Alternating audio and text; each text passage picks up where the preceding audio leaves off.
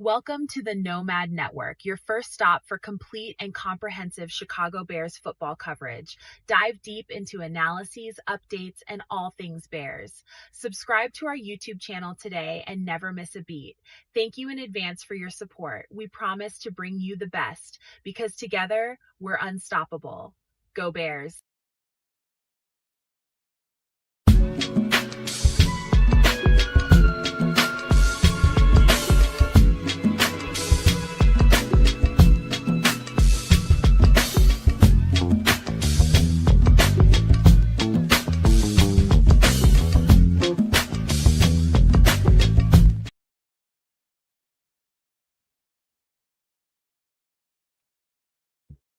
All right, man. Put your chair in the bed. Yo, yo, yo. Welcome to an extra sauce episode on this Wednesday night. Good show for you guys that we got planned, man. We're going to talk about everything. Of course, Chicago Bears, some food, some drink, one movie review, and a couple of record reviews. We got a lot to talk about there. And, we got to get into some doomsday survival today, man, because there's some news that I'm pretty sure everybody would like to hear about and discuss, man, because every time it moves, we need to move according to what I see, how I see the world. But hey, welcome on in here as you guys start to fall into the chat. Thank you for being here. Thank you for being here. And make sure you subscribe for a second, stop for a minute.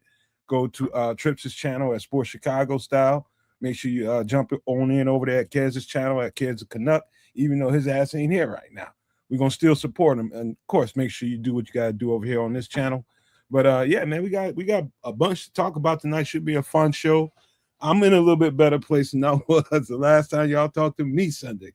I was salty about the move with the Indiana stuff, man, and it definitely came through on the screen.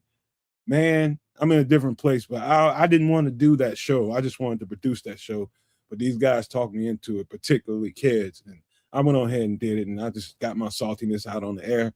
Hope nobody took that personal, because it wasn't. It was just about how I felt about the whole idea of going to Indiana with that C on their helmet, man. I was salty. No doubt about that. I won't deny it. But here we are on Wednesday night. I'm in a better place. A lot more going on since then, man, all across the world and, personally with the Bears. So they are in the middle of another session of OTAs right now. Sounds like it's going good too, man. But let me bounce past this on over to Triple R and see how he's feeling tonight. Yeah, cool and welcome everybody in. Whichever channel you're tuning in on. Peace to everybody, and hope that even though there are no shovels going in the ground yet, nothing's locked down, that everybody is settled in and excited for whatever the possibilities are, because not to get too deep into it, but Nomad, you saw that the Chefs extended Mahomie, right? Oh yeah. 500 million. Yeah, I saw that. Right. So now and then other teams like Lamar Jackson, pay their quarterback, Allen up there in Buffalo. So the question is, oh wait, the kids is there in the chat. He's saying he's having system issues. He'll be with y'all in a minute. And by y'all, I think he means us, and by system, I don't know if that means diarrhea or computer. So we'll let him get here to figure that out. But the question I have is, not to get too deep into it, but aside from the salary cap, the McCaskies don't have that operational fund to turn bonuses, into cash. You know what I mean? And that's been one of the detriments about the franchise, mom and pop operation. But as Nomad always says, you got to have some a-holes on your team. And you said, hey, we don't have any a-holes in here. Enter Kevin Warren. And Kevin Warren's that a-hole pissing people off everywhere. But he's getting it done, y'all. So just y'all be patient. Y'all don't worry about it, and just let it happen. It'll be okay. And I'm sure tonight we're going to be talking about some of the minicamp stuff, and that's a reason why going for it that aspect on the gridiron will be okay. So that with all of the other topics and subjects planned, let's rock it. Hey, by the way, too, man, I'm hearing just checking out different outlets, different people, different legislators talking about this and that, and it sounds like to me it's a good chance because they might not be I don't think they're even back in session until fall, and so like a legislative session, and it sounds like it's moving towards because the Bears have been making calls to Illinois, and different legislators have been feeling them, and they starting to get together. And it sounds like they might call a special session at some point here before the fall. Yeah, that's crazy because it's been 3 years or 4 years, and now Governor Jelly Belly, is like, oh, well, I guess the NFL team that's the only game in the state possibly leaving the state. Maybe we should do something and possibly prevent that. I could see that. Because it's like, well, the Bears need to, Georgia needed to go to Springfield and work the halls. And I'm sure at Hallis Hall, they was like, what? Get the fuck out of here. We ain't doing that. We are literally the only NFL franchise in your damn state. Not going to kiss your ass. Man, listen, dude. Listen, let me tell you something. There's one thing I can't take the side of a billionaire. That's not in me. And I take the side of Chicago. And I'm talking about the city. I take the side of Illinois, the state, and I also take the side of the Bears players who I support. But a billionaire, that whole thing, I don't even want to get deep into it, man, because it's got to be some kind of. Now, what I'm hearing lately is they want to try to work some kind of tax break for them, property tax break for them. Also, give us a tax break, which we were talking about the last time we were live, and that makes a lot of sense. So give them a break, give everybody else a break, because I got a bill coming up here in the next month or so that I got to pay. You know what I mean? But that's a whole other thing, man. We ain't gonna get too deep into that. But speaking about not getting too deep into it, without getting too deep, kids, what kind of system problem did you have? Like internal BIOS or computer? No, the BIOS are working well. Everything is, that goes in, comes out, and it comes out in a solid state as opposed to a liquid state. So far, so good. But speaking of the state, I just want to remind y'all that the Canadian came up with the idea of, taking a little something from the people and giving something back to the people. So I'm really hoping that is what it looks like. You ain't no original. That's been discussed before. Of course, he couldn't admit to me being the original. There's no way he would do it. It's not original. That's something that's been talked There's about. no Can way y'all at he least would say do it. hello before you start bickering like I Georgia? wasn't bickering. I was just saying I was trying to give myself a little bit of love. Don't promote this shit. The Canadian need a little bit of love because that's how we do it in Canada. They rob us for every fucking cent we have, but then they tell us, "Hey, guess what? We're gonna give you 5 cents out of the $5 we took from you, and like be happy about it. We gave you some money, right?" Canadians back a little something. We go, yeah, they gave us money. Thank you for stealing from us and giving us back pittance, and we're happy. But I mean, real talk. I thought that was that's really the only way that you can do something like this. You can't just tell the people, "Hey, look, like we're gonna give the billionaires like a tax break and take money from y'all and rob Peter to pay Paul." You can't just do that. You have to also like make it look like you're paying Paul too.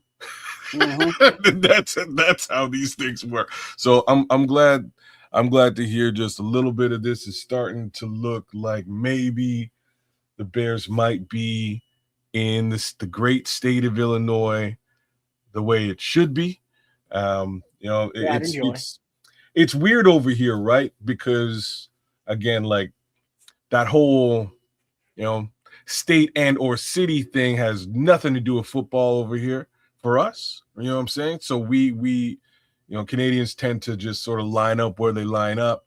If you're real close to and like London, London, Ontario, that part of Ontario. If you're real close to Detroit, you kind of wind up being a Lions fan. It's just how it sort of works. If you're a little bit further, proximity does help. If you're further removed, you might be a Buffalo fan because Buffalo is relatively close to the GTA, Toronto.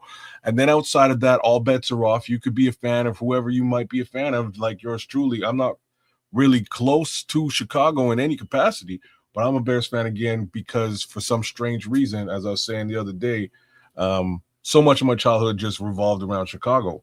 There's something there for me, and that's what it's all about. In any event, I was my boy was hollering at me. He's a Lions fan.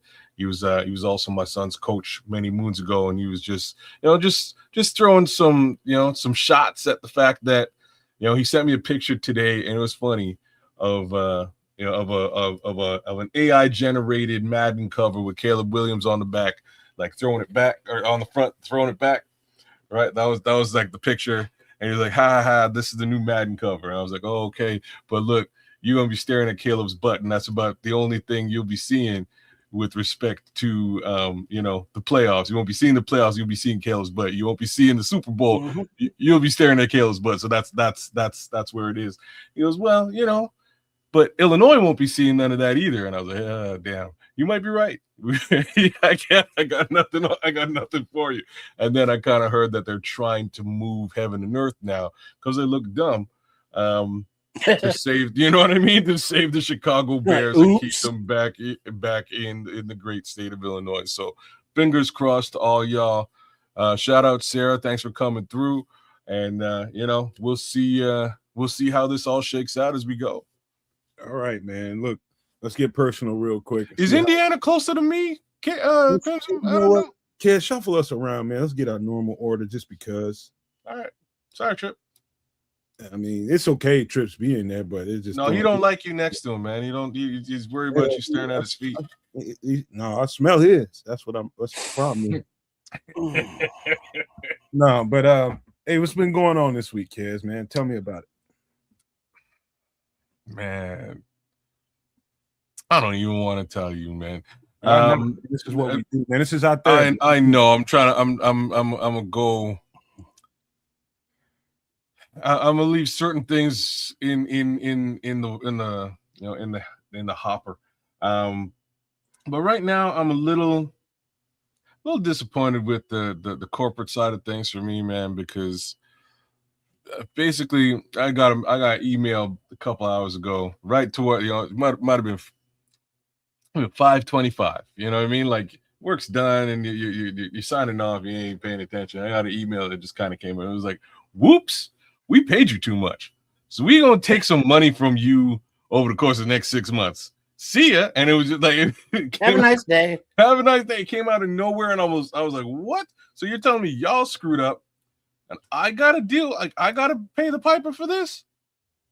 I don't have money. Like, you know what I mean? Like, how is it I gotta pay for this? How about the business says, man, we screwed up. It was our fault. We gonna just like eat this. It's an unfortunate reality. You enjoy that, kids. That was our bad. That was our bad. We screwed up. If it was me who screwed up, I would have been like, hey, I understand that you're taking this thing from me. It was, I messed up, man. You should take this from me because it was my fault. Well, Crimson wants to know, you didn't notice that you was getting more than you should have been? What, bro? When the money hits the bank, we spend it. There's a whole. So you don't do timesheets, or there's a whole 2 Chainz song about this. I'm sorry. But don't you got to put in like your hours or your commission? No, this is a commission thing. I don't do the commission calculations or send out the commission's checks. So the checks that come to me when they show up, I go, damn, that's a nice looking check. So it don't give you like a breakdown. It's like, this percentage came from that and that from that. Sure, and it looked good to me when it came in, but they saying they messed up and it's all their fault. And you know what else they said to me? And I was like, man, I should really respond with some primeval, but it's 5:30. I'm just gonna go get some dinner. Damn well you're supposed to eat, shit, quit. That's it. Yeah, something like that, man. That sounds about right to me right now, because they said, we screwed up, but we're gonna send you $100 gift certificate to make up for it. Gift certificate to what? I don't know what kind of gifts I'm supposed to be getting, because the robbery of $200 a month for the next 6 months don't add up to $100 gift Wait, certificate. so they I got don't. we fucked up and overpaid you $1,200, but here's this gift certificate for some soft serve down the street. So remember what I was saying about the remember I was saying about the Canadians and how they take money from you and give you like a little bit to make. Yeah. So this is exactly the same thing on another grander scale, except this is my employer doing it. So shout out to my employer. Thank you very much for stealing money from out your employees' pocket. Dog, I saw some news. It got a little bit separate from what you're talking about, corporate America. It's corporate America, but and I know it's always been going on, but the level of let's just say fake credentialing going on in corporate America right now is at an evil level. Like India is just now opening. They did an audit and basically busting America out, basically showing how many fake, degrees for doctors, lawyers, and accountants, and all kinds of different people that they've given out fake credentials. They're making official looking credentials for people to get money. Time out now. So are you trying to tell me that Indian people are scamming us? Well, I mean, they ain't scamming. The actual people that are using that Indian, Did you know that birds fly? I mean, come on, man. Like I can think of some people just thinking about it right now. I'm knowing damn well you ain't got no fucking degree. I'm sorry, Indian folks. I got a little Indian blood in me too, and I have been known in the past to potentially participate in some level of scam. But I am not surprised by this for a minute. There are quasi universities, which aren't universities at all. They're just places where you could send a couple of bucks to, that will print you some stuff that looks legit. And when they call, they will say it's legit. There's a whole system to this, because you send me some money, so like I'll back it. You know what I'm saying? I'll answer the phone. I got a call center set up in my basement. You know what I'm saying? Like this is how this stuff actually works.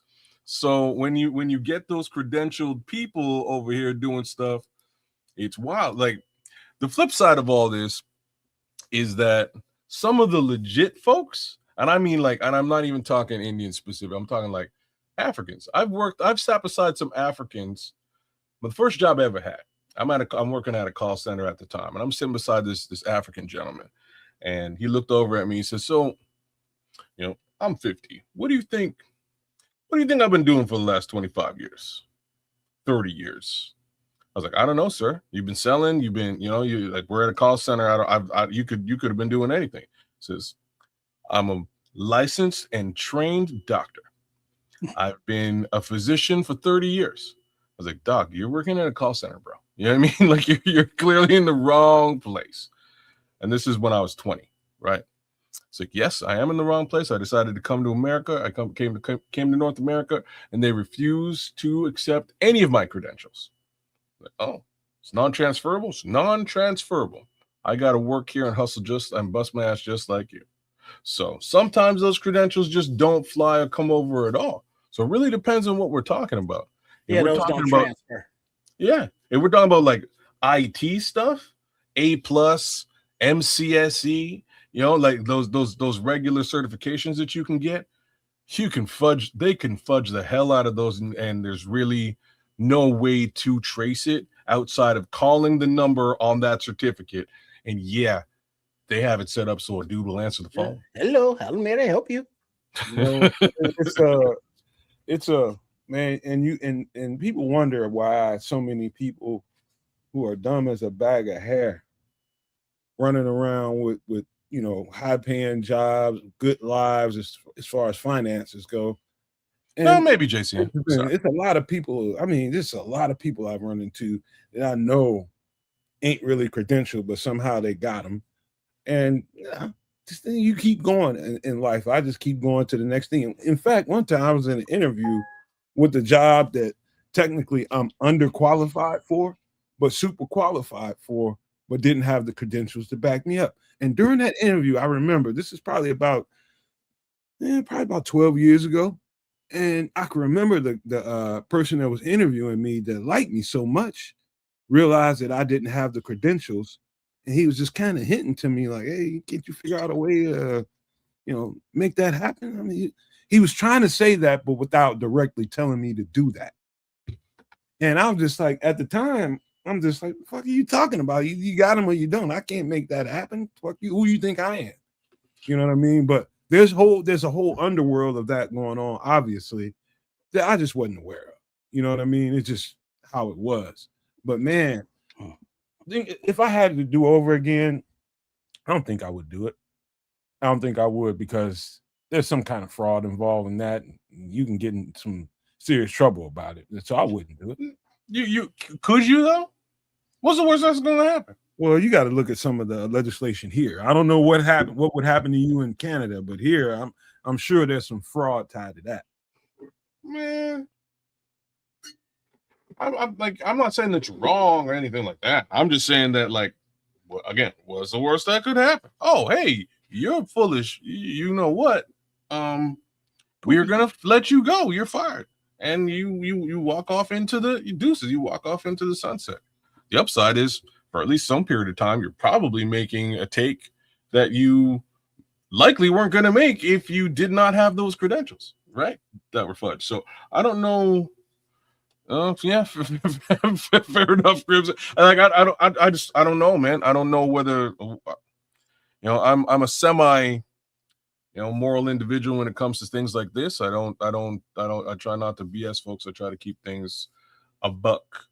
And I'll tell you right now, if I had fudged some credentials over the course of my career, I could be making a lot of money. I'm just saying that right now. Yeah, I bet you. Definitely pull some shit. Yeah, because the most official thing I remember having to do was when you had to prove your graduation, by getting the official transcripts, notarized and such with a little stamp on there from the school. And it's like, well, how do you fake that? You buy a stamp and you buy a paper imprinter and put your made up school name on it. You get the documentation. You go, ooh, now it's official. And that was the only verification. It wasn't like the employer contacted the school. They just look real, don't it? The transcripts. It's not like notary. It's not like, I don't think you, like, your average person would never, especially if you're actually qualified to do the job like I was. Like, so long as I was tearing that job apart, nobody would have gave a F. But the minute somebody saw me the wrong way, or I rubbed somebody the wrong way, then things like that, the Pandora's box gets to open up a little bit. You see, like, and so you and I argue all the time, but this is one of those times where, like, straight up, I'm the same as you. Like, I would just expect that somebody would, you know what? Let me go look at his credentials and pull some files and try and figure things out. The reality is, this never happens, and that's why this works. Nobody actually, like, in the realm of give a fuck, nobody gives a fuck. And the agencies that are contracted to do the background checks, they do the drug test, the urinalysis, they do the fingerprinting and your background check, they do the credit checks, but they don't really do any in-depth verification of your documentation. Maybe a phone call, but you put the numbers on there for them to call, or you put the name of the place, Vanderlei Enterprises, if you will. Oh, Art Vanderlei. You know what I mean? I went there. So I mean, it's just what isn't fraud could be fraud. You like that? Nomad on the other side of this. I mean, that's a good one, man. Just put down you're the CEO of a Blockbuster. They can't prove you wrong. You know what I mean? No, they will be none the wiser. And all this stuff came up. I ran the What you're saying is normally there's no administrative forensics going on ever. You got to piss somebody off for any of that to happen. Because I used to run the electronics department at Circuit City. Now, you know what? Now I take that back now, because it depending on who you're working for and what kind of, add-ons they have to their corporate management, they can put AI on your ass. Well, now it's a little bit like that's a little bit of a different thing. So, like when this all came to a head for me, what up, Benji? It was the first time this type of stuff came up for me was driving school. So I had taken a driving course when I was a young buck, got my license, and off I went to do my thing. Part of the deal here in Ontario, when you do driving school, you get a certificate. It is everything that Triple R just described. It's a piece of paper with a stamp and somebody signed it. It looks legit, but that's as far as it goes. There's no actual record of this thing anywhere else on the planet Earth. So I get this thing, I go in to get my license, and when you go to get your insurance, you need to bring this certificate with you and you get a discount. And they give you a pretty significant discount. So I brought it in, I got my discount. I wind up changing insurance companies, and at this point I'd moved out of my house. I don't have any idea where this effing certificate is. Like, God only knows where this piece of paper went. So I go back to this new insurance company. I'm like, hey, look, I want my discount for doing driving school. I qualify for like a 15 or 20% discount. And it says it right here. And they're like, okay, so like, sir, do you have your certificate on you? I'm like, what? I'm supposed to be like walking around with this thing? You know what I'm saying? Like, where am I supposed to get this? Is there no like records? Don't you guys have like a record? And she was like, who's you guys?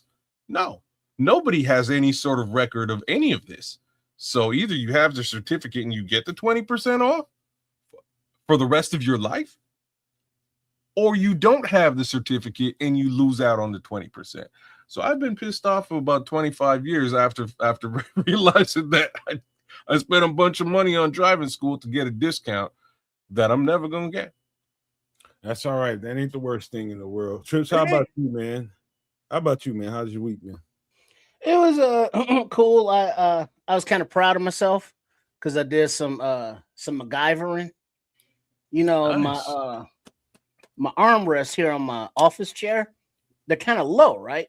So previously I got these little 1.5-inch pad things that you Velcro around your armrest that elevates your, I know what you're talking about. Those are dope, actually. Yeah. But after a while, they slide, they move. So, duct tape. Them some bitches ain't moving. But universal. I decided, still that's not that high red enough. Green. Y'all know about red green? That's that red green, y'all. That who? See, y'all don't know about no red green. All right, it's cool. Keep going. Right. This is just an old man who has a TV show basically where he duct tapes everything. Like the whole TV show is based around him broken stuff. He's just an old white man in his yard, and he'll find some broken stuff and he will repair it like a lawnmower. Duct tape. Back in business. There you go. Yeah, duct tape is a beautiful thing. But anyways, I wanted to raise the height a little bit more, so when I'm sitting here in the chair, my arms are higher, because the armrest is still too low. And so it's like, what else can I use? Because this is a very specific size, the width of an armrest and that little length. So it's like some styrofoam or no. Hey, then I came up with something. Okay. Swimming pool noodle. Brilliant. The same length, and then duct tape it to the armrest, and then, or what I was thinking about doing also, I'm going to get the noodles tomorrow, but double the noodle and tape those together, and then tape it to the armrest. So now I got so kind of my arms up like this all day. You should have split them open. Should have split them open first. Well, I mean, I still can because I got other noodles that I'm using for other things that I don't want to cut or destroy. But yeah, that's a good idea. Split it open and check that width and check that height. But I may Way to split them use your open. noodle trip. Huh? I see what you did there. There you go. No, but that was Nomad using his noodle because he split it open and then maybe leave one rounded because that push up, elevates it a little bit. But yeah, so it's just like, because it makes it more comfortable when you're sitting here and you're typing or you're coding or whatever. And then it's like I got the plantar not plantar fascia, but the wrist thing where you got your little arm rest thing and you can rest your elbow in it. What do you call that tunnel. wrist? Carpal tunnel. Yeah, I got one of these things. So it's like, so I was just kind of proud of my my rigging up my red and green activities. Well played. I appreciate it. I can see. I'm just picturing what you can do with that. That if you open that noodle up and stack them, it's definitely gonna catch your arms in a better way. Yeah, because right here, what I'm gonna do is hold on, I'll show you. Because I got these noodles right here, which is the same size, but yeah, when it's round like that, that provides good cushion, bounces it back up. But if you cut it open, obviously it's half the size, so you can cut it open and double it, if you will. Mm-hmm. And then, nice, soft, cushiony rest for the arm. It'll catch your arm a whole lot better. It'll catch more width of your arm. Mm-hmm. So it's like even, cut out to the, what the length of the rest is this long. So you cut that much, then cut that in half and double it up or triple it up if necessary. So yeah. Mm-hmm. Getting the MacGyver on, kids. See? Now you're thinking, using that noodle. That's cool, man. I bet you them shits cost penny on a dollar when you ordered them, didn't they? Actually, you walk in the Dollar General and they sit right outside by the shopping carts. They got a big box of them, $1 a piece. No kidding. Brilliant. Mm-hmm. Well played. Oh, and multicolored too. Mm-hmm. Kids, I had a girlfriend that had, she couple of little girls, man. And like she not only did she give them a whole lot, their father gave them a whole lot. I bought them a whole lot of shit. And the simple toys like that, that's the shit they want to play with. And it won't break. They beat the shit out of each other with it.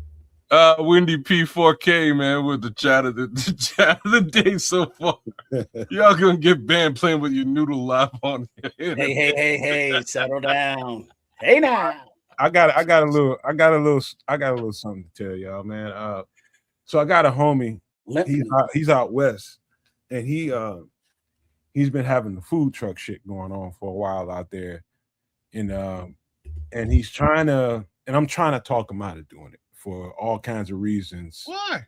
Economic reasons. Now, listen, I'm about to tell you, man. Okay. Got a food truck, and he's put it up for sale. Oh, okay. I told him take that shit down, and he's trying to get a brick and mortar. Oh no, you don't want to do that. Now you see where I'm going right now. Okay, I'm with you. I'm with it, man. I'm with you. And he's fighting me, and he's always fought me, and every time it's like basically like me and kids all the time, just can't agree on shit. Even when somebody's giving you some good sound advice and having a little bit of information to frame what he's trying to tell you, he's just got his mind set on it because he's been thinking about it that long, and he's being thick-headed right now. He's being very thick-headed, and I'm just like, man, it's just not a sound move right now, man. It's just not. You're probably giving him the economy conversation, and even I mean, did you offer him a compromise? What's a compromise? Keep the goddamn food truck and get another one. No, the compromise is instead of buying a restaurant, a location, brick and mortar, you buy a vacant lot, you keep the food truck, and on the location you keep like a shed with tables and chairs, umbrellas, tents and shit. Okay. And then you have your truck still able to go mobile for catering events or sports events or other places, but you have a solid location that people know you'll be at for whatever specified hours. Well, it's barbecue, Crimson. He asked what kind of grub. He's doing barbecue. But yeah, man. Right now, Not to cut you off again, but there is a place, local place that's not a restaurant and it's not a food truck. It is actually a smoker, cooker, barbecue grill that they pull behind a trailer, and they I have one. they cook barbecue in the morning, and they go to pop-up locations, but they're at the same location pretty much every time, and they're open from 10 o'clock till the food is gone. And then they hook the trailer up and go home. So they don't have a food truck or a brick and mortar location, but they're still doing it. So what's his major malfunction? Was he thinking about doing this? Like, is the food truck not profitable? Is it not working out? Or so he's hooked up with a guy that's got a little bit more going on than he does, and there's Chicago people out in Arizona bringing Chicago to Arizona. So imagine that, Okay. chicken and ribs and all this kind of stuff. And the other guy's moving in the right direction, but he's got some shit going on. I ain't even gonna mention that on air. But I told him, I said, man, slow down, dog. I know what you're trying to do, and I know you've been thinking about it your whole life, and you finally want to execute it. But I just don't think right now is the best time. And I tried to tell him why. They got a couple things going on. They got this shit called ghost kitchening. I don't know if you guys ever heard of that. They got that shit going on. Plus, well, hold on, Nomad. Real quick, kids. A ghost kitchen is basically a place that has kitchen stalls, and then you can go in and say, "Hey, this is my kitchen because I cook this meal," and you can prepare your dishes without having a kitchen yourself. You rent these places. You know what? I know exactly what you're talking about. And I walked in.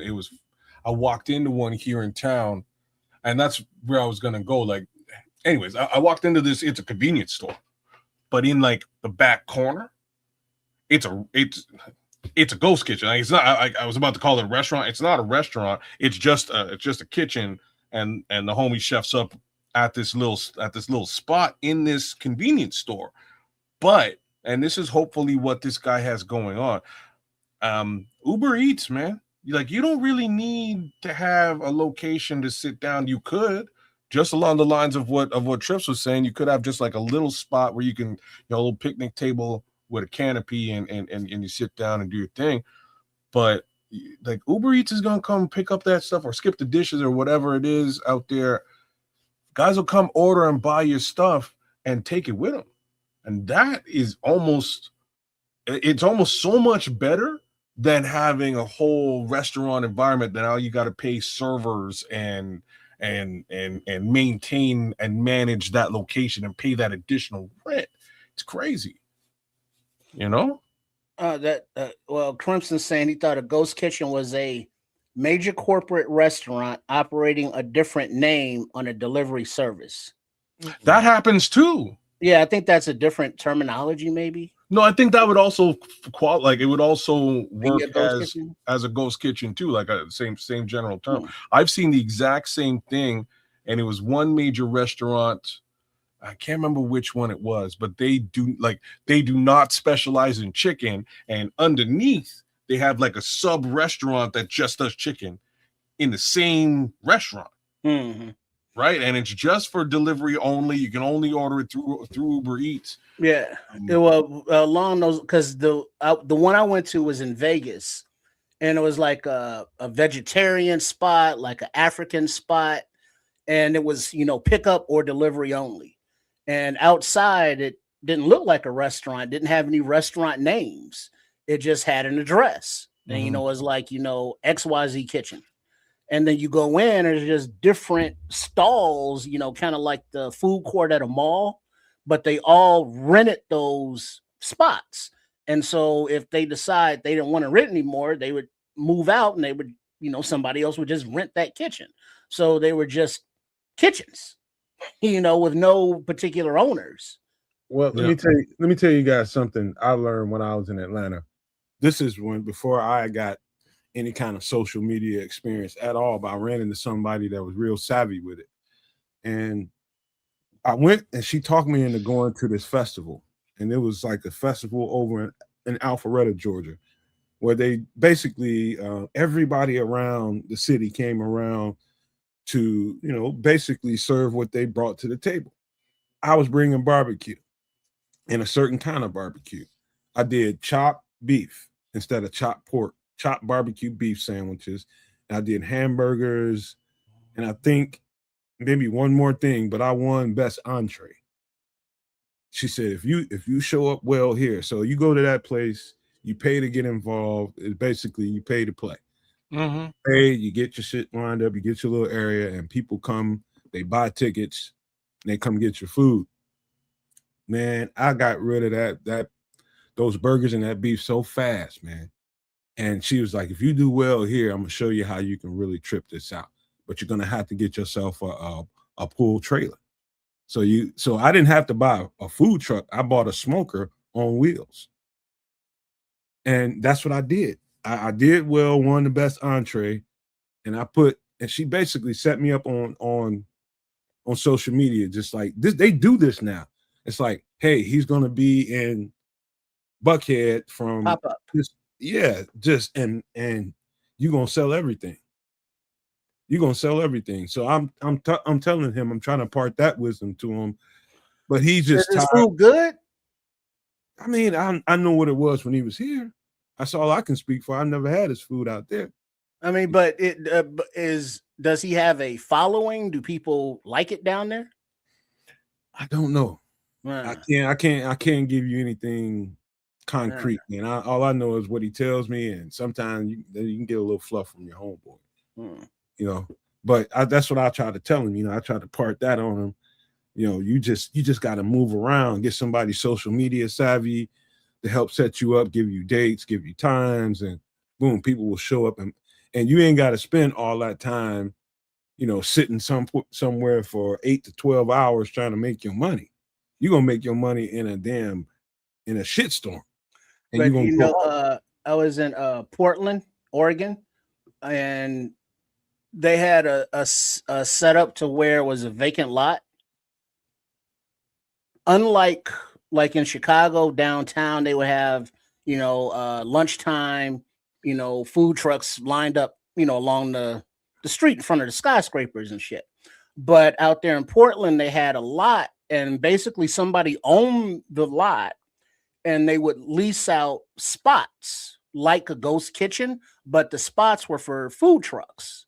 And so you could go to this, this lot and go like in a food court mall, but go from food truck to food truck to food truck to decide what you want.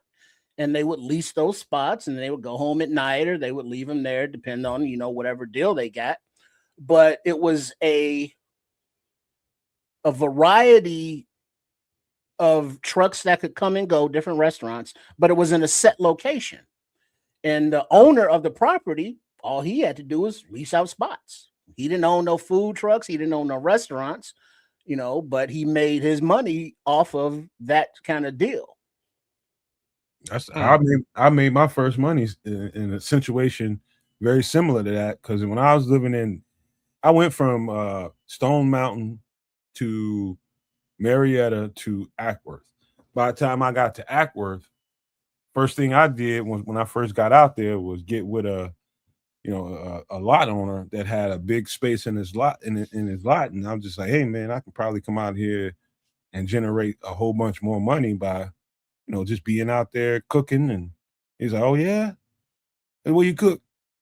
I was like, I'll bring it to you. I'll cook it and bring it to you. So I just went and pretty much put everything on the menu. It was I learned that the smaller you can make your menu, the better. The better. You make about 4 or 5 things and make it really simple and good. That's all you need, man.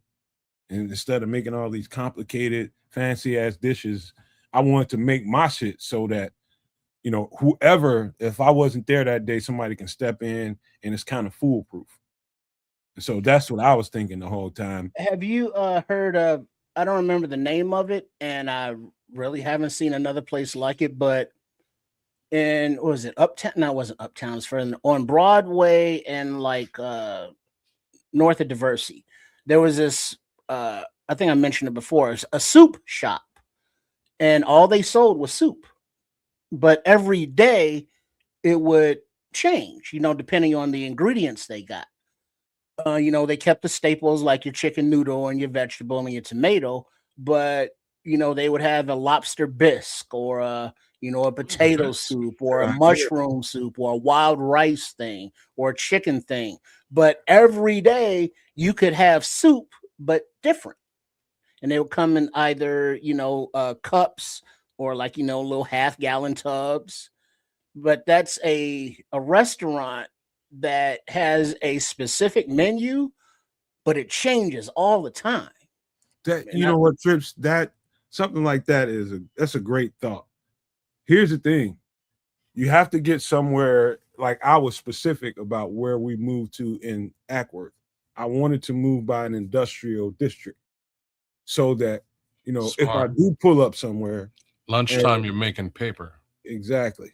And I ended up doing it. I started in that lot. I ended up doing it from the home. It started off in that lot for a few months, and I ended up doing it from the house and delivering to myself and whoever I can get to deliver to those companies and those industries. Boom. At lunchtime, I made a lot of money. You know what I mean? At dinner time, a lot of times I made a lot of money, but that's what I would do. You get yourself situated where it's going to be hungry people. The better off you're going to be, and a lot of hungry. Every day at lunchtime, man. Like that's your boy is in a situation where, like, my simple suggestion, and I think Tripp said it already, go get another truck. If you really want to expand and do better at what you're doing, go get another truck. Keep your menu and branding together. Advertise on social media. Get some IG going on, some Instagram going on, talking about, and TikTok talking about your food and what it tastes like and what it looks like, and invite some local foodie influencers to come by, taste your food. Again, put your stuff on blast, give them the food, the and another thing is, like Crimson is saying here in the chat, keep the menu simple, 5 entrees, 3 sides, a daily special. And then, like, for your desserts, if you're not a baker or a sweet maker, you contract with a local baker, who makes little cakes. Because remember, you go to Harold's or something like that, and it's like, oh yeah, give me a slice of that pound cake, or that that sweet potato pie, or the German chocolate cake.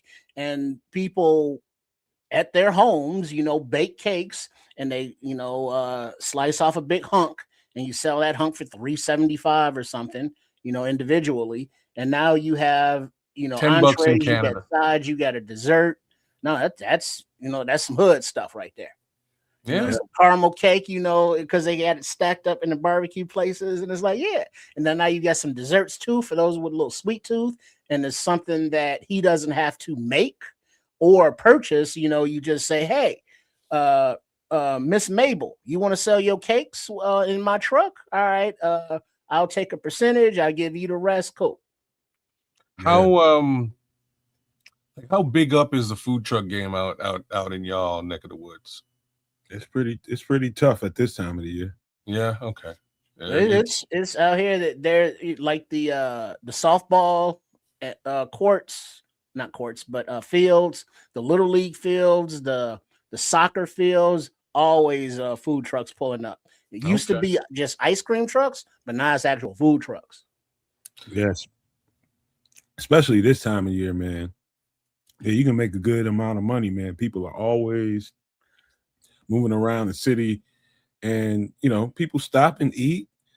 People just it's a good place to really, really you can make enough money in the summertime, in the spring and summer, and in the fall, to where you can chill for a couple months in the winter, 2-3 months in the winter, and get back to it. Well, look at Crimson. They're crazy here, man. Look at Crimson. Not that one. He works at a robotics company filled with hundreds of well-paid engineers. They're paying $20+ for a mid burger every day. He wants to buy a truck, pull it into the parking lot for 3 hours, and clean up. Those are called roach coaches. Are y'all familiar with the roach coach kids? Oh yeah, everybody ate from one around. 8 million of them around here, but the food truck game in general in Canada it's rampant, it's wild, and you get some of the best food out them trucks. I wish I was lying to you, man. You ain't not lying, man. But I just love the hustle. I just love the hustle, man. And anybody that can hustle and then your food's good, and you gotta inspect where you're getting your shit from. Yeah, hope it's above board healthy. Yeah, I mean, but if he got to the streets, if he got to the street, that means he made he cleared some kind of bar. Health inspectors. Yeah. Not just a certificate that you made up and stamped at the crib and hung up in your shit. An actual health inspection. He cleared a bar somewhere. So many ways to skin that, man. You rent a little parking spot and just do it out there because you're renting the spot. You cut a deal with somebody, promise that you're going to buy the fare from them. But who's the hot nightclubs or spots? Contract with them. I'll park outside your spot every night. I feed your whole crew too. Dirty because cheap. That's another market is the bar crowd. The 2 a.m. crowd. Everybody's a little intoxicated. Oh, dude, you want that grease in your body? A lot of bullshit too. Well, yeah, but that's dealing with that crowd, but they will spend on some grease. Well, ain't nobody really messing with you, really, in your in your truck. I never seen it. That's the one thing I've never seen go down. Guess what, kid? When shit go down, you ain't really safe nowhere. No, I guess not. No. Well, yeah, but that's when shit goes down. Yeah. You better be ready. You better be ready. Where does shit go down? I've seen some stuff. I've seen some stuff, man, out there in the wild like that. I've seen some stuff, bro. It could pop off. But anyway, just trying to convince him, man. Like I'm not saying give it up, give that hope and dream up. I'm saying just put it on pause, cuz, for a minute. So let this shit clear out. Let this smoke clear. You're doing it at the exact wrong time. Some of the stuff we're gonna talk about on Doomsday Survival is gonna meet out what I'm talking about here. But it's reasons for what I was telling him. I didn't tell him. And I think I know that he knows me well enough to be like, I'm trying to poo-poo on his progress. He knows that. He knows I'm not that dude. That's not what you're trying to do, though. He knows that. I mean, at one point in time in our relationship, we was both kind of naive and, really egocentric.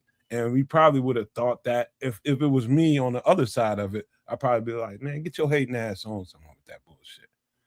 But he knows I'm coming from a good place. He knows that. I wouldn't say nothing to him if it wasn't from a good place. Like I say, I applaud you on this one for sure, because straight up and down, if you're investing in real estate is crazy. If we're talking like commercial, because unless you're buying that location, which I don't suggest that you do, you're paying somebody big rent for that commercial location, man. So it's better you're better off in a truck. At least you own the truck, it's yours, and you can sell it and get your money back. All right. I had a couple hot topics for y'all, man. I wanted to just quiz y'all real quick, but we can either do that. I'm telling you, I think y'all will enjoy these questions, but we can get right to the drinks and the food if y'all want to. Or we can hold the drinks, until next week and do the questions now. Because let's do the questions. I like hot topics. Me too. Yeah. All right, kids. I'm gonna do the question now. Okay. Hey, man. You fix your goddamn mouth before you answer this now. Uh-oh. Just know that. I'm already worried. You should be, because this particular. Yeah, you should be. All right. What's the worst thing? What's the worst thing about being in a relationship, bro? Having to consider somebody else's feelings and compromise. Opinion. Really? Yeah. That's called living, motherfucker. You got a problem with that? No, I don't have to. Whose feelings do I have to consider? Everywhere you go, you're gonna have to consider somebody's feelings and thoughts. Oh no, hell no! Are you crazy? No, Yeah, you do. No. Says If you who? do, Go if you to do, the nearest establishment and start talking crazy to somebody. well, that's not really considering people. I'm not. Look, I'm not out in the streets wilding, cussing people out for no good reason. I like the answer, kids, because you didn't say no too ridiculous. But when you think about what you just said, simply, It's true.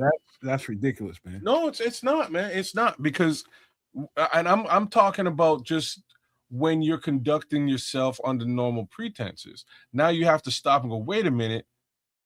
I would just go on in sorry. A little just Jamaican just slid out of me there. Guan just means move or go on. I would conduct myself in a manner that I know is not going to offend or hurt other people, because there's nobody else around. Mind you, when there's other people that you have to relate with under normal pretenses, you may have to just simply conduct yourself a little bit different. Well, Like, here's a quick, easy for instance, and it's a for instance that you gave the other day.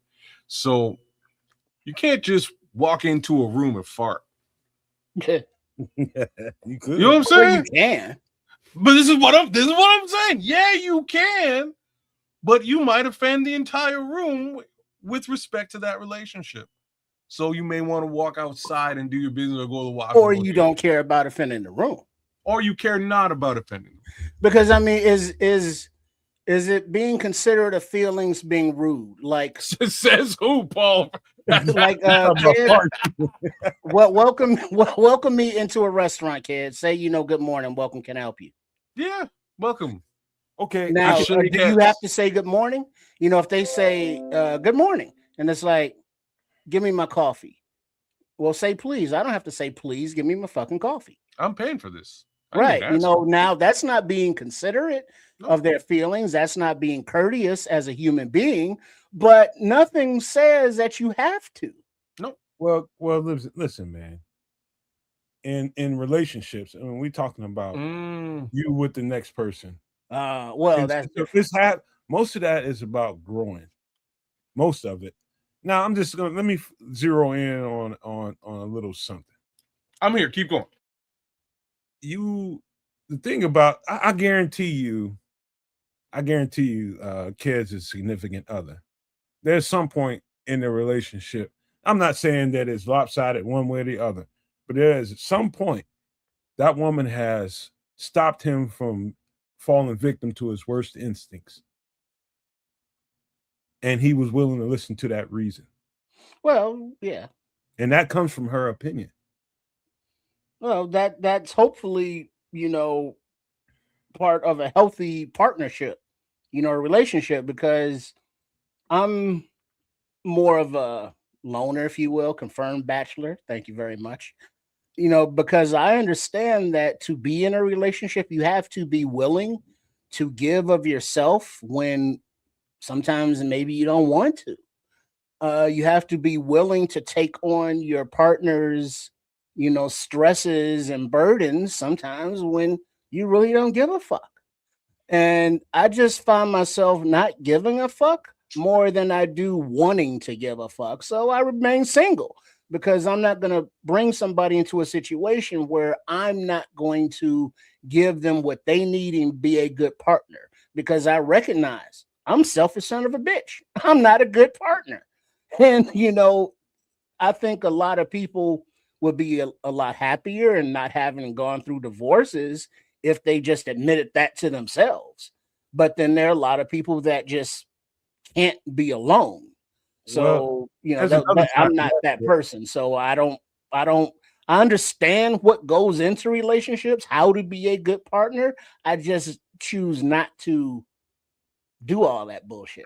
There's another side to that, what you just said, Trips, and I understand that, and it's good that you can acknowledge that thing about you. But there's also another side to that says, okay, if I enter this relationship, it means I'm going to have to evolve from some of the, bad habits that I do have, and some of the personal persnickities that I have about myself. You have to own those things. And if you think you suck as a partner because you're selfish, that means you start getting better. And that's what a relationship has done for me.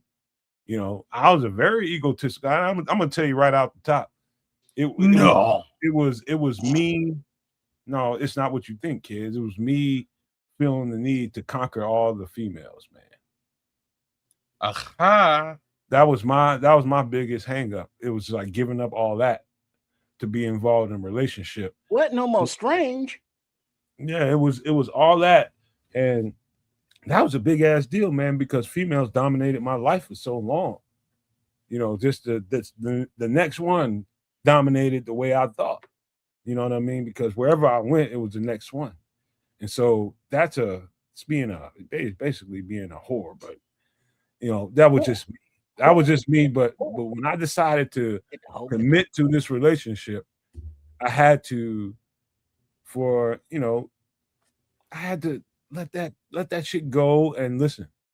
You know, and I became a better human being and a better mate to somebody that really needed me to be a better person. And I was. I changed.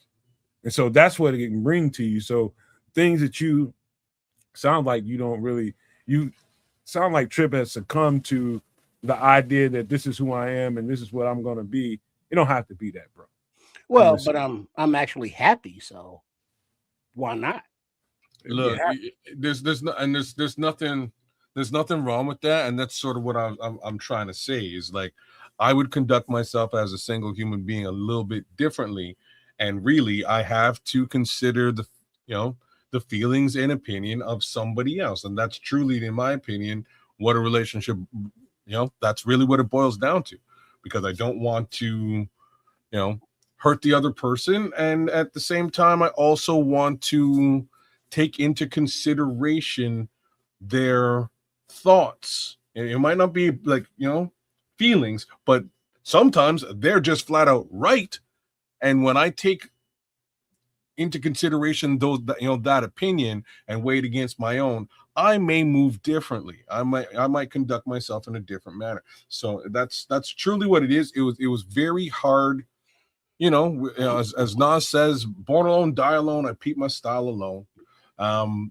That's how I've conducted myself for many years before being a guy in a quote unquote relationship. Once you get into that, you start being like, okay, well, it's not just me I'm moving for.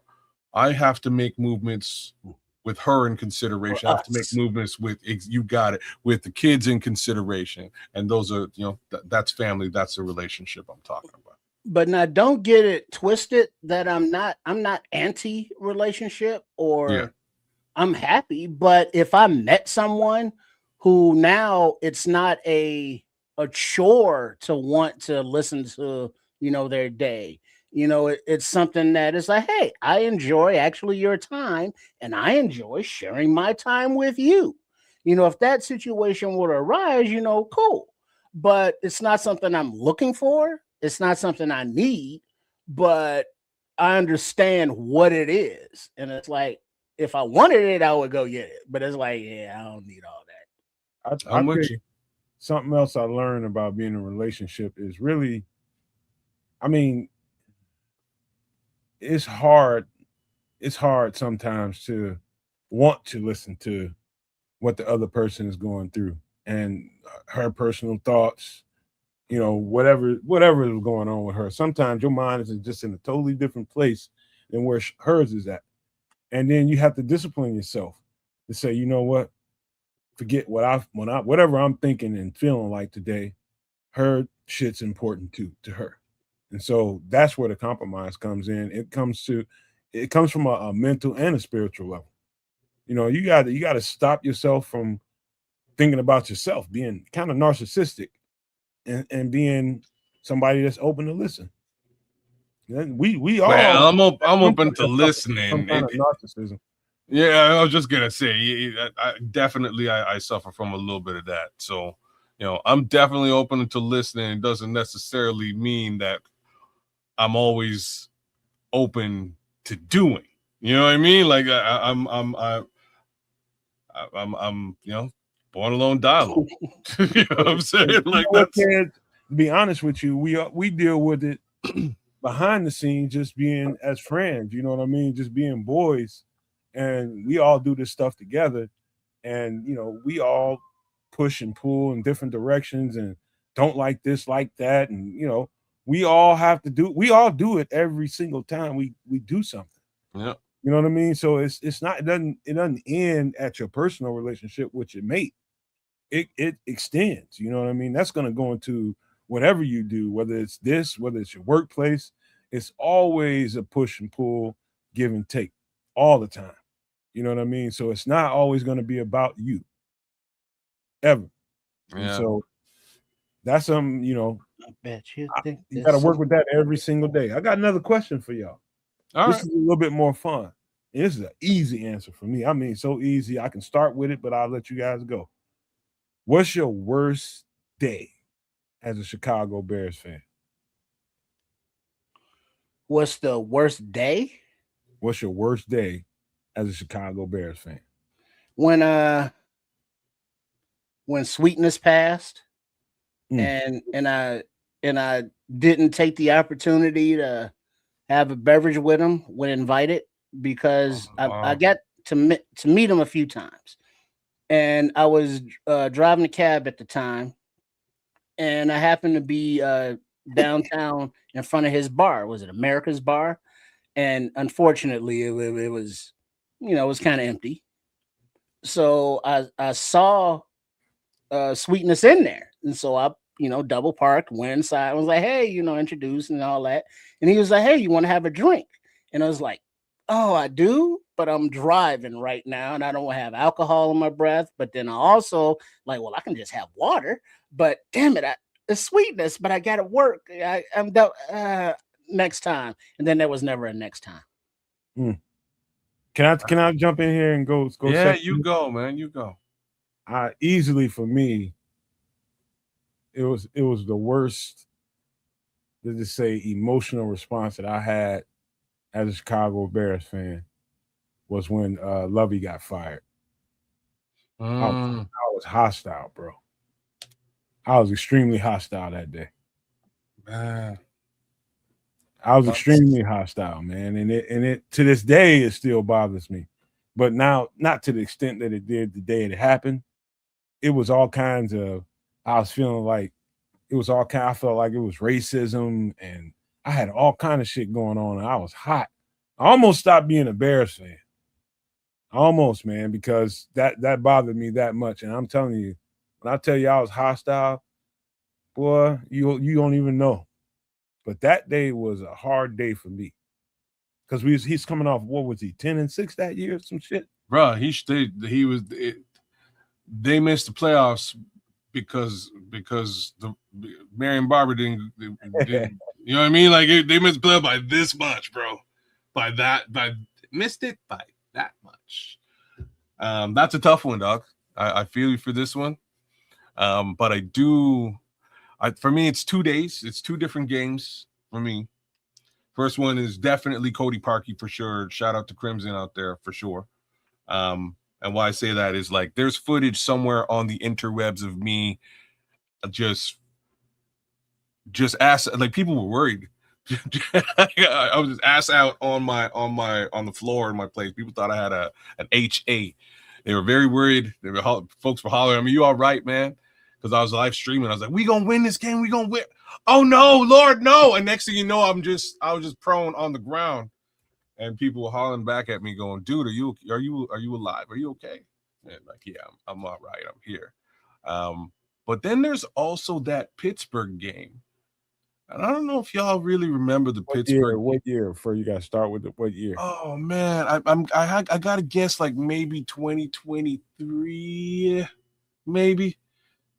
The one where my man got bumped into the ref at the end. You know what it is? Kung Fu Cassius Marsh. Hold on, I'll be right back, fellas. I gotta run to the door right quick. Okay, and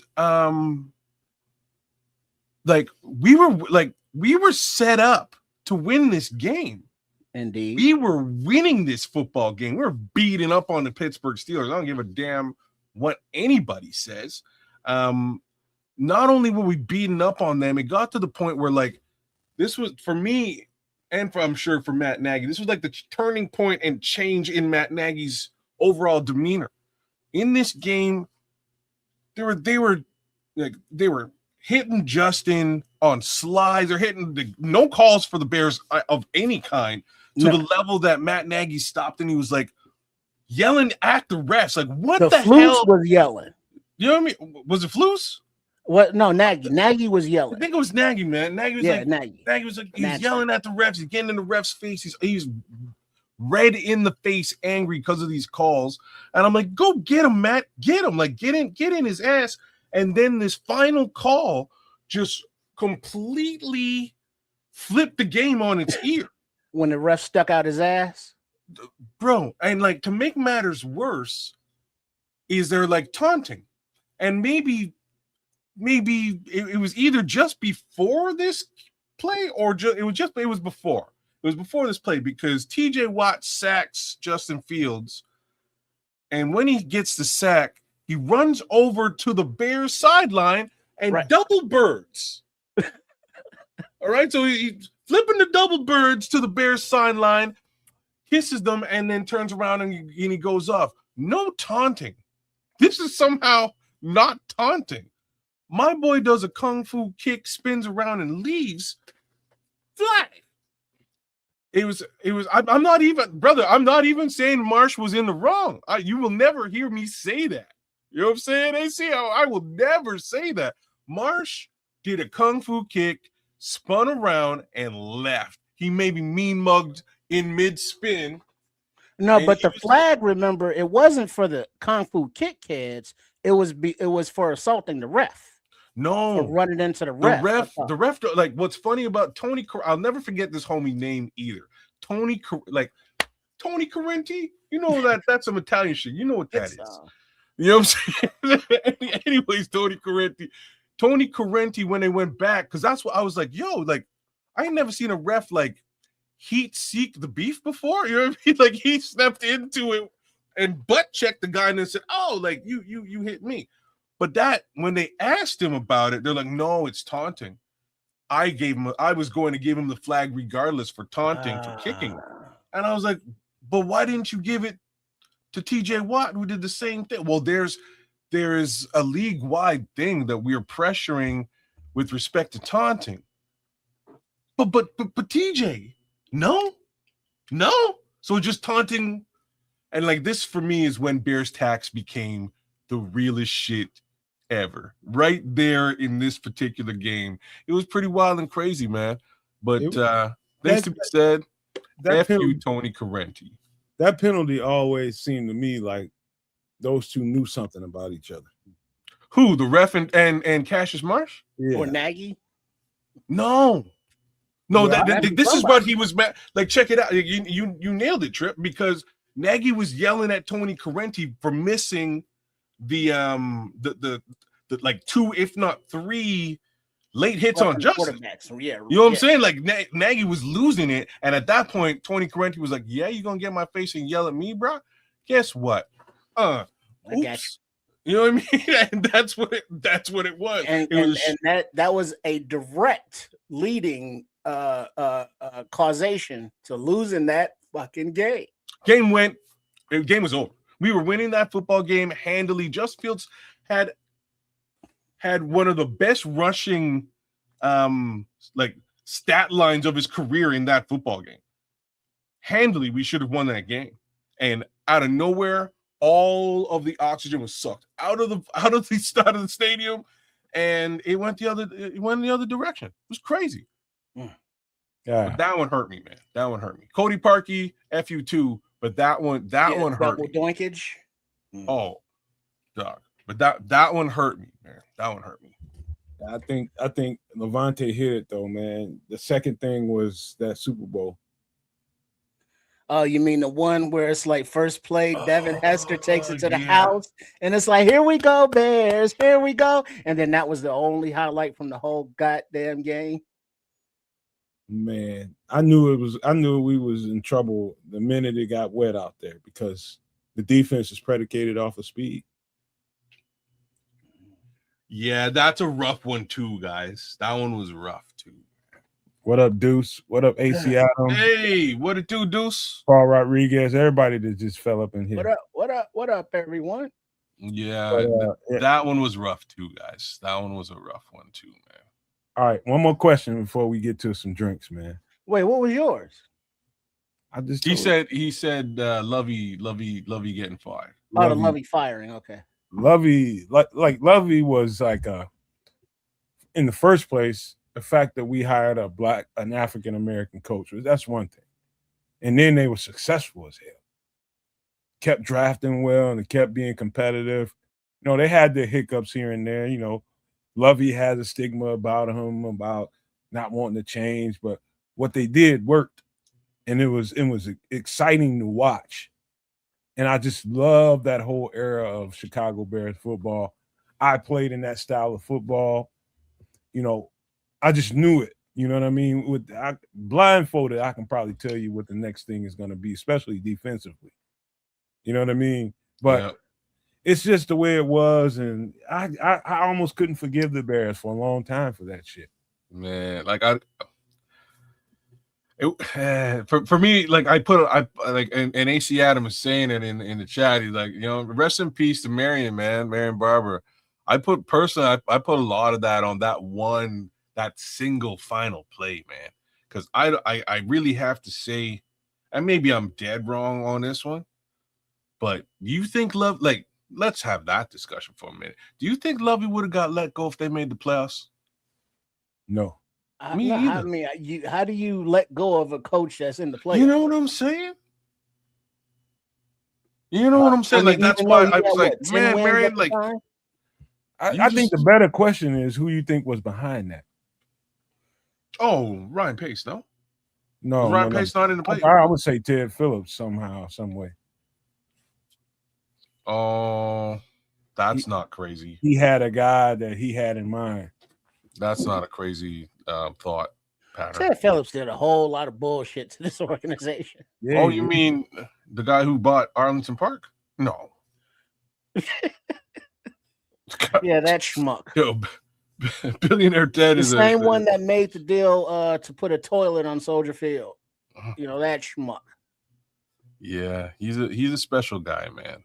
But they trusted him, and I don't know how they they came to trusting this guy, because he was clearly like one of the, you know, the most classic grifters in North American society. Well, like, I think he had the confidence of Virginia. Of course he did. He went to church with them. He did everything that he could to get. This is what I'm so like. If you looked up the word grifter in the dictionary, you know what I'm saying? You know Ted Phillips' picture is right there shining with his glasses on, and he might even be holding Virginia's hand in that picture, right? He did everything in his power to make it so that the family appreciated and potentially loved him like a brother. Like, I wish I could say differently. He did everything he could, and it worked. And then he bought that property and recognized, oh snap, you know what? I think I might have bitten off more than I could chew. I don't know anything about real estate. Deuces, and he was out, and he disappeared into the wind. I'm gone.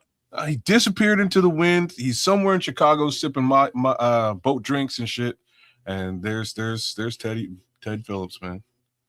I'll give you another moment that I didn't see live, but I know about it. Walter not getting a chance to get a TD. Mm. Oh, that they gave it the fridge. So I was like a big Fridge fan at the time too, man. I was a little bit conflicted by that one, but once like Ditka kind of gave his rationale, I feel you. You know what I mean? Like, his rationale is like, oh, you kind of did it as almost an FU though. You know, it was almost an FU. Didn't he apologize for it? I mean, no matter how much he apologized, Ditka was an FU after the fact. Like, down the road he did, after he realized, oh snap, like Walter a little bit pissed off about this, like years later, right? After the game, he didn't apologize. It was like, no, like, you know, I wanted the Fridge to get in there. There was a whole bunch of, I don't think people would realize what it would be like. Mike Ditka had a whole lot of FU in him anyway. And now you got to acknowledge that. And some people might say that's what made him who he is. And that's why we love him. Real talk, it's the truth. That's why we love him. Yeah. But there's Hello, Ben you Johnson. talking about somebody that carried the franchise on his entire back. The whole surface of his back had the Bears organization on it for years on Walter Payton. All of a sudden, this guy comes in and whatever habits Walter had when Mike Ditka got there, he wasn't going to change because Mike Ditka was there. He was going to continue to be the Chicago Bears running back. And Mike Ditka, you had Mike Ditka in one space, and you had Walter Payton in another. Like, I don't care who Mike Ditka is. He ain't going to come in here and tell me what to do. This is my locker room. I think there was some of that going on. And by the time they got to the ultimate event, that was one way to kick him in the nuts. I don't know if that's, I just. If you know how locker rooms work, you wouldn't. No. Just follow where I'm going with this. I just don't know if that was Walter's demeanor within the team. You know what I mean? Like, Jim McMahon absolutely would be like, hey, like I'm just not. No. I'll tell you where it gets different, kid. This is something you probably wouldn't pay attention to, but when it comes to being at the stadium, being there on time, coach said, be here ready for this, be at the film room for that, be in the whatever. We need you to stay after practice for this, and we need you to be here at mini camp for that. And some of those shits, Walter was just, I'm Walter Payton, man. I ain't showing up for all that shit. There's some of that kind of shit that goes on that people don't get to see. I don't know. For me personally, he just seemed like really the consummate professional with respect to even showing up and showing out and showing up at charity situations. Like he was really out there, man. And that's part of the reason why I love this guy. Jim is a little bit of a different guy. Jim was a much more of a you run your mouth. I'll do what I'm gonna do, and we'll see how it works out. I'll do what I'm gonna do, and I'll take the lashes later on if it screws up. I'll also take all of the praise if it works. You know what I mean? Like, and that's Jim to me. Walter just seemed like such a class act, man, that even in situations where, Dick is running his mouth, you just seem like the type of guy to just let it roll, roll down his back and not really give two shits. He wasn't all as sweet as everybody think he was all the time, man. Walter was fucking tough, man, and he had a personality to him that on the field he had a persona, but in the locker room, people, that was Walter's locker room. It was. That's whatever Walter said is the way it went, and there's always going to be a divide when you get a new coach in there, comes in there and try to change up some shit, and so I can definitely see that. That might have been some shit that Dick had carried with him until that game. Well, rest in peace to Sweetness, man. Long story short, that's a raw dog call, Mike. That's a raw dog call, Coach. Man, I don't know what else to say. And for what it's worth, I saw that he's not doing the best in the world. He being Ditka. So hey, aging as it is. I heard too many people say they didn't like that guy. Well, I don't think he was. Again, this is why I like him. There's a certain degree of, to each and every one of us, of like, I guess what I'm looking for is just general give a fuck. I don't think he really gives a fuck what anybody thinks of him at all. Yeah, he was I would describe him as and I mean this with love and affection, not disrespectful, but he was kind of like a typical Chicago Pollock. And it's like he was good at what he did, but he could be abrasive, he could be short, he could just be inappropriate, but he was cool. Because had the opportunity back in the day when like the first iteration of ChicagoBears.com, and they had message boards, and you talk enough shit, you build a little community on the message board.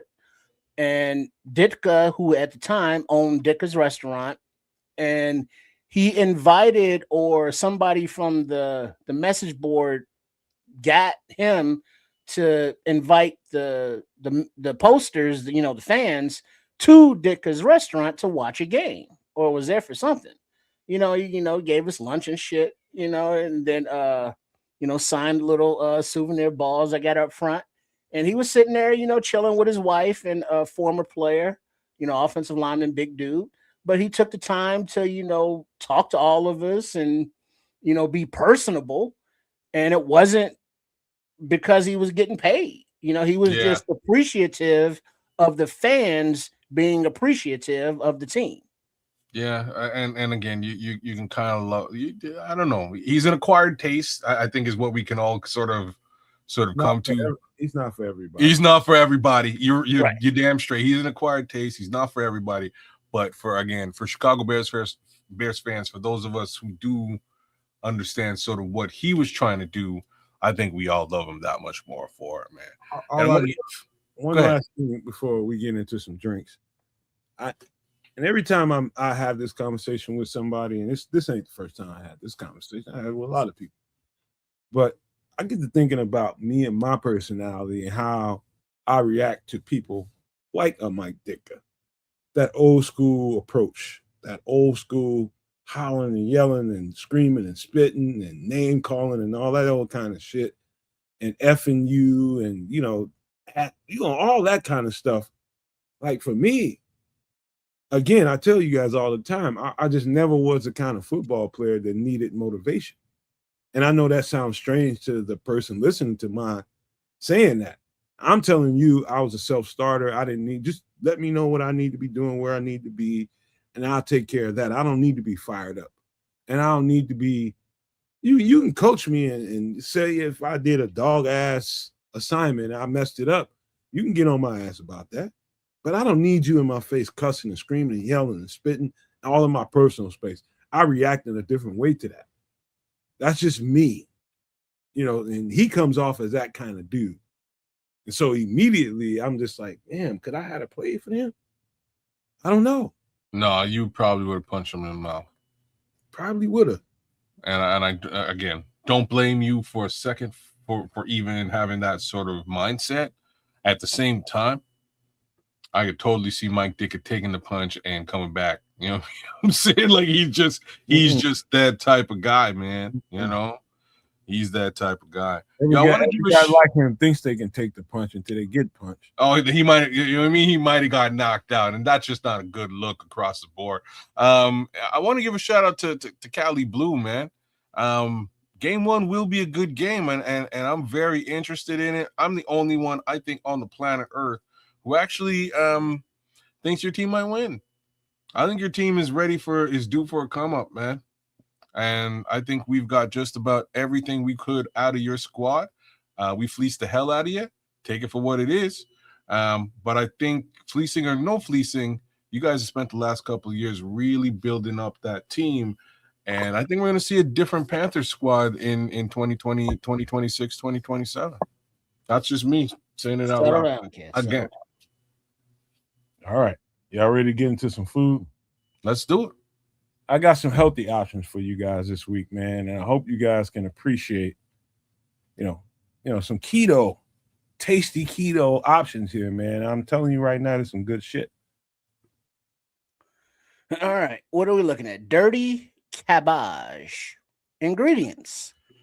Onion. In the Caribbean, it would be dirty cabbage. Dirty cabbage. Yeah. Onion, bell pepper, garlic, Creole seasoning cabbage, chicken broth, ground beef, tomato paste, and andouille sausage. Oh, a lot of protein in there. Okay. One of my friends would cuss you out right now, calling it andouille. It's andouille. Andouille. That's en français, monsieur. Oui. Yeah, no, this looks good. This is totally something I've had sort of variations on this without the to be honest with you, just without the sausage. So I've definitely had this. This is a really good keto meal for the most part. No sugar of any kind. Very, very low on the carbohydrate, starch case scenario. Cabbage is great for that. Onions, bell peppers, garlic, all great for it. The Creole gives it a nice little flavor profile and a kick that mixes well with the sausage. But again, like I said, last time I had this, it was just ground beef, chicken broth, and the tomato paste, and it was delicious. This is a great way to nyam up, as we would say in the Caribbean, which just means eat good food, keep that sugar content low, that carbohydrate content low. You Would know you what? add carrots? Because I'm not looking at carrots and not seeing them in the No, ingredients. that's Look the at the sausage, pepper. bro. That's the You, sausage. you're looking at some red sauce. That's pepper. Oh, that's the andulis. He's looking in the corner, left corner. That's pepper. Oh, okay. Okay. All right. Yeah. No, I I can see adding some really finely sliced up carrots in this. You can probably pull that off. I would be exactly that jerk who put carrots in this and had somebody, yell over my shoulder. Now that's not keto, right? And that would throw the whole mix kind of. Oh, come on now. One thing about keto, man, I'll tell you this From from experience. Once you get deep into keto and you start realizing, like, damn, I can't have but certain things. Like, how am I going to maintain this? You start to get creative. Brother, and the creativity is gold. It is. You're right about that. I mean, once you start realizing that this is, if you buy into it, if you just decide that you're going to be disciplined and buy into the process, you got to get creative. You have to. There's only one way to be about that, and just get creative about how you cook.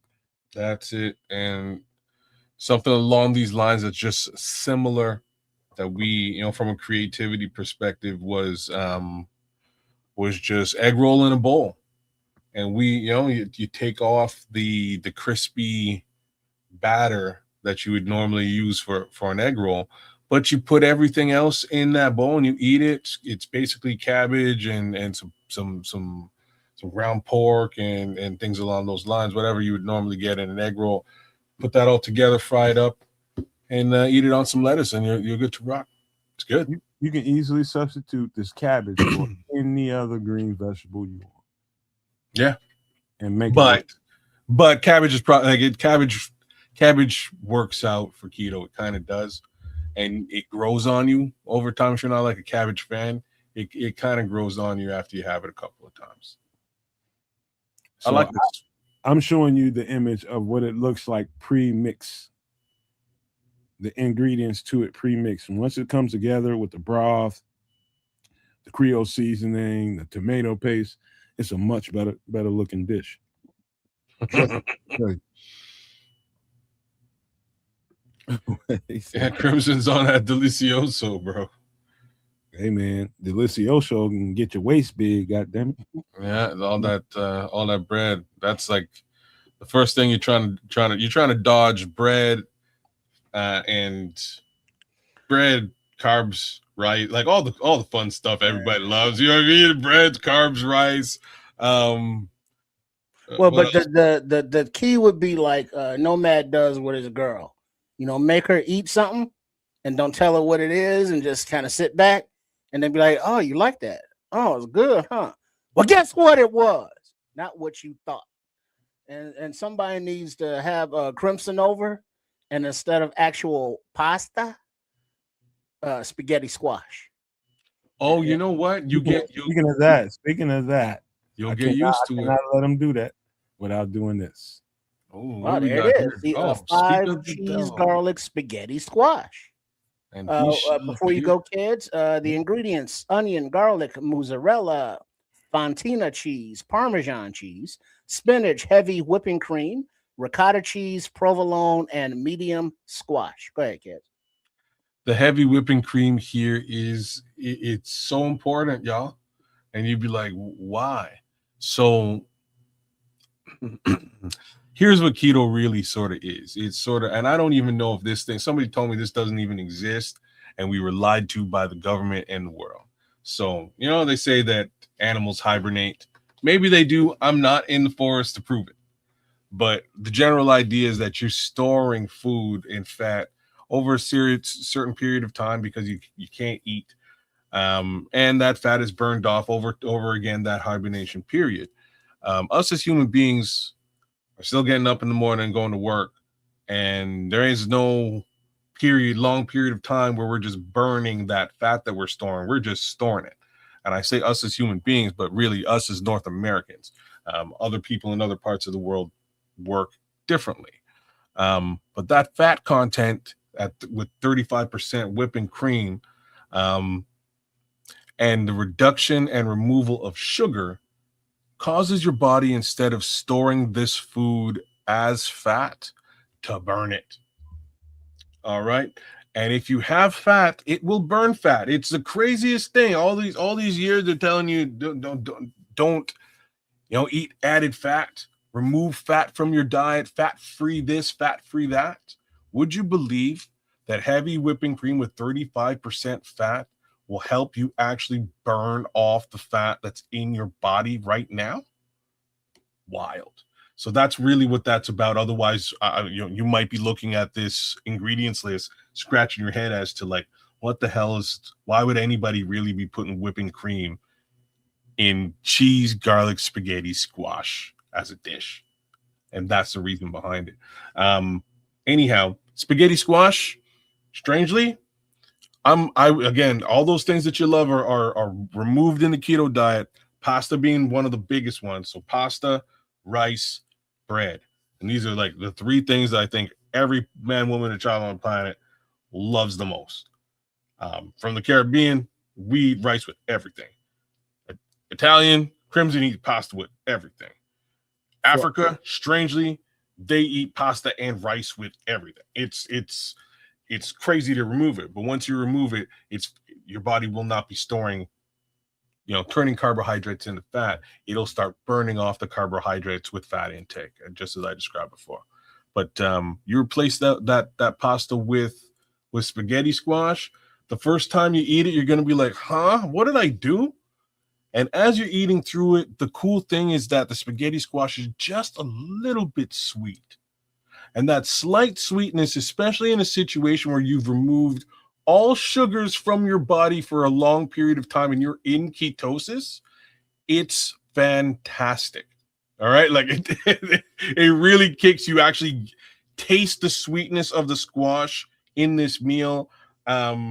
And like I'm saying, it is so much nicer than you would expect. If you get you, all I know is I didn't know how good it can be for a substitute until I knew how good it can be for a substitute. Mm-hmm. It's all I can tell you. Now, when you start dealing with squash, here's the best thing you can do.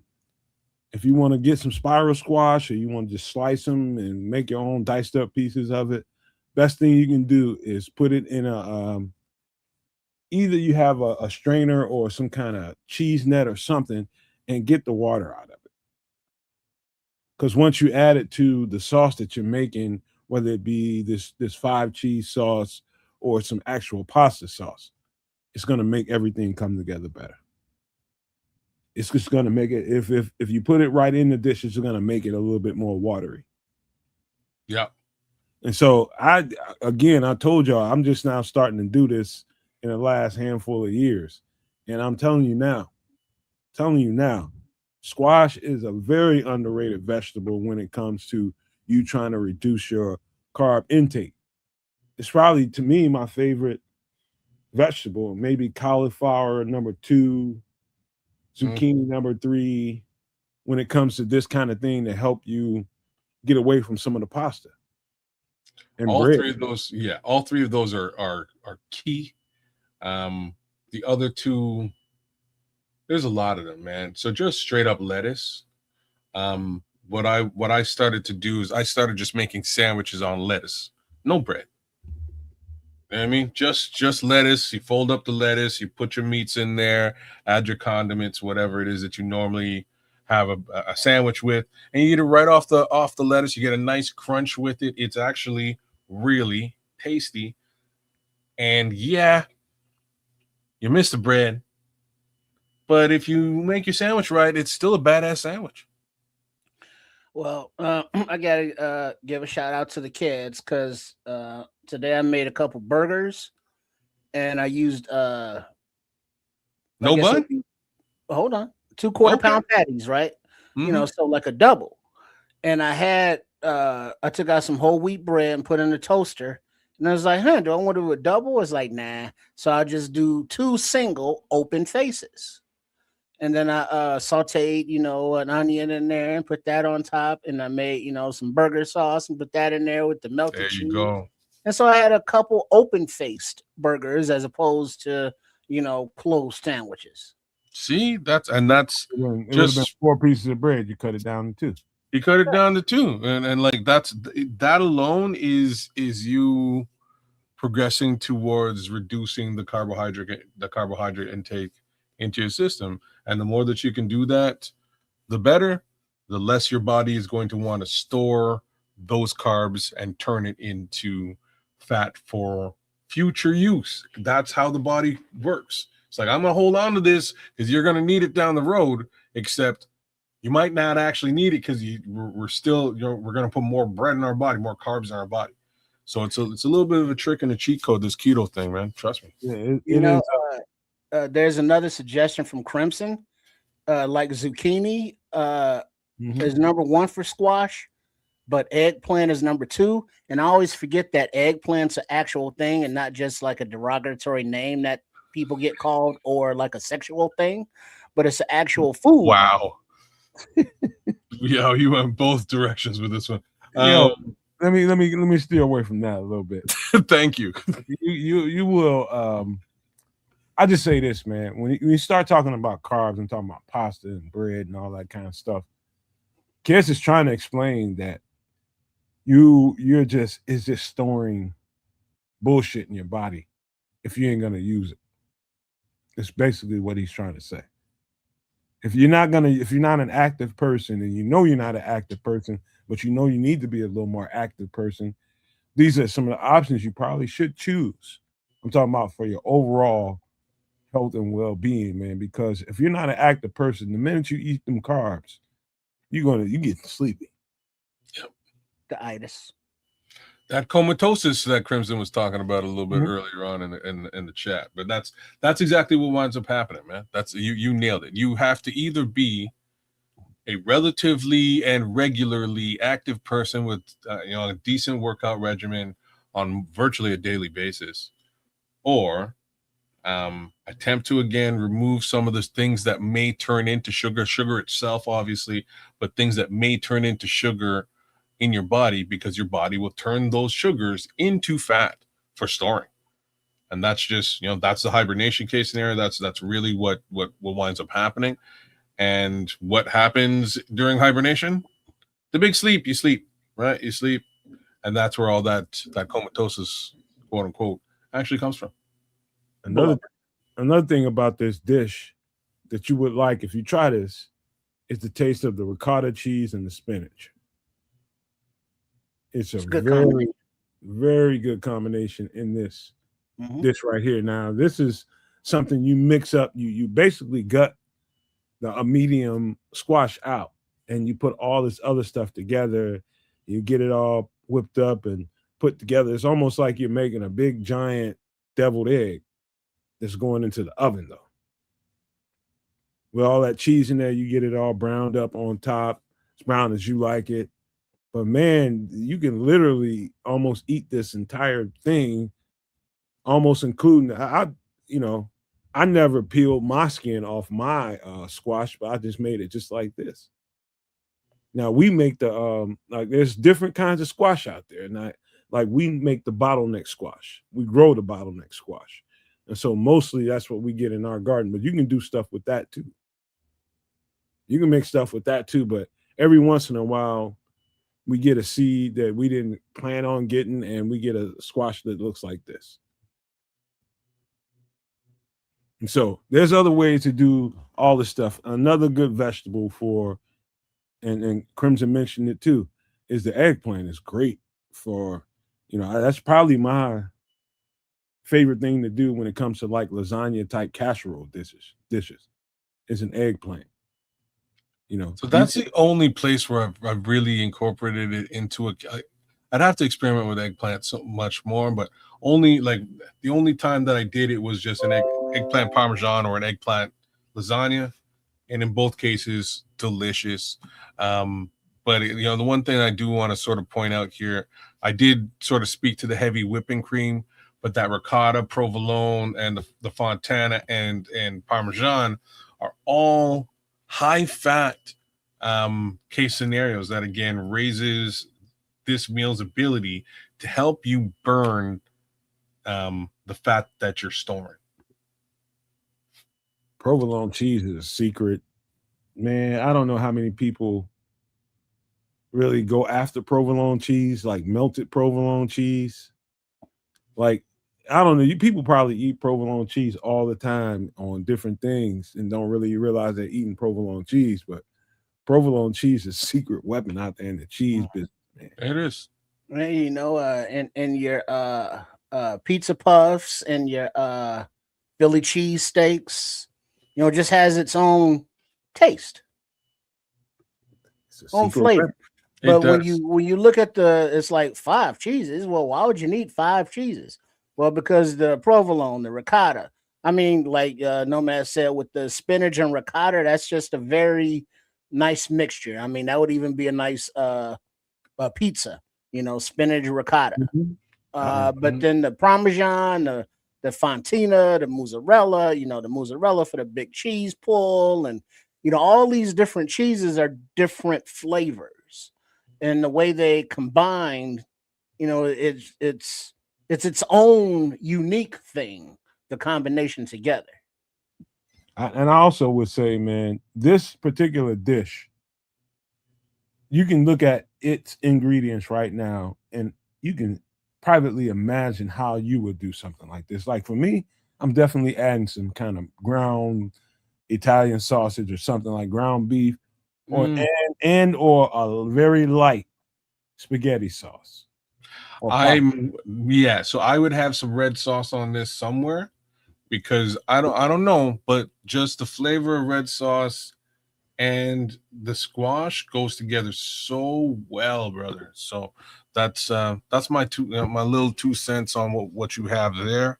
But yeah, big shout out to Smitty Q, man. He says he's in Olympic Hills, man. Out living there in the dream. Fraser Crane land. Yeah, he's living the dream out there. This whole thing playing out on a grill too. Just slap it on the grill. Yeah. Just let it bubble up. Put a little something under it. Take this thing off when it cooks up and cooks good. Grill, right on it.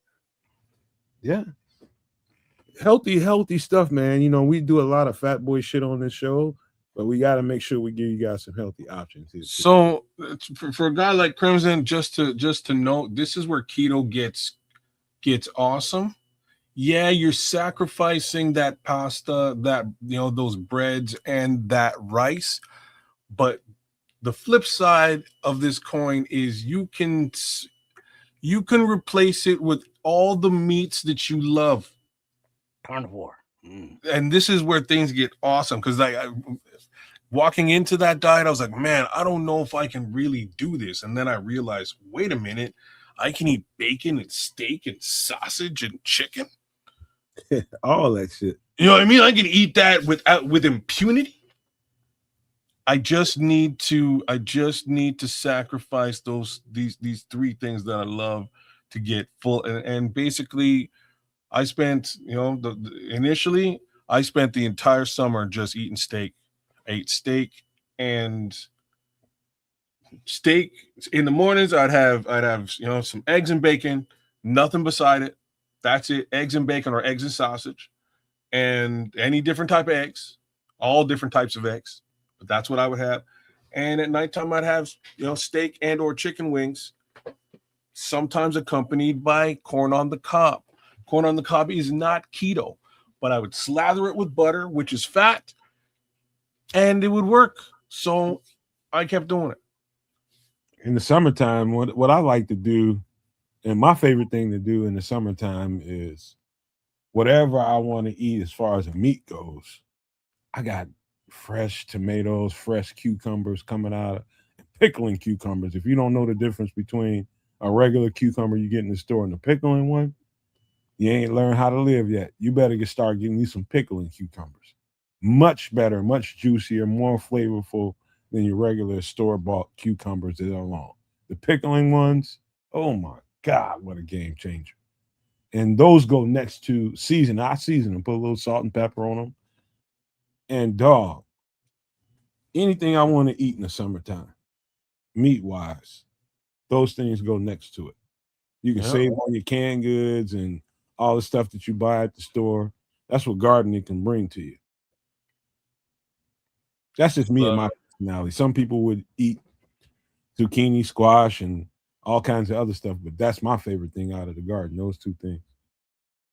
Yeah, no, it makes perfect sense, man. Like I'm saying, I just go and find corn out on the side of the road, man. We got some badass corn out here, man. So that's I wonder if Smitty talking about is keto worth it? Yeah, man. If that's what you're no, he's talking about tourism stuff. He's going to Space Needle, bro. He's living the dream on the West Coast. My bad. Yeah, because Smitty's he's for those that don't know, Smitty Q, part of the fam, part of the Nomad network, no maniac as he is, but he's out there on the road, keep it double nickels, bam, driving those trucks with those customized golf carts. But he's out there in Seattle, the land of the Fraser Cranes and them. But Seattle is also Lord Crimson's stomping grounds. And so Smitty's like, tomorrow he's going to the Space Needle. And so Crimson's suggestion that he gets the double ticket and hits up the Glass Museum. So, we got some culture going on in our chat. And so for people that saying that we're Neanderthals, fuck y'all. We may still be Neanderthals. Shout out to Deuce, man, because Deuce ate this. He ate keto pizza at my place, and we just flatten out some chicken bread, like flatten it as thin as you can, and then dress it like pizza, man. The rest of the pizza case scenario is all edible. cheese, pepperoni, or whatever meats you want to put on there, tomato sauce, etc. That's interesting, man. Man, I have to give the wife big love for being super creative when it came for us to do the keto thing, man. She also figured out a way to just she would actually make a crust with cheese alone, and then you dress that cheese crust with pizza toppings, and you're eating you're eating. Speaking of relationships, whose idea was that? Yours or hers to go keto? I'm gonna have to say it was hers for sure. And now, did she have to talk you into it? Did you resist, or? Oh yeah, that motherfucker! Come on, imagine kids not resisting. No, I didn't. It like so damn lie. You resist. No. So from a resist perspective, it was, what from my normal diet can I actually live with and eat? Right? Like, how much of my normal diet can I incorporate? What I got to give up, boo boo. You know what I'm saying? And like initially, it was like, oh no rice and peas. You know what I mean? Like, I'm losing my mind. And very quickly, it was, wait a minute, I can have steaks and burgers and chicken wings all week long. Okay, all right. Straight to the dark side. You know what I mean? Like, I can do this, bro. I can do this with these. I love these things.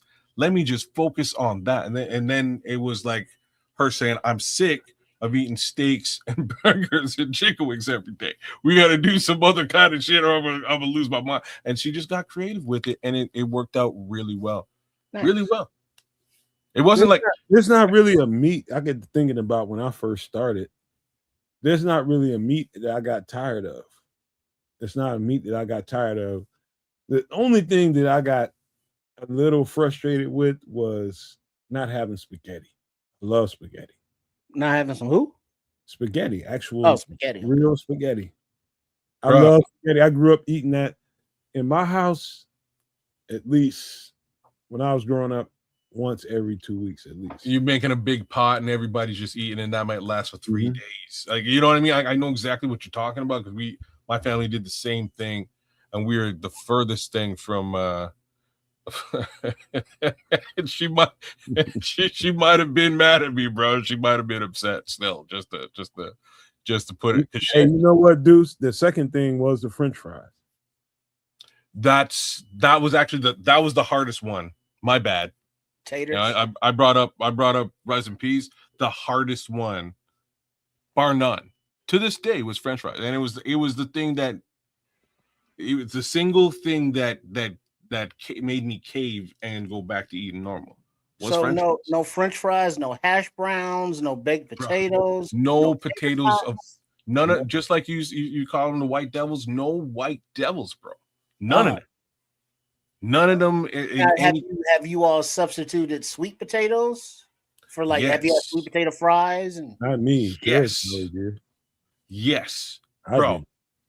That's saved, like, straight up saved to this. So to this day, just considering what you just brought up, Nomad, I had my first spaghetti yesterday.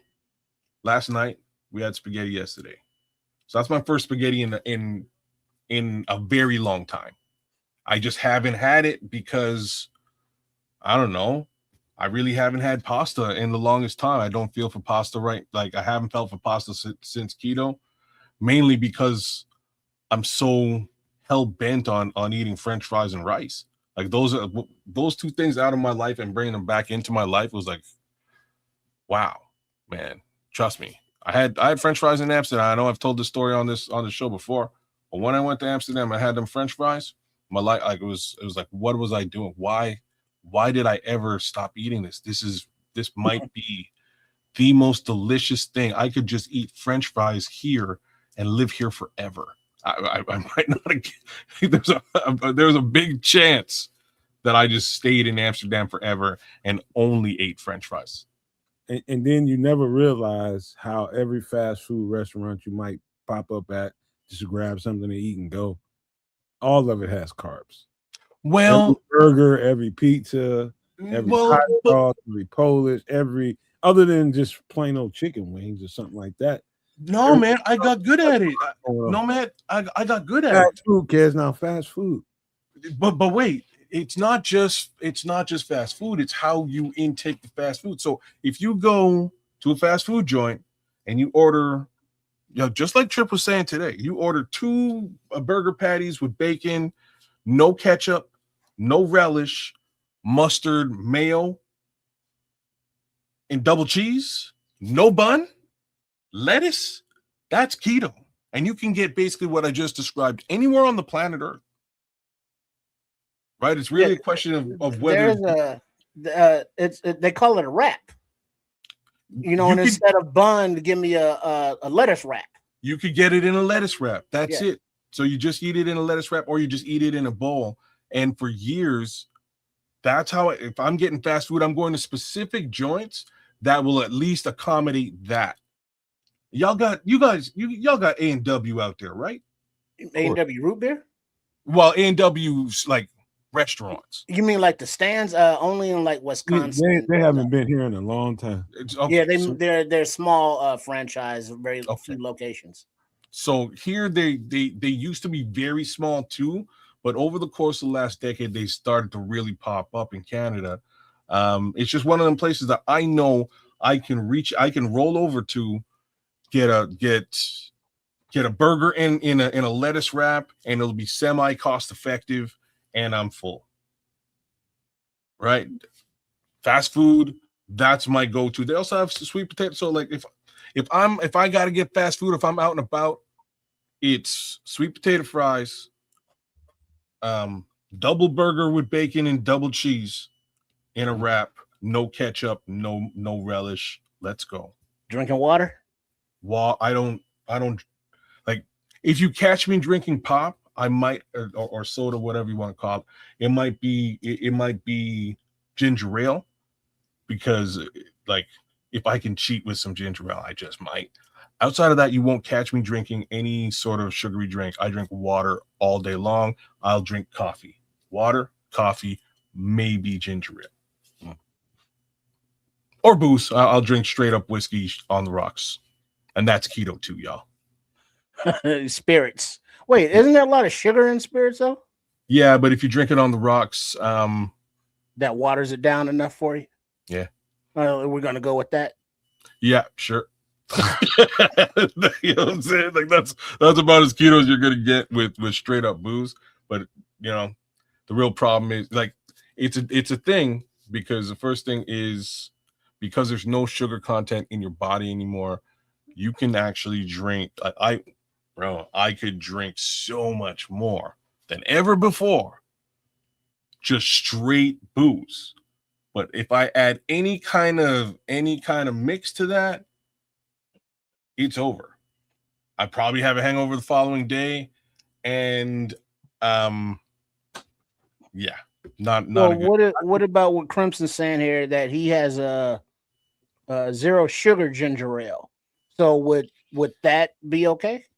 Yes, I don't like it. My wife keeps trying to give it to me. I'm not good with like. Have you tasted it, kids? Yeah, I'm not good with zero sugar anything. Not ginger ale, not Coke, not It's not good enough to substitute or take the place off? it makes me angry because I know what real ginger ale tastes like. I know what real Coke tastes like. And like if I'm gonna have it, I'm just gonna have it. I'm not gonna half-ass my way through drinks. It's either I just blow it out of my my daily intake, which is really where I've been. I haven't, I haven't been drinking sugary drinks or I'll give you soda for a long time. I give you a thought when it comes to. I think people need to put liquid beverages in their place. Question is, why do you drink them? What is it about that drink that makes you want to go get another one? Some of it is just flat out taste. I just love the taste of this. I love the taste of that. But now it makes my head feel light and bubbly. I get pretty gassy off of some of the fresh vegetables and stuff that I eat. And you need something to release the gas. So I keep 7-Up. But we recently I love the taste of Barks root beer. Love the taste of it. And I just like having that around for once in a while, get one of them and just drink it because I like the taste of it. When you put it in its place, you put it in perspective. So you just have to decide, why do you like this thing? Can I just drink water instead or something like that or whatever it is? But it's just many a times when you've been drinking those beverages when you just could have got some cold water and called it a day. It's habits, man. Well, also the thing is, anytime that whether it be coffee, tea, any kind of soda pop, if you're down it, it's like, fuck, I'm still thirsty. Then you drink, a cup or a bottle of water, and it's like, now I'm refreshed, I'm quenched, because your body actually needs the water, and then the flavor aspect of it is something separate. We want to taste and enjoy the flavors because Nomad said Barks. I always thought Barks was just a little too sugary, but the aforementioned A&W was some good shit, and especially from the fountain, and the different manufacturers of root beer, they all taste a little bit different, until you have that one that you find, it's like, oh yeah, this is my root beer right here, but they're different than the others. So it's like, I get it. And then sugar free, it's like, yeah, it's kind of like this, but it's not right. What I'm saying? If you got that willpower to be like, well, instead of a substitute that makes me mad and just straight up do without, that's better for you, I guess. Honestly, it had everything to do with water filtration for me, because like I'll tell you straight up, I was not one to drink water at all. Like I really was not. And there was one day I went to my sister's. It was my I think it was my niece's birthday, and my sister brought me a glass of water. I heavy hit on this glass of water, and I looked at her and I was like, damn, like your water tastes so good. What are you doing with this water? And she's like, nothing. I boil it. And they say that was her answer to me. Let me tell y'all, man, I've been boiling my water ever since. It's delicious. It's the craziest thing for me to say. It is refreshing. I drink boiled water all the time, and I wouldn't trade it for anything. Well, isn't that what is that? Purified? There's a word for it after you boil it. It's not Um, distilled, because no, distilled is the stuff that drips like if you had from above. But you once got you boil it, there's a name for it. it. But it tastes different because I enjoy spring water, and spring water tastes totally different than purified water. It does, man. And It purified honestly water does. is horrible. It honestly does. This water boiling thing, I don't know what it is, but I'm just letting y'all know. If you're not really a water drinker, boil some water, put it in a jug, put it in the fridge, test it out the next day. I'm telling you, my water is delicious. I've been pounding this stuff back for that. I also put a little, because I like sour, I put a little bit of lemon juice in there, and that's my drink 90% of the day outside of coffee. But if I'm out at a restaurant, I might order a ginger ale or straight shots of booze on the rocks. Like For that's all the people who's been living life and not really drinking just water, you don't know what you're doing to yourself over time. You just don't know. You just need certain liters of water in your body. You need a certain amount of water in your body mm-hmm. to help everything function the way it's supposed to function. Mm-hmm. That's just all it is to it, man. You need water. You need it. And boiled water is simply called boiled water. Okay. However, if it goes through a process of being boiled into steam, cooled, and captured back into a liquid, it's called distilled water. That's distilled, yeah. Because boiling tap water or regular water heated to its boiling point kills pathogens, Yep. but it also still retains its minerals. Yep. Whereas purified water is made by boiling water into vapor, condensing it back into a liquid, leaving the minerals and contaminants, behind. So, like from my CPAP machine, you have to fill it with distilled water. Use distilled. Me too. Yeah, man. I do the same thing. I actually bought a distiller to do it, and sort of went back to just, like, my thoughts on the distilled water thing is you really need to actually have it in like a sterilized area. So I just said, screw it. I go buy big jugs now and utilize that. But Deuce is bringing up an important factor. Like, you can't boil out fluoride. You can't. And they clearly do to all of us. My understanding is everybody got fluoride in the water. Why? I'm sure at some point they might let us know. Sure. I have no, they said it's to fix our teeth. I don't know what's they say. Whatever it is. You can't boil it out. So you need to get actual like filtration, and like my cousin goes through like 6 degrees of filtration, including boiling, just to drink water. And I'm like, I'm not trying to do all that. Boiling is fine. Kill all the impurities that's out there. If there's fluoride in my water, all right, like I'll have to live with that. But what I can tell you, boiled water like put in the fridge, coming out, tastes so much better. Well, here's the thing though, kids. I'm with you there, because here.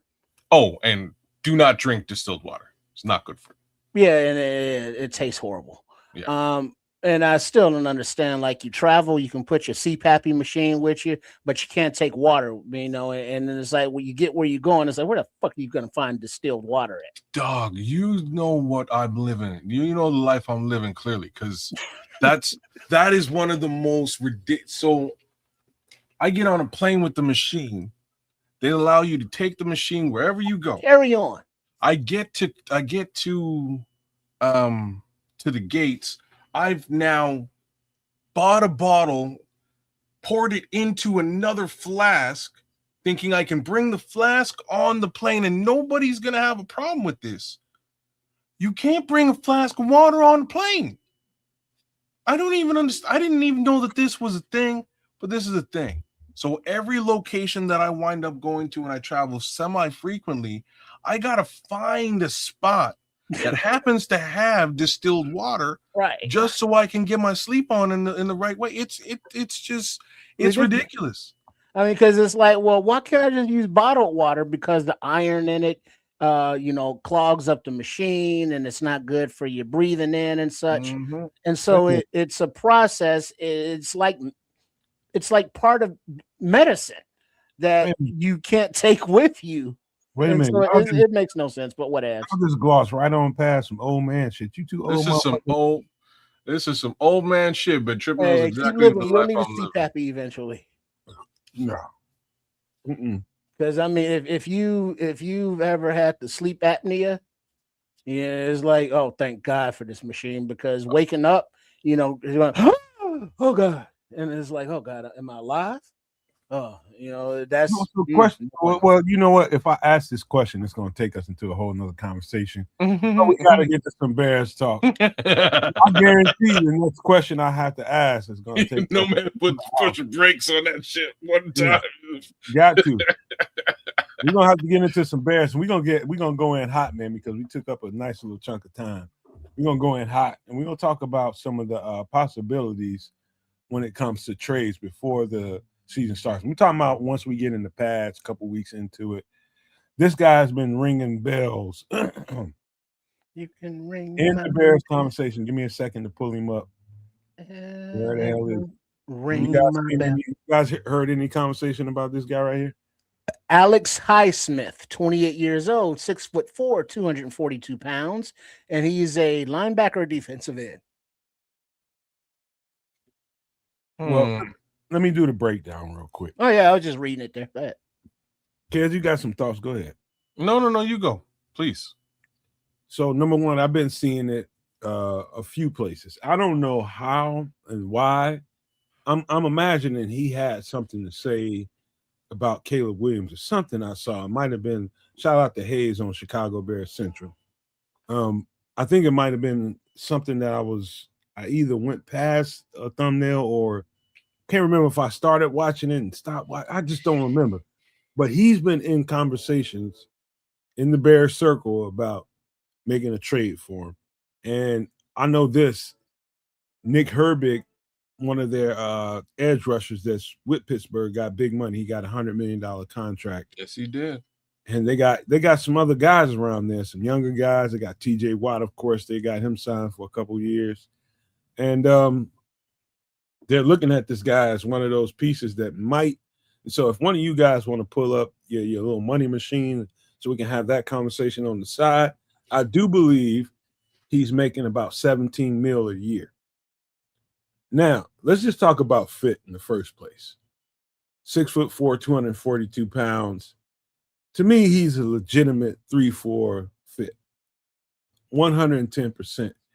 I'm not saying that he can't play in some 3-4s. I mean, 4-3s. What I'm saying is in this 4-3, based on the history that Dennis Allen has showed me and the track record that he's shown me, I don't think they make a move for this kind of money for a guy that really doesn't necessarily fit their requirements. Now, he's a beast against the run sometimes, but he's coming from a 2-point stance. He doesn't have fingers in the dirt. He's just not rushing like that. And so in a 3-4, I'm saying that he fits a whole lot better than a 4-3. That's all I'm saying. Okay. I can understand the conversation here with respect to Herbig and TJ Watt. Strangely, TJ Watt has also sort of echoed similar sentiment that he might be interested in moving on, given the fact that he will be looking for his second contract at some point. And, a lot of money went into that Herbig deal because they want to keep both of these guys happy. And it looks like, you can't keep all three happy. So this young man's got a pretty large contract right now. Cap hit in 2026 is $20 million, which I'm going to have to lean towards Nomad and say in my opinion as well, he's more of a 3-4 guy than he is a 4-3 guy. And I don't think the Bears should be spending no $20 million on a question mark case scenario like that. And don't get it twisted. I love the football player. I fucking love the football player. He's good. All three of those guys are good. Same token. Don't get me wrong. All three of them are good in different capacity, but they're very good in 3-4 capacity, right? So I don't really see a true break in his contract until 2028. That being the case, would have to be some level of a trade, draft capital, etc., or player going to Pittsburgh from Chicago in order to get this player on our team. Actually, kids, you almost have to have them pay some of this money up front so that you don't have to, burden some of that. Like you saying that makes sense with Chicago's existing cap space. Like they don't have a lot, right? This would probably eat up all of the existing cap space that they have. So you're right. It would be in your best interest to have them choose some of this. The closer we get to September, the more of that they will have already taken on. So that's interesting, but even then, it's a lot of money for them to sort of be moving into. And it's not just 1 year, it would be 2 years before they really sign him on a long-term, new money deal that could be different and dependent on play. So I don't know. I don't see this one happening. I'll just be real with you on that one. Trips, thoughts? To trade for him, to pay him, to kind of shoehorn him into a position, I don't know. But if they do it and he's good, cool. But it would kind of seem, trying to force the issue, if he's not exactly, what, Dennis Allen wants, if he has to kind of be shoehorned into a spot, it's like, I don't think they want to do that. Now, would it always help to have better or more talent in the house to compete for the starting roles? Sure. But you can only bring in so many that you're allocating resources for. So, I mean, it's a highly unlikely scenario. Yeah. In this NFL, there's like Alex Highsmith, his measurables are pretty much a dime a dozen. It's pretty much every linebacker, edge rusher hybrid has these measurables. Maybe a little bit shorter sometimes, but they all have these measurables. What's hard to find is the guys like this. I'm about to pull up right now with these measurables. A little bit harder to find these days. Josh Sweat. Now let's go over his financials, kids, if you don't mind. Sure. This guy is definitely more suited to. He's a little bit, I'm gonna be a little bit trips, but 29 is a good age. That's a guy he's perfect for what we want and to be able to get results right now. He's perfect for that. You know what I mean? At that age, I think they're well-rounded, right there at the peak of their career or heading towards the peak of their careers and getting ready to really, really turn into really good edge rushers, man. And at this size, 6'5", 265, conversations being had around the Bears fan base is like, this might be a good trade. I know one thing. He wants the fuck out of Arizona. I know that. And the fact that they're doing a shakeup of the roster because Kyler's not there and they're just shaking the whole thing up. This is why the conversation is so relevant right now, because the fact is he's probably going to be with somebody else. So, yeah. So this contract is set up perfect for Bears to take it on, actually, which is interesting. So they have a 2-year, they have a two-year situation where they give him a pretty large bonus up front. The remaining portion, about 50% of it, is set up for the last 2 years of his contract. There's about $4 million, maybe $6 million voided into future money that Arizona stuck paying him regardless. But there's a potential out right now in 2026 where Arizona takes on a little bit or the bulk of this year's contract, and potentially the Bears would be on the hook for the next 2 years, or they could also, extend him and change that contract, right? So what's the number again?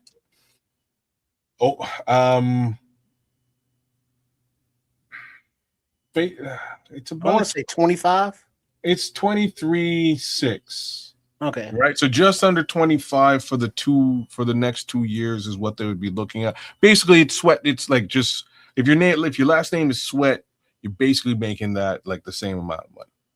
And they're about the same size, aren't they? About the same size, about the same skill set too. If they don't rework the deal, it's about 10-12 million a year.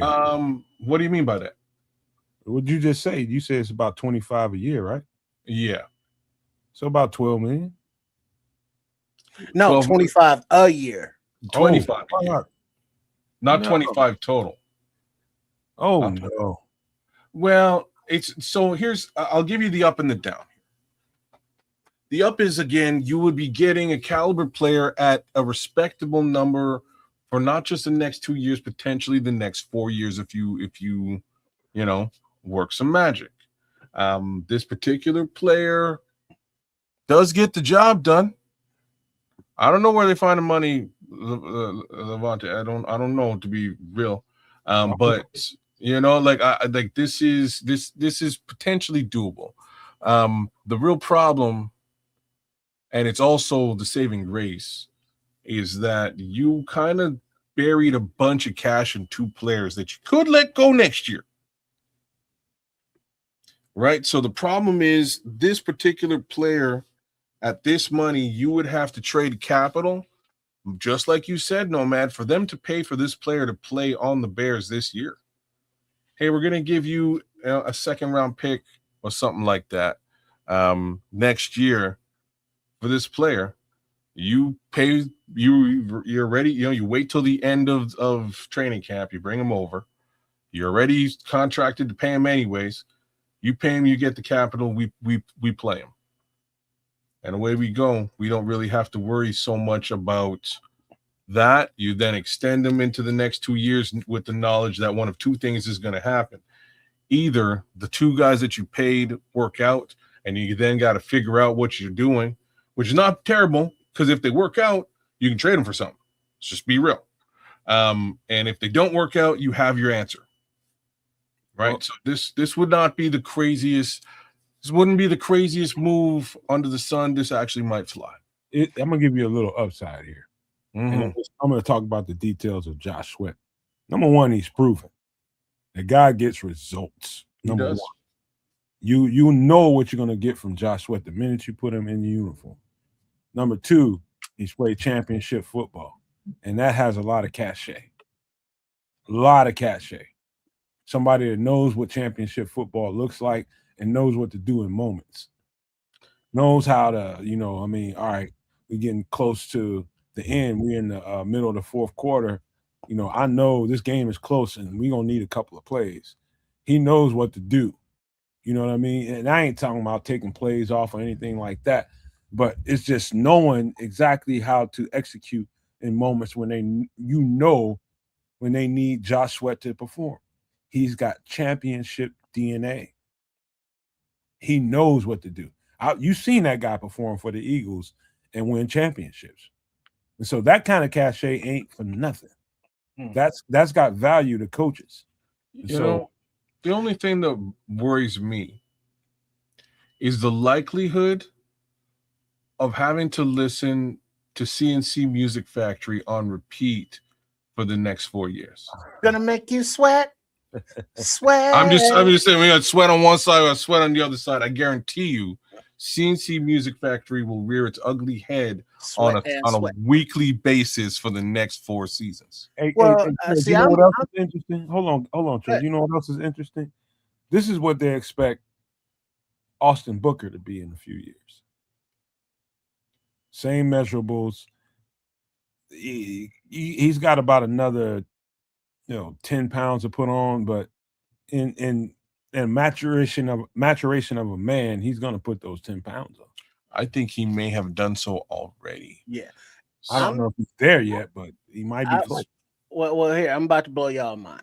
Because even at 29 years old, I wouldn't mind a Josh Sweat because of, yes, it's 25 mil, but that's kind of bargain rate, nowadays for defensive ends. Now that, they're pushing like 35 and 40 per year. His guarantees have already been absorbed by the Cardinals. So it's not like he would be a big hit long term. He's right at the age to where, let's say you start Sweat and have Booker coming in behind him. It's not really going to stunt Booker's growth. I would think, only enhance it. Sweat, I think, is more accomplished, than the other defensive ends that he's competing with already on the roster. And it can be like a fourth rounder conditional third or third rounder conditional second based on playing time or whatever, parameters or incentives. So while it would, take resources to acquire him, I think at his age, at his contract, at what it would cost, and at the position, he's right at that sweet spot. All right. I tell you this, the next guy we're going to talk about, and I do like Josh Sweat's game, and I think it's, as much as I like him, it's probably not as inviting as this next guy we're going to pull up. That's really Kayvon Thibodeau, 6'5", 258 pounds, right there at the precipice of where we want a guy to be as far as size, weight, length, and that kind of thing. His game is, kind of speaks for itself, but I'm gonna speak to it directly. This guy, again, man, he's one of the very, very bright spots on that Giants defense. That Giants defense has got some front pieces, bro. When I tell you they got some front pieces, they got some front pieces on that defense. And this guy really sticks out. And just when you thought that he was going to fade into black because they drafted the other cat out of Penn State, man, this guy's game just peaked. It really peaked. And he's only 25 years old. But this guy is a beast as a pass rusher, especially in crucial moments. This guy just has a way of getting it done and getting to the quarterback. Great burst off the line of scrimmage. His burst is incredible for a guy his height. 6'5", 6'6". You don't really expect guys to have extremely good bursts, but his burst is incredible. And his run game defense has just evolved over time, man. You can tell that the coaches that he's been dealing with has been putting extra emphasis on make sure that you set a proper edge. And so that's one of the things that coming from college when all they expect you to do is rush the passer. And, if you can get some good, edge rusher run stops, that's great. But if you want to get to the NFL, you better get some sacks and that kind of thing. In the league, you have to have a well-rounded game. And Kayvon Thibodeau, I'm telling you, I've watched his game evolve. And he's the truth. He is the truth. And I believe he's still in his rookie contract. And that's why that's the question. Did he get extended? Not yet. I don't know what's going on here. So I'm looking at the contract now. I think they did his fifth year option or something. It's something weird, but they've given him, I don't think it's really a fifth year, but maybe it is. In this being his fifth year, he's eligible to make about almost 15 mil. Whereas he was making just about $1 million a year previously. I don't know, man. This particular player is really weird to me because what we've watched, and I need somebody else to maybe make sense of it. I don't trust this organization. I don't understand this organization, much like anything in New York football outside of Buffalo is very confusing to me. Okay, so what does that have to do with Kayvon Thibodeau and him being a potential for us? Here's what it has to do with. I don't understand. So they've gone and they've drafted, I believe, 3 huge pieces on this line after drafting this guy. And he was billed very high. He's performed very well. I just feel like they know something I don't know, you know? Like maybe this guy's a straight up asshole and they hate him in the locker room. Like I just don't, it just feels weird that not only, and like, so they've drafted that, and then they also went and got Brian Burns too. Like they've done some very interesting things on this line. Well, also with Kayvon. Also, they've had, now they're in their second runaround with a new coaching regime. So when he was drafted, they had different coaches. So maybe it's the opposite. Maybe they just sort of fell out of love with this particular player. I don't know, man. It just feels weird to me. But that weird feeling could turn out to be, a saving grace for the Chicago Bears, D line. To be honest with you, with John Harbaugh there, he actually is the perfect fit for what they would prescribe for an edge rusher. But they also, that high capital they gave up to get the guy they got out of Penn State, the next guy behind him, he's got to somehow make that work. And so they're going to say, okay, you run this 3-4 set and you run it well with certain kind of guys. Yeah, I know Kayvon Thibodeau is, a perfect person for what you want to do, but now he wants a whole lot more money, and we got this guy on a rookie contract coming right behind him. It's just that simple. You make this guy work, and unfortunately, you might have to let this guy that you really like get out of here. That's what it is, really. Now, this guy is not, being that he's younger and out of whatever his contract situation is, wherever he's going, he's gonna probably want a new one. And I think he's gonna want more than 25. So he would be like taken away in competition to Booker, I would think, more so than Sweat. So it's, you know what I mean? So it'd be kind of like, nah, because Giants aren't going to give him away. They're going to want some decent compensation for him, and you got to pay him more, and he's going to take reps away from Booker. So yeah, I don't know about that one, Mr. Thibodeau. I think actually this is going to be unpopular, but if a move like this was transacted, it'd probably be picked player for player, and then maybe another compensation piece for to go along with Booker. That's where I think it might go, if it goes somewhere. TBD. If I had my choice under these circumstances, I'm probably going to roll with Book. Even though I love this football player. I just, you put so much money. I mean, so much. I ain't saying money, but you put a lot of time and effort into Austin Booker, and he's emerging. You know what I mean? And what I think the fan base, the whole reason for me even bringing up these conversations about woulda, coulda, shoulda, and what can be, is so that we address it, because people in the fan base are talking about it. Hey, how about this guy? How about that guy? Do we still need to make a move on defensive line at edge rusher and all this kind of stuff?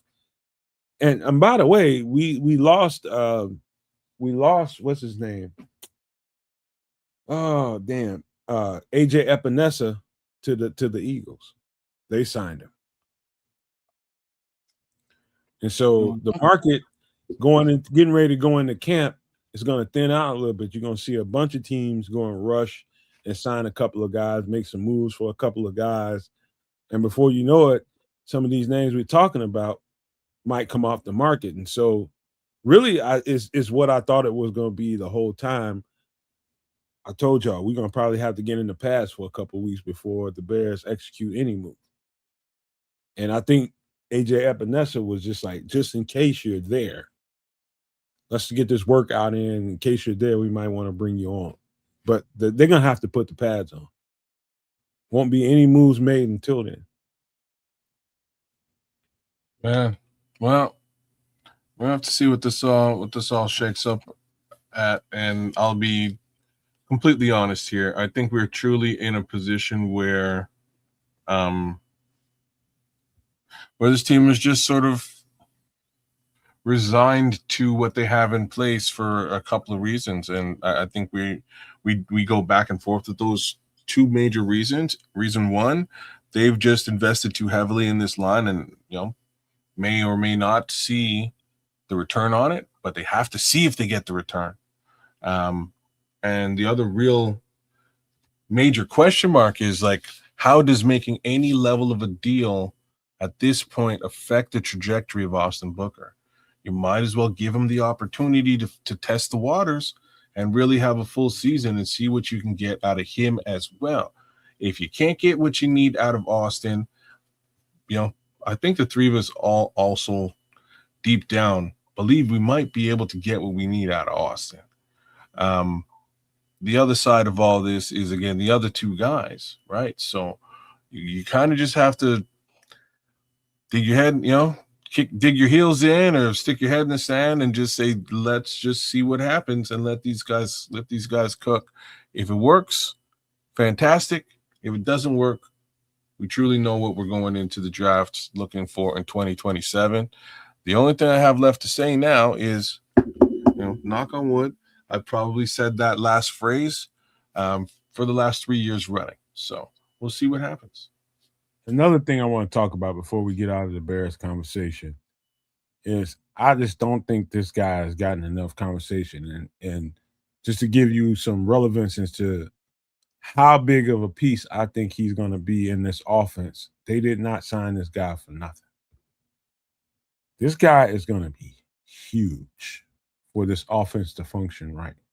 I mean, absolutely monumental.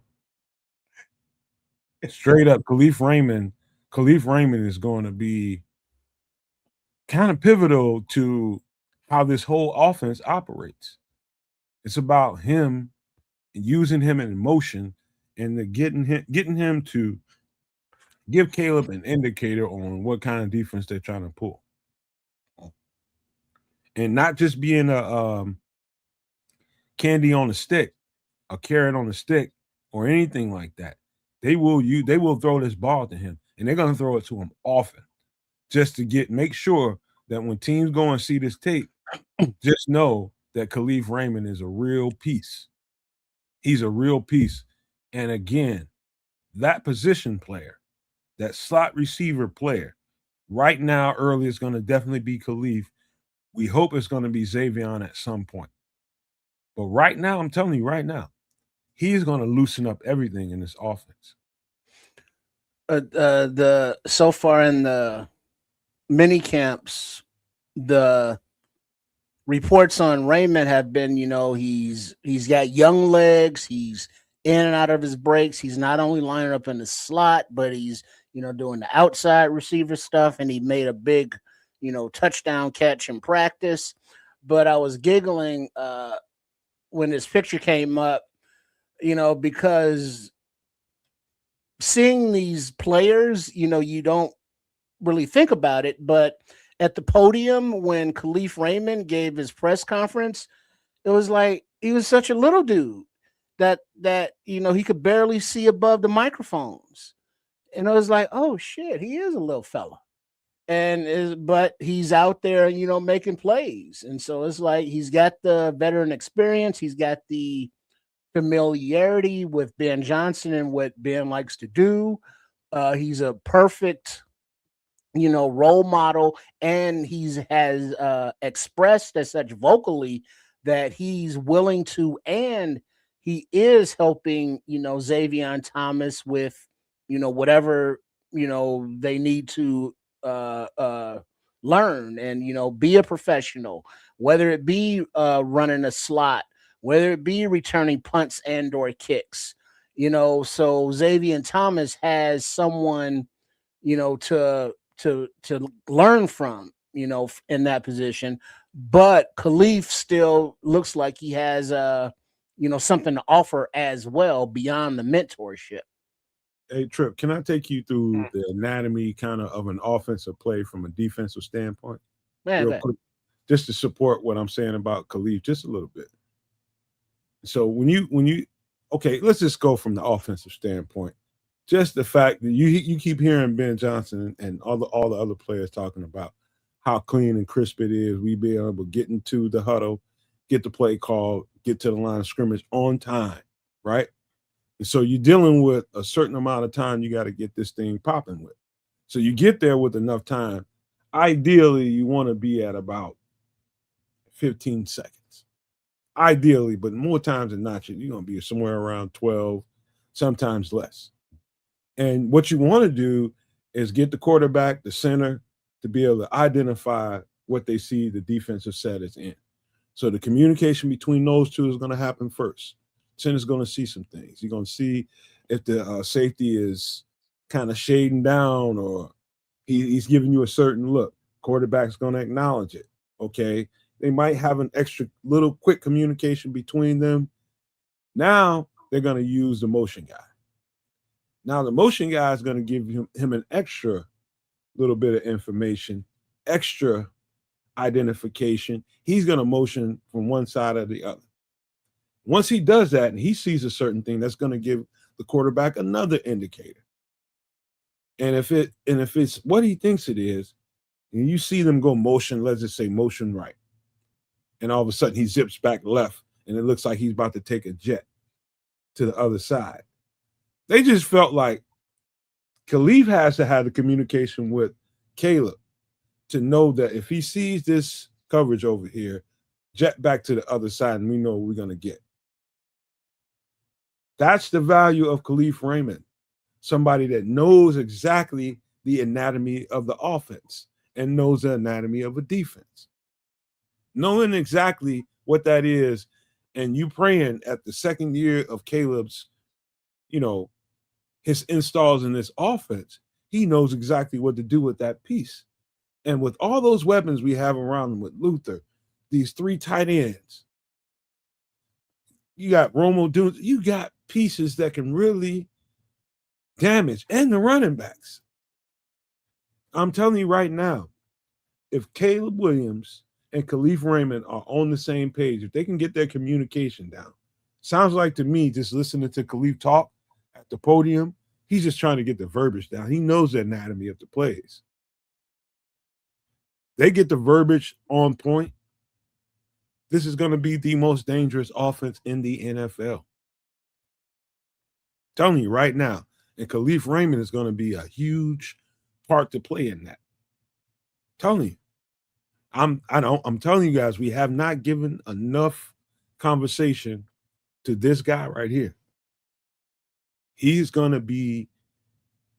It may not be the play that goes to him that makes you feel that way, but it's going to be the communication in the anatomy of the play that I just broke down.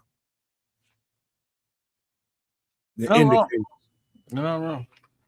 Because, the thing, he's bringing a few interesting things to the table. First thing is, just general veterancy as, the older statesman of this young group of athletes, right? That's area number one of influence. Area two is he's actually already been coached by and run through a Ben Johnson offense in the past. So there's a shout out to Ice Cold Magician, man. Welcome in. Thanks. And we're not even broadcasting on X right now, but thank you, Ice Cold Magician. Thank you. Yeah, man. What up, True? What up, Dante? Shout out to both y'all and the Iceman there too. But end of the day, the Khalif Raymond's going to bring some interesting things to the table. And I think all of those things are transferable to the rest of this squad. But mostly, I think he's going to bring mentorship very specifically for young Xavier Thomas. If these two players can not just get along, but if Xavier can learn from Khalif is really where we're at. He can learn this role from Khalif and add his own wrinkles into the role. Because as we've seen and talked about before, Xavion really has the ability to add some very special things to this offense. And a lot of those things will be established, I think, first and foremost by Khalif Raymond, including in the return game, right? Like, Speed on the lives. right. Like, I don't think we've given Khalif Raymond really anywhere near the respect that he deserves as a potential Pro Bowl return guy, right? Like he has that under his belt too. So these are all areas, in my opinion, that he can sort of sit down with the new young rookie and say, okay, so look what I can do, as they would say on Mad TV. I just want to know if I don't know, was I in the weeds too much here, or did y'all understand? No, exactly you weren't. what I'm saying here. No, you're truly saying that he adds he has a very interesting dynamic to this offense. His role is pivotal, man. It is, right? It is very pivotal. It's an important role for Ben Johnson's offense. He will be utilizing this in a major way. And I think, again, that in time will be transferred to Xavion. It's just the thing I'm trying to say to you all is we won't say Xavion's going to be that guy eventually. Sooner or But later. right away, I'm telling you guys right now, he doesn't understand what Khalif Raymond understands yet. Mm-hmm. It's going to take a certain amount of reps for him to get to there. Yeah, because I'm hype about Xavion as well because of his skill set and because it looks like he's still developing and he wants to be great. He's got the speed, he's got the work ethic, and Ben Johnson's calling him out saying he's making plays every day. And the thing is, it's like, yeah, 3rd round pick, cool, but he's still a rookie coming in. So while it's like, oh man, wait till we get Xavion out there, it's like, all right, give him a chance to learn and to earn his way onto the field, earn the trust, as they say. But in the interim, we got a wily veteran who can still contribute, who can still make plays and who's familiar, with the offense and what they want to do. And so it's a good placeholder, for lack of a better word, until Xavion's up to speed to where it's like, all right, we got Raymond, he's still a serviceable player. He's still good as a mentor. He's still got the hunger and desire to be a football player. So it's like, yeah, let's ball out, baby. Let's go. Mouths to feed. Okay, whatever. The more the merrier is the way I look at it. So when he gets to the line of scrimmage, by the time Caleb gets to the line of scrimmage, he gets on the center. He goes, blue 17. That tells the offensive line what to do. And he gets to the next part of his cadence. 18 something. And that gives the next part of the offense. That means the people in the backfield, including himself, that gives them identification on what to do. And all of a sudden he says, bumblebees, bumblebees, bumblebees. The guy that's in the jet suite or is in motion, that gives him an indicator. Hopefully, what Caleb just called out, the slot receiver that's in motion trying to give him identifiers, understood exactly what he was talking about and knows how to adjust what he's about to do off of that. He might have been running a deep drag or something like that, or a deep whatever, a bench, whatever the route was that he was going to run. It might be to get him to set up on a block, on a run. Whatever it is, it's constant communication. And having those two guys in particular on the same page, you just can't expect that from a rookie right away. It's going to take him a little time. Having this veteran here is going to hyper speed the offense a whole lot faster than it probably should be because you have that veteran. Well, it's going to hyper speed, like, and this is why I said veterancy is key here, right? Like, it is going to transfer over to the young man very quickly in the case scenario where, unfortunately, this guy might not be able to suit up for one reason or the next sooner or later in this offense. So you've transferred that knowledge to the young man. He should be able to pick things up that much more quickly. Will he be a master of this role in this offense early on? No. It's going to take him a while to get there. And the easiest way to do that is by having somebody who is fully familiar with the role in place today, willing to share that knowledge with the young man. And another thing that beyond the mentorship or whatever, Raymond is a clear upgrade, I would say, over Oz, Alameda Zacchaeus. Product knowledge. Well, just one thing to be said right there. He knows his role in this offense, period. Right? He's already done it for a couple of years. Whereas Oz had to come in and learn it last year. Yeah. Right. So you're bang on. There should be an upgrade over Oz. Let's just hope that his hands work a hell of a lot better than. That damn commies game when he hit, and that would have been a 99-yard touchdown. Yeah, but go ahead. Jeez. Yeah, there's a couple of those. Let's not live in history, man. But this is the last guy I wanted to talk about because of obvious reasons, man. I think he's one of the guys that, as we get into the offseason and get thoroughly into it, you don't realize how important his role is in this offense, man. Ben Johnson's offense, to be able to loosen up some of the other pieces that he has, that guy that's operating out of the slot really is a pivotal piece, man. When they put that slot receiver on the field, he is out there getting keys and indicators and letting the quarterback know what to do with this ball. Yeah. That's what he's doing. And sometimes the ball goes to him and he rips it up. Sometimes it doesn't, but that's how this offense is. The anatomy of this offense goes like that. When they have a great slot receiver that knows the offense that can really operate, it hyper speeds everybody else up. But yeah, man, that's any last thoughts about that before we get out of the Bears conversation? Not really. I mean, just over the last little while, I've been hearing I've been hearing that he's been performing well in these camps, etc. So again, big ups to Khalif Raymond on sort of taking on that role and doing what he needs to in that position. I only see good things. When he first came into this role within this organization, I think we were all somewhat excited about it. The reality is that just sort of quickly got overshadowed with the draft and all the other things that were coming around. So, let's. I'm excited about what this offense looks like as a whole.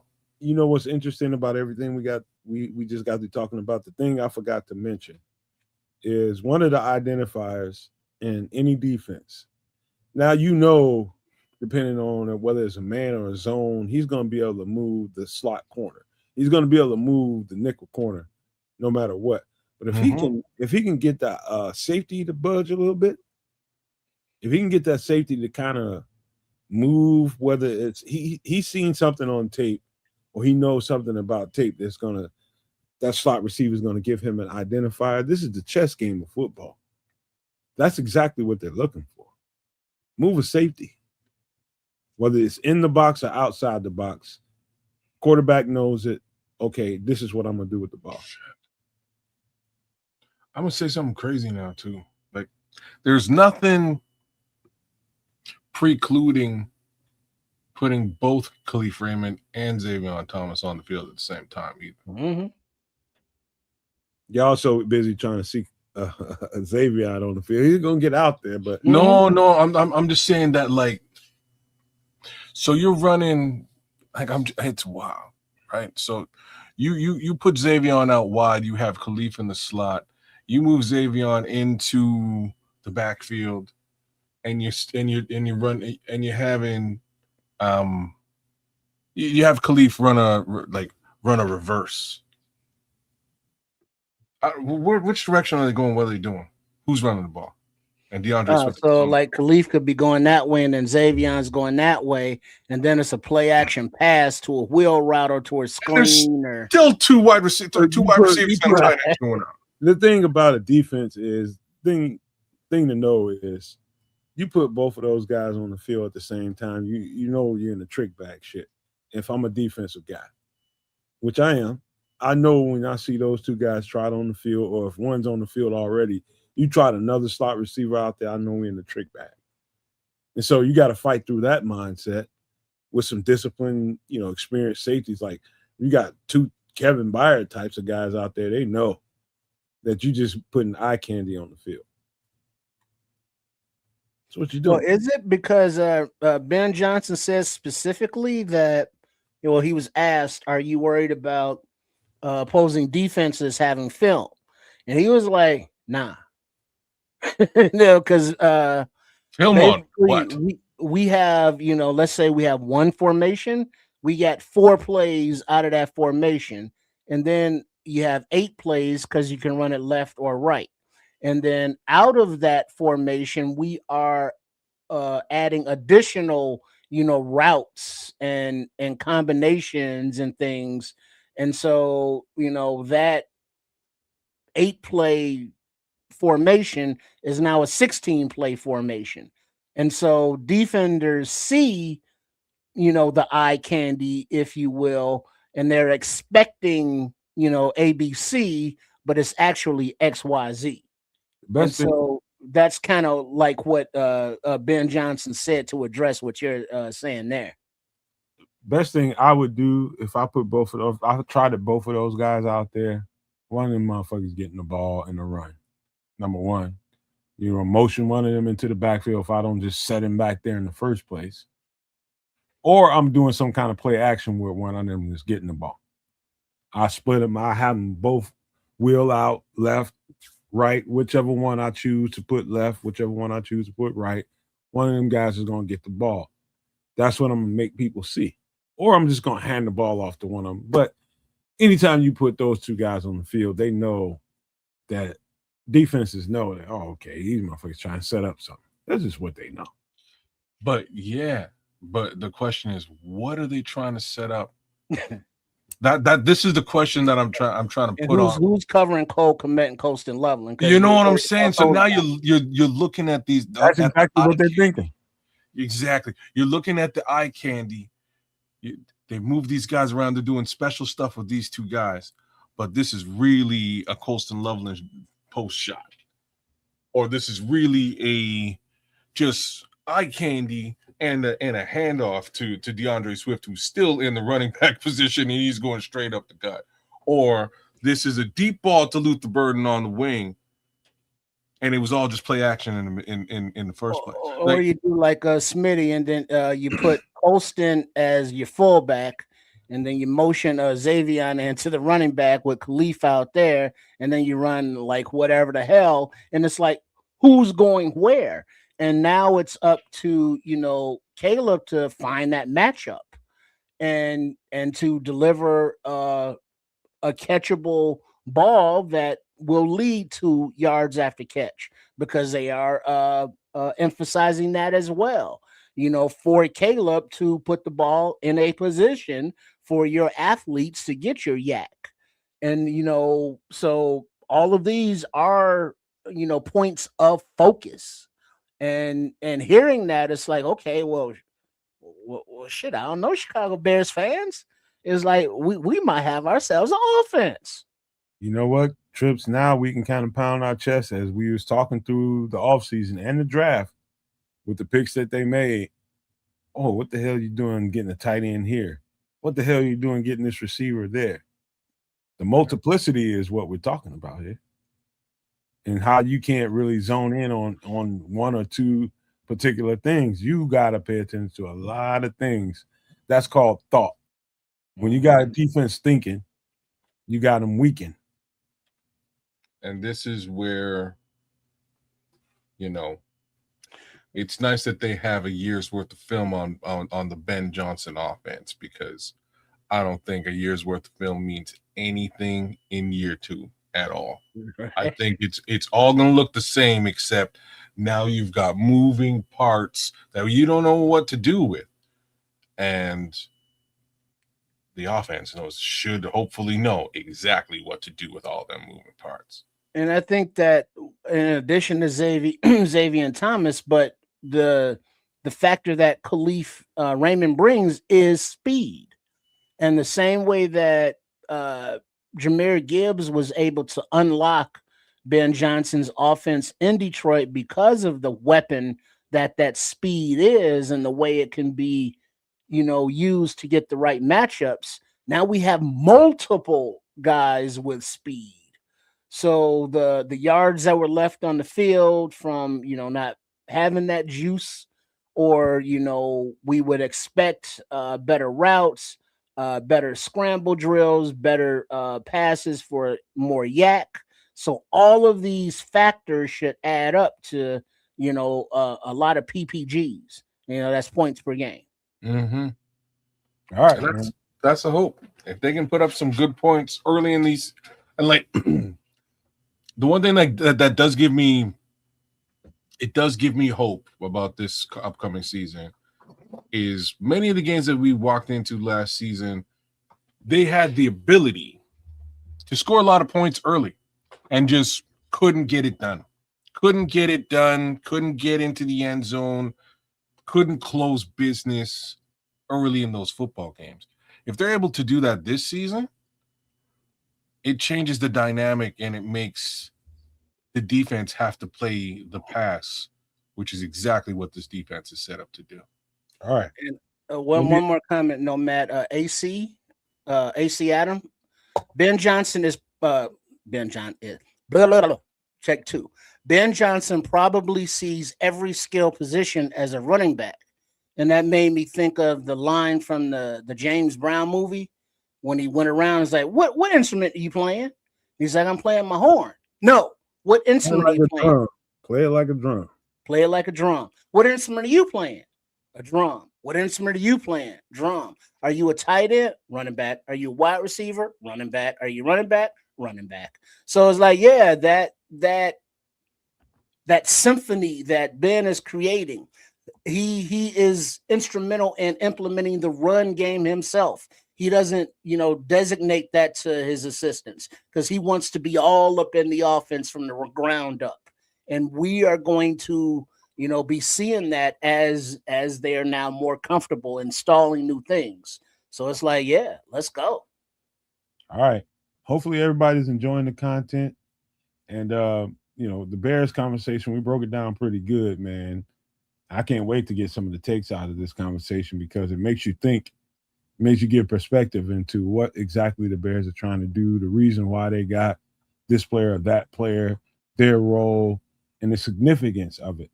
All broken down right here in the offseason where everybody's talking about who should we trade for here. No, we just gave you in the weeds football right there. That's some football-y shit we just got to do it. So make sure you subscribe to all 3 channels, the Nomad Network, Kids of Canuck, and Sports Chicago style, man. Show us all some love. Give us a like. Make sure you share it to some people that need to hear this conversation the way we're breaking it down because it's unique. So, but we do have to take a quick turn, man, because you know what? The real world is outside the doors of the Bears organization and the fan base. We got to break it down. And to be quite honest with you, this is going to be some important shit to talk about today. And I'm not saying that just because I want to get a conversation going. This is real shit, but let's get it started like this.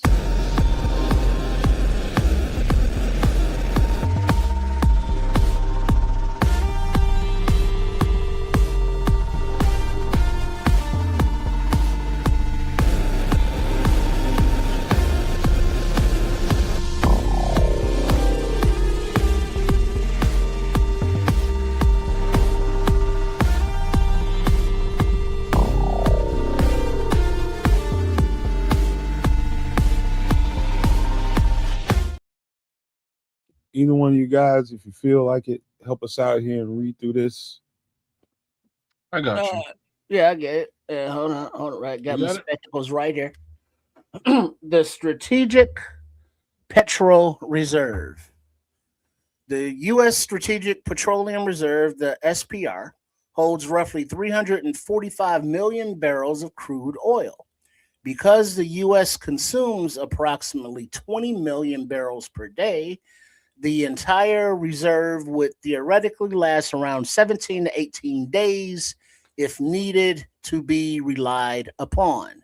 And for those that don't know, we done tapped into that. So, yeah. I don't know. Have we? Because I don't know.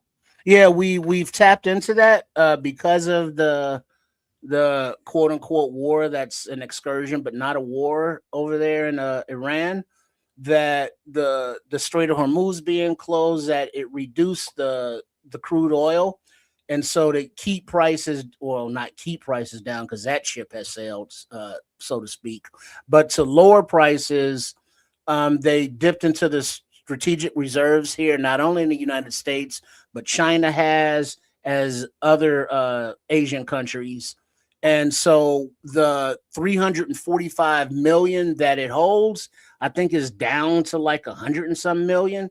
And basically the pundits that know this stuff are saying that it's going to be dwindled in, less than like a month and a half or something.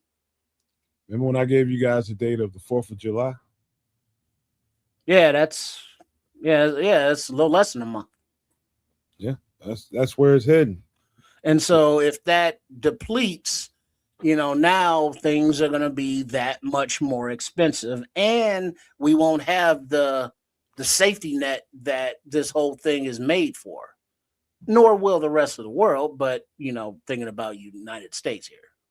Now, when it comes to prices that are already going up, it's $5 to $7 per gallon, depending on where you live. The thing to know is this, man. When you got this kind of corruption going on, basically what it is, where you think the rest of those reserves are going to go? You think they're going to go to the consumer to ease the price on us at the gas pump and all the things that we need oil for? No.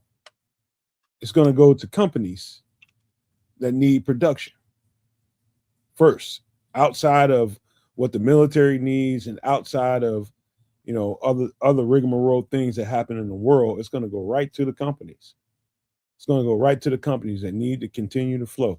Those companies that people say are too big to fail, like banks, put them to the side. Talking about major oil companies, major manufacturing companies that need oil to survive. It's going to go there first. Now you can dwindle it down to about 20, 25 million barrels. Now you can put it down to there. And so whatever you're feeling at the gas pump, you're going to feel that exponentially past July 4th. I guarantee you that. What? Why July 4th is the date for you? Why is that an important date?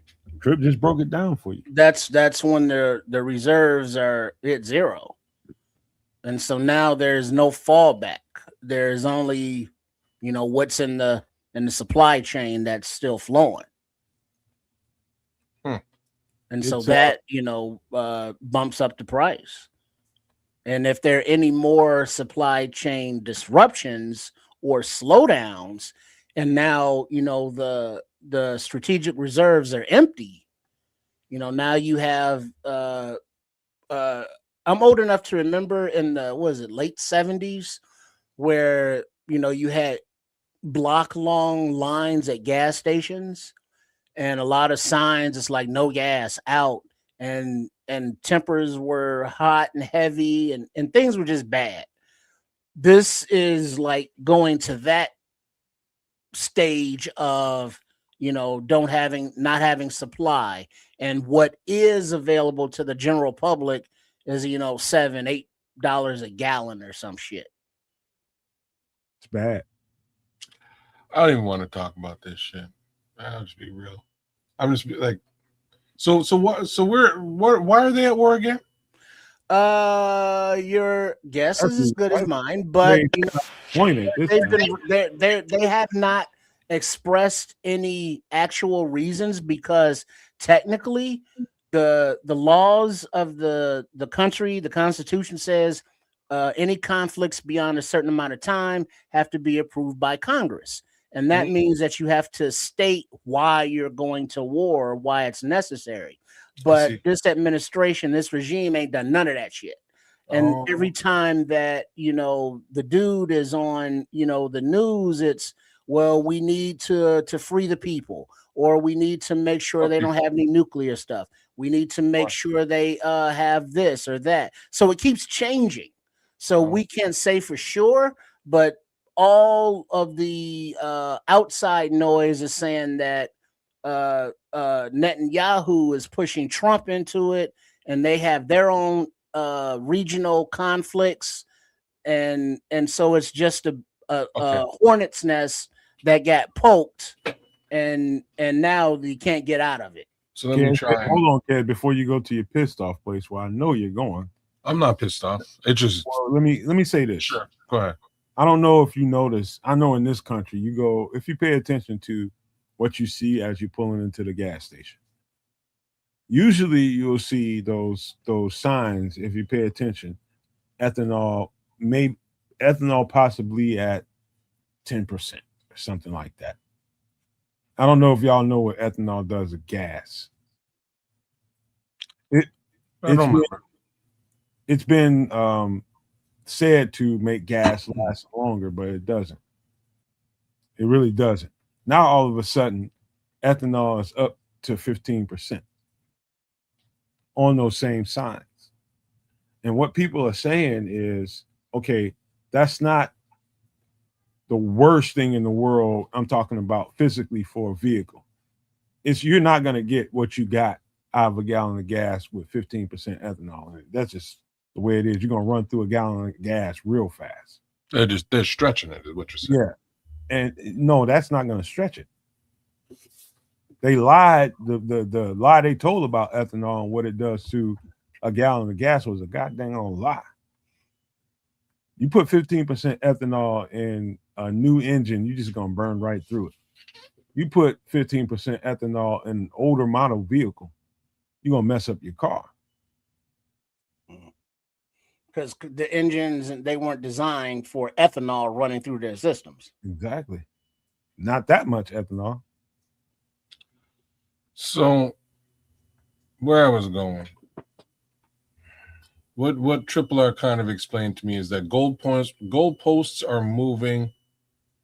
There's no, Congress can do nothing to effectively mitigate this situation. This situation is unfortunately global in scope. The consumer, from a gas perspective, has no recourse whatsoever, and again, neither does Congress. So one more time, I failed to understand what's happening here, other than this being a very purposeful maneuver. What the purpose is, I don't know. I couldn't tell you any more than the more obvious statements that we could all make. Well, the only other possible explanation would be a distraction from certain files. Even that, okay. Even that is somewhat of a moot point, because let's just be real here, right? So, how's that a moot point? I'm going to tell you how. So, if I'm just going to put myself into the shoes of the orange human being, and those files are out there, they're probably going to destroy my ability to maneuver in an effective manner today in my position, in my role, and would definitely hamper my ability to continue on in any capacity after this term. So I'm kind of damned if I do and damned if I don't. I'm damned. So instead, I damn the whole entire global supply chain of oil and economy. World. Yeah, fuck them. You know what I mean? Like, it doesn't it's not like we don't know that he's in the files. I can tell you ahead of time what sociopaths do. I can tell you ahead of time what you're missing, kids. Not only what Trips just said, which is important. He is a fucking sociopath, but also somebody's biological timeline. That he knows he's not long for this world. And because he's fucking evil. He knows he's not long for this world, and he's trying to keep from having to face what Triple R said in the first place, which is what he knows he done. And he's trying to keep all the distraction going, no matter what he has to do to keep it going. If that means dooming the rest of the world, everybody else's pockets and livelihoods, that means you doom them. It means my savior. He knows his biological timeline is short. He won't be here with us on the face of the earth for long. And he knows it. That's what you're missing. So it's one of those, I'm going out with a bang. Everybody else, fuck them. But, and it's just, I don't know anymore. Even that is ridiculous, right? Like we're a rational person. No, fair. Fair. Maybe I'm just too damn rational here, right? So right. Like we all have an expiry date, just like every carton of milk, all have one. We're eventually gonna, move in that capacity, such as life. I'm not gonna like me again. If it was me, I would not let the fact that my milk carton might expire taint my cup of coffee. Well, yeah, but if you've always been an evil son of a bitch, you're gonna go out as an evil son of a bitch. And that's there is no mercy. There should be levels to that reprieve. There is no I'm sorry's. Nah. I think there should be about that life. I think there should be levels to that though. So like if you're saying that he's an evil son of a bitch, which I don't think any of us can refute. It would take somebody much closer to him as a person to refute it. Sure as hell ain't me. You're not gonna get it from me. If you're an evil son of a bitch and you're in these files and you've done potentially some of the things that folks are saying, and I'm not even saying all of the things, just some of them that people are saying that you may have been involved in, then check mark. You're an evil son of a bitch. You don't really need to quadruple down and screw the planet. You win. You're an evil son of a bitch already, and we already know. So like, why this level of distraction? What's that? Your equations suck. Number one, I'm sorry. You're using reason and rationale, and you're using logic and empathy in the same equation as psychopath, and it equals the same thing. Fucking psychopath. Right. There is no rhyme. There is no reason. There is no understanding. What you understand is evil is what evil does. There is no, well, I don't want to be evil. Nah, I want to be as evil as I can before I leave. Is kind of thing that's happening. That what Corny's saying here. What up, Cornelius? Hurting other people, makes some people feel good. That's the idea. Where your thought process is, well, why you got to be an asshole for? You know what I mean? It's not even that. It's like if you're an asshole and you're an asshole, like I don't understand what ratcheting up the asshole does. You know what I mean? Like bigger asshole. Why would you want a legacy over, like, if you have, and look at the position he's in. This is what I don't understand. If you have a legacy of being a shit disturber, that's fine. You've disturbed a fair amount of shit, but you actually have the ability to not necessarily disturb shit. You could leave a legacy that's I'm not saying that you're going to really clean up this can of worms that you've left in these files, but at the very least, maybe you could come out of this thing and have folks say, well, shit, like this guy did some stuff that was semi-amicable, and maybe this was cool. You know what I mean? Like I don't know. You still I don't know what to using tell you. thought, reason, rationale, normal human behavior. Right. Psychopath doesn't have any of those identifiers. Yeah, Wait, think of what was fair. your buddy's name? That was cool with you, but is a psychopath.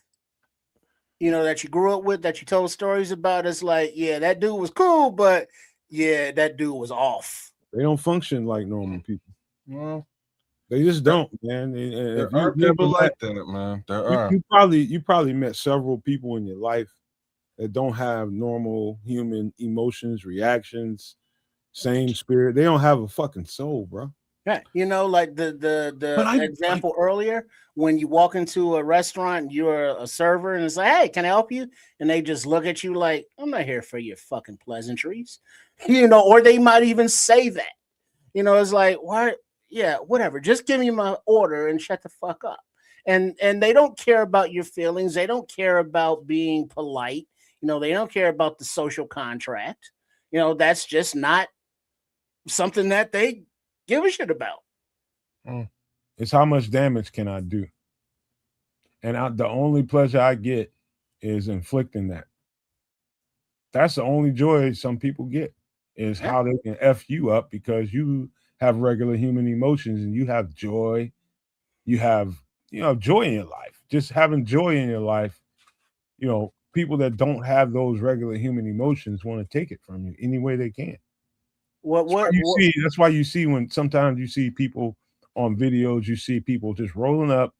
It'd be a family somewhere having a good old time, music playing, and everybody's dancing, eating, having a good time. The barbecue pits going, and the people around them ain't feeling none of that vibe, and they're just like, "Can y'all just stop?"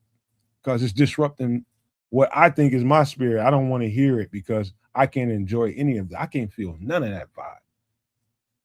You don't understand what you're dealing with around you in society. You have people like that all around you that don't have any of that going for themselves because they're just there. How much empathy did Homelander have in The Boys?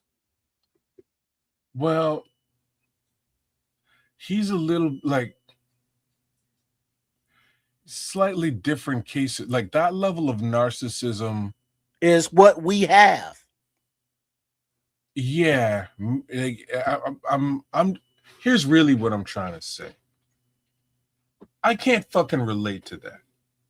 You know what I mean? Like I'm just saying. I can't really on a global scale. The bait and switch here is, hey Don, the bait and switch is not working. If you can hear it, it's not working. There's no bait and switch here. You're swapping evil for more evil, which is fucked. That's just fucked. I'm sorry. People like that find resolve in chaos, kids. But my point is, he's already steeped in chaos. More chaos for chaos sakes is fucked. Well, yeah, that's what we're dealing with. Adjective that I can trying use to tell here, you, man. Right? Trying to tell you, shit. And some people are fucked. Yeah. Some people are, and most of those people, I want to beat the daylights out of in like a, argument, look at close quarters conversation or relationship. Like I couldn't. Want to read what Commish got? Read Commish's comment. What up, Crooked? I think the good vibes and calm makes them feel uncomfortable. Chaos is where they feel comfortable. And again, that's cool, but no, the fuck it ain't. No. Let me finish speaking. It's cool in a vacuum. You know what I mean? In a small case scenario under your purview and control, within a company, an organization that you run, within a, that's cool in that scenario. At a global scale where everyone is engulfed in your chaos, it is the furthest thing from fucking cool, bro. I'll tell you what. That's me finishing a sentence. You know what I mean? That's me finishing I know we're cutting you off a lot, kids, but where you going? We're trying to taper a little bit, because when you start talking about rationale, you start thinking about, okay, why would this guy be this, what do you want to call it? Zero-sum game with his mindset. When he has children, when he has grandchildren, he has all this going on. All it means is, unfortunately, none of that he gives a fuck about, really. Right. In real life, he just might show face on the screen and during camera shots that he cares. He doesn't care. Because once he's gone, he thinks the world ends. Well, that's a great way of looking at it, but for me, it's just slightly a little bit different, and I'm just going to boil it down. There's 0 point to this other than screwing over humanity from a global economic, viewpoint. And to that degree, you should probably just maybe, like, for a minute there, he said, "Hey, let's just time out on this war thing. Let's just take a time out." And everybody took a time out, and it was cool for a couple weeks. We kind of put it behind us for just a couple weeks. But now we're back. And being back, there is no difference in actual rationale for this war. For this, and like I say the war, but I just mean for this $345 million barrel of crude oil reserve case scenario that we're dipping into. There's no validity here. There's no science to this. There is no immediate threat. There is no legitimate reason. Like, you know what I'm saying? There's really no argument to be had here. So we should probably stop down this path to avoid. See, there you go, thinking logically. Again. Well, you're trying to put logic where it doesn't fit. We get what you're saying, on the human level, on the empathetic level, on silly me. But no, it's just, that's like saying, well, why is that shark eating that poor seal? Well, that's what they do. No, because the shark's eating the seal because he's hungry. I can come up with a fucking rational reason to explain that. I cannot come up with a fucking rational reason as to why each and every man, woman, child on the planet is going to be paying astronomical numbers just to get from point A to point B with a vehicle. What you're missing, kids, is there's no rationality. You actually give a shit about the people that came behind you, the people that you put on this earth, and you want a better place, at least a solid place, some kind of solid foundation for them to stand on. That's called being a rational human being. Right. We're talking about irrational, and you are having a hard time separating it. No, well, remember Al Capone? Was Al Capone a good guy? But so no matter what analogy you're going to come up with, I'm going to be able to look at this analogy and give you a reasoning behind Al Capone. I can give you a reasoning behind the shark. I can give you reasoning. Mm-hmm. There is no fucking reason for this. What? There is none. Well, put it like this. Nomad mentioned Iran is nowhere near the United States of America. Whether they have nukes or not, very likely the nuke would be shot out of the sky before it got anywhere that's near not even an issue. You know what I mean? Like, the issue is what Nomad was referring to earlier, that some people, whether they be in power or be your next door neighbor or family member, they're just not right. And whether it be evil for the sake of evil or hate, or because they were not hugged enough as a kid or hugged, quote unquote, too much, whatever the case may be. But just this past weekend here in the United States, I believe it was Atlanta, Georgia, I saw a clip that a black family, kids, grandmas, aunties, uncles, cousins, all, family was having, a cookout in their house. A white guy drove by, yelled out, expletives, and they was like, yeah, whatever, gone. We just trying to mind our business, having our fun. He came back armed with a assault rifle and, vest and all this stuff. And he came back shooting at a family, having a cookout. And so there's an actual video that, one of the family members took, and they're screaming, they're running in the house. You're hearing gunshots. And it's like, why is this dude doing that? These people did nothing to him, but he has that hate. And this hate is, for the color of people's skin.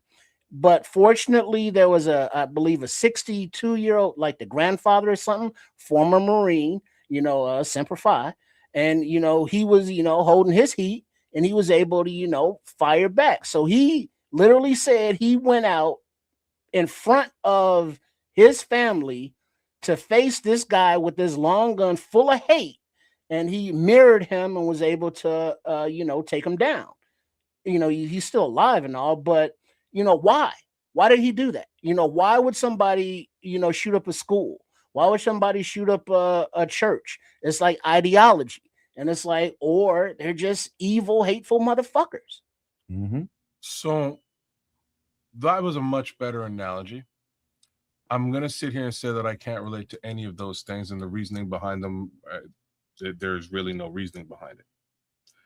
So in those scenarios, we're talking about a rogue one-off human being who's just gone off the deep end because of whatever reason he's gone off the deep end. And again, there's really no justification here.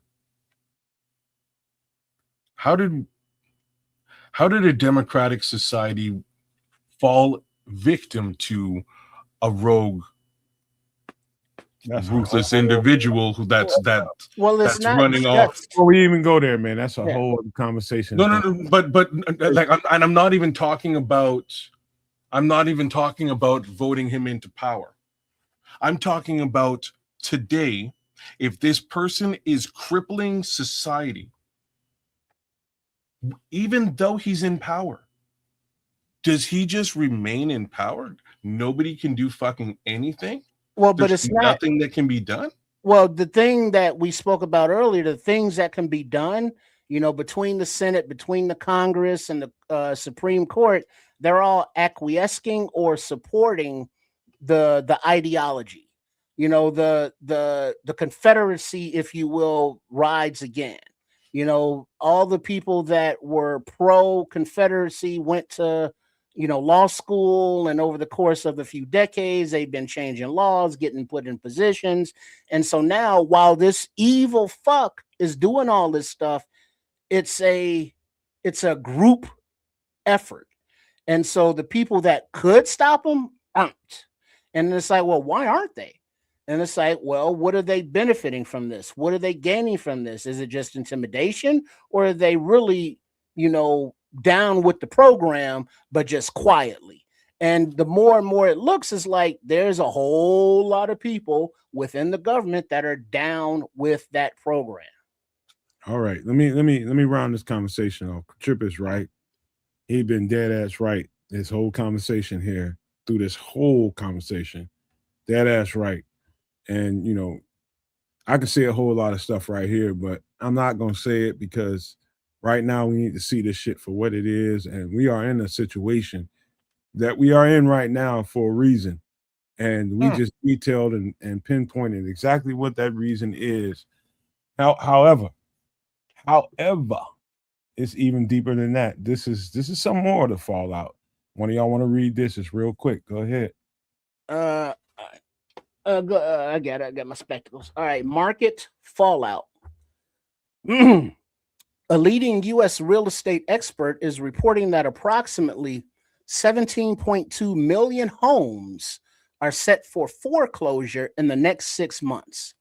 If correct, there are warnings of looming economic crash.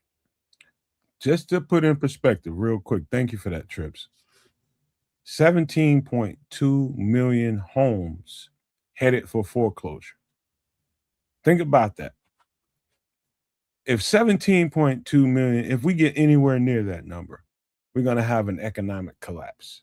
Because when people don't have stable home, and it's only so many people in the country that can provide themselves with a stable housing, whether it be a home they bought, or whether it be real estate they bought to rent out to other people. If they don't have that kind of stability, the markets will crash. 17.2 million in the grand scheme of however billion people live here might sound like a small thing, but that's huge. Yeah. I promise you that's a huge number. It is, and that follows up with there's a lot of foreclosures that are happening within the farm industry.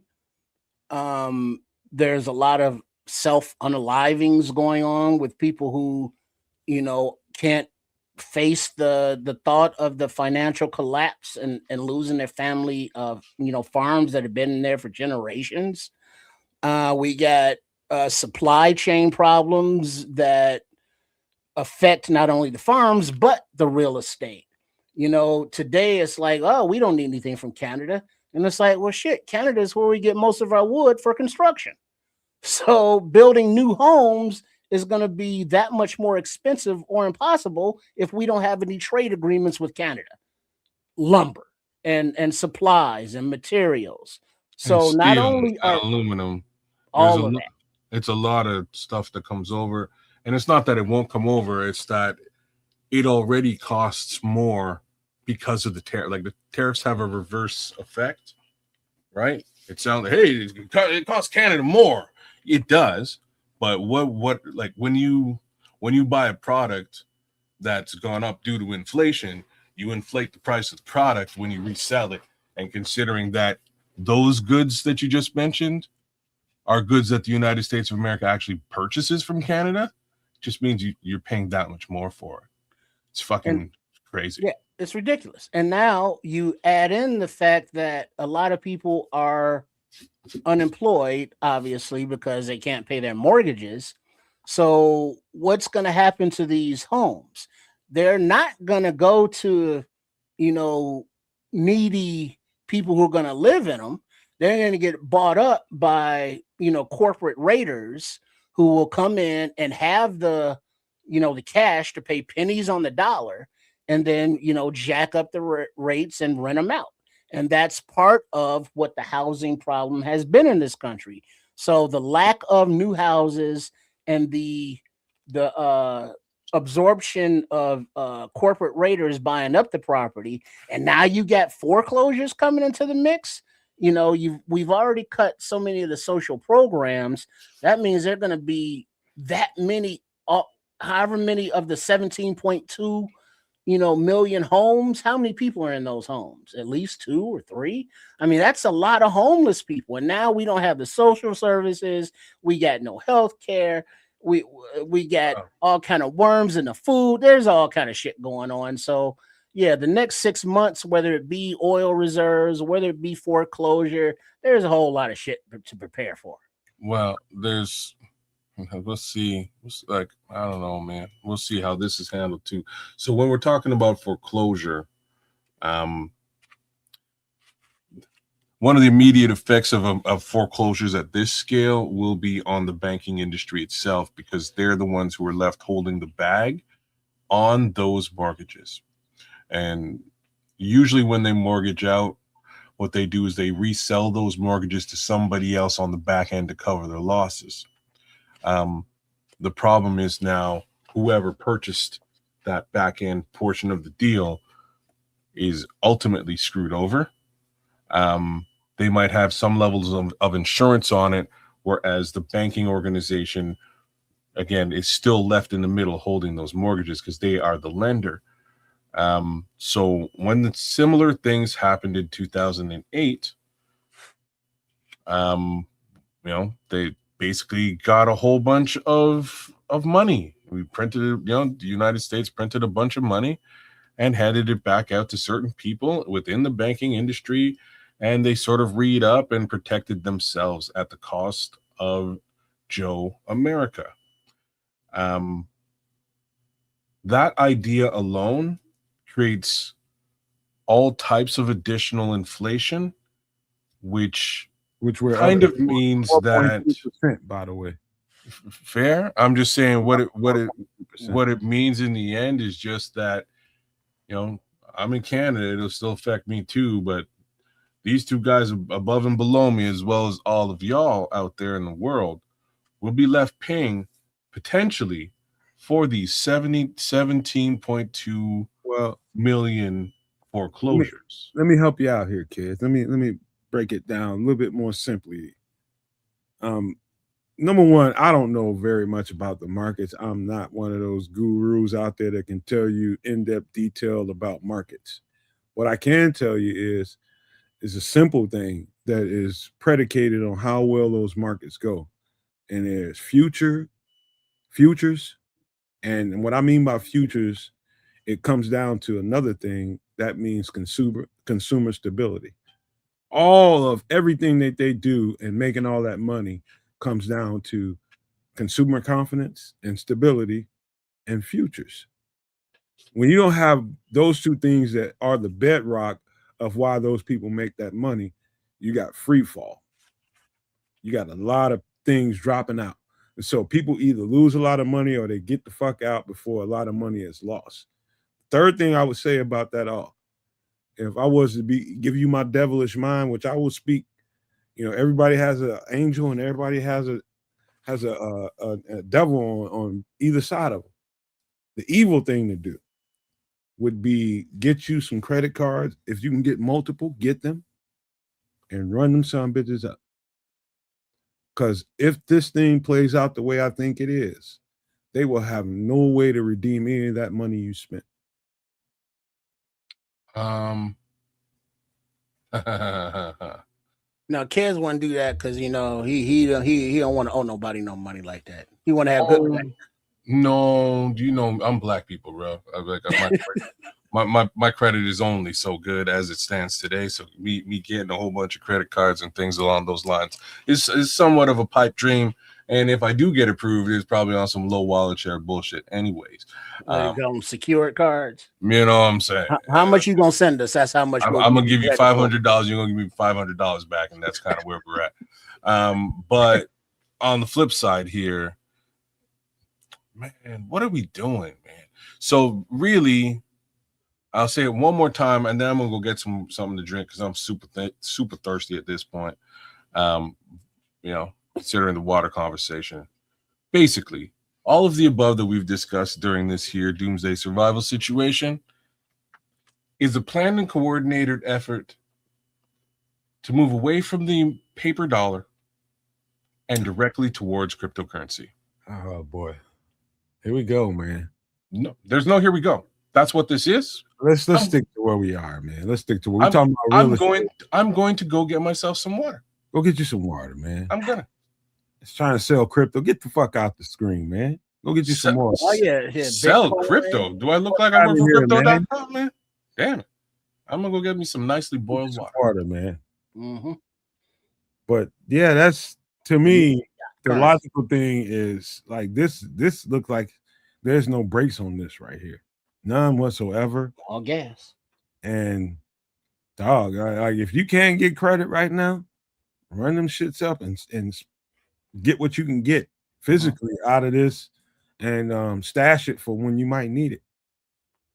And make sure that you have, it's amazing that it's not the healthiest thing to drink the water out of the tap or the faucet, and for a possibility of these doomsday scenarios and market crashes, have you some cases of water, jugs of water, just in the back of a closet, or someplace to drink, have the canned goods, prepare as much as you can, with MREs or meals ready to eat or things that you don't need to cook, just in case. If nothing happens, it's not a waste because you can still use the stuff later. So it's not like you have to throw it away or, worry about it. So just plan ahead for the possibilities. Because if shit gets bad, it's bad. Hey, Trips, you know what I think about when I see these numbers I'm looking at on the screen? I'm thinking about all these millions of people that have been, living in a certain place, living a certain kind of lifestyle because they've convinced themselves that they're better than everybody else that doesn't live this lifestyle. Mm-hmm. Coming down high off the hog into the lower end of the hog and having to try to live around us, the people that didn't do as much financially. And what kind of pieces of shit that we might have to deal with because they're uncomfortable, they're unhappy, and they're basically desolate. And we might have to take a crowbar upside somebody got. And they will still come at you all entitled like. Yeah, that's what I'm thinking about when I see these numbers and the kind of the places it looks like we're going to.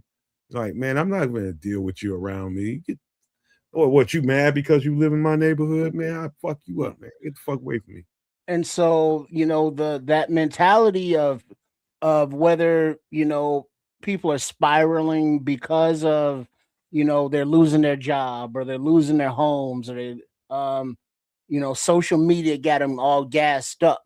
Whatever the case may be, that's reality. No matter how much we want to say we should all be, singing kumbaya and passing, a joint to the Doochie on the left hand side. That's not where we at. We at right now where you got to knuckle up and guard your grill, and prepare for bad shit. And not because we want it to, but because, hey, look out your window. Another thing too, Trips. There's a couple two things that I need to mention here. Is I couldn't really get the data that I felt like would be exactly what I wanted to produce on the show.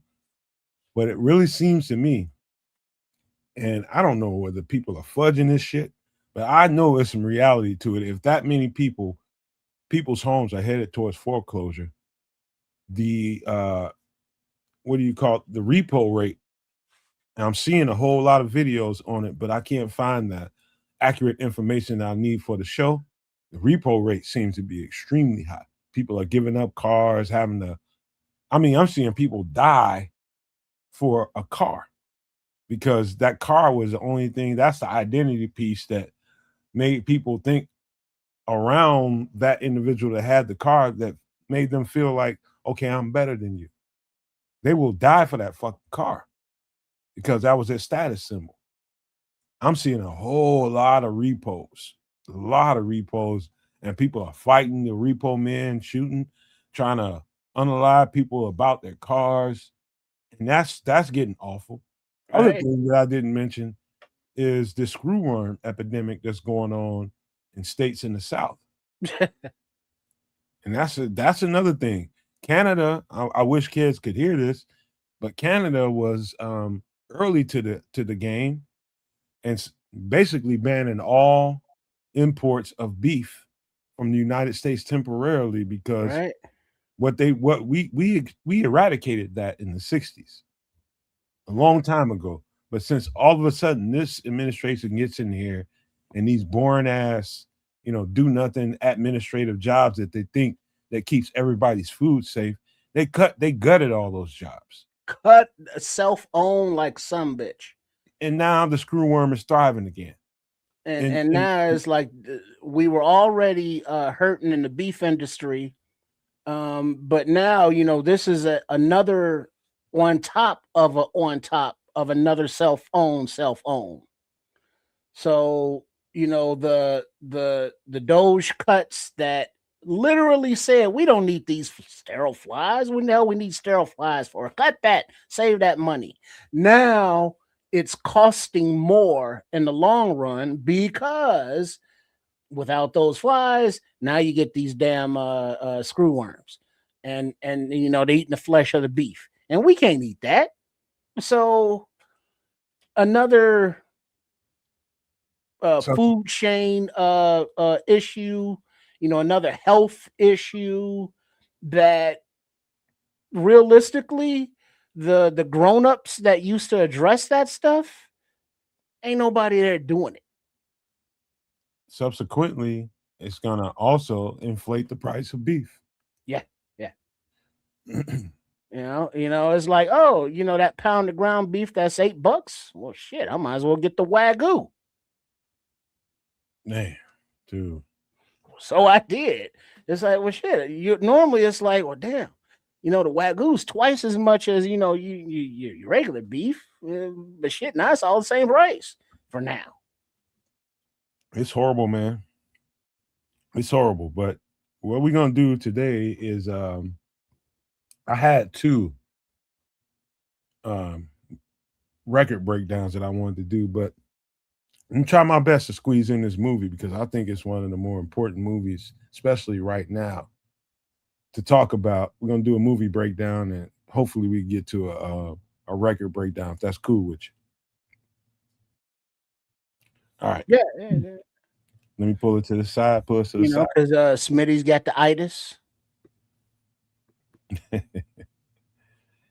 Everybody does right about now, but we're gonna get to. What is that? Bacon double cheeseburger, tater tots, 2 beers, 9% alcohol, full and sassified. Oh, I know he good. That sounds good right now.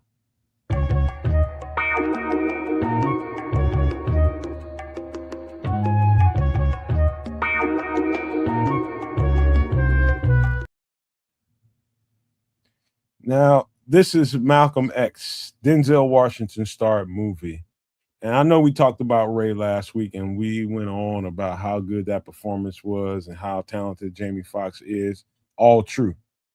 To me, that was the second best performance I ever seen in my life. But if you have never seen Malcolm X, produced by Spike Lee, executive produced by Spike Lee, and starring Denzel Washington, I don't care what you think about what a Muslim is, what the Nation of Islam is, what you think about black people. But if you want to see human evolution in real time, this movie is all that for you. You're talking about somebody that was, really in the mud with it, as they call it right now. You're talking about somebody scratching and scraping and basically trying to get it however they can get it in the early part of the development of the United States. Black people wasn't really worth shit. And they were getting it out of the mud. And, a soup kitchen might have been somebody's only hope for that night. You know what I mean? It was that bad. Black people were really scraping. You're really, really scraping. And this guy was in the belly of that beast, Malcolm X. And where he came from and ended up in prison because he was doing all kinds of, crimes and just doing White women. hoodlum shit. And he went from going to jail, meeting some people that helped him elevate his life who were in the Nation of Islam, to emerging as basically the centerpiece of the Nation of Islam.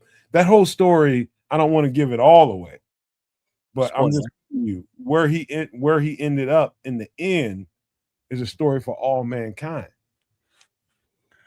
The arc of this story, it, as a black kid growing up in America, we didn't have a lot of Hollywood references that were like thought out like that.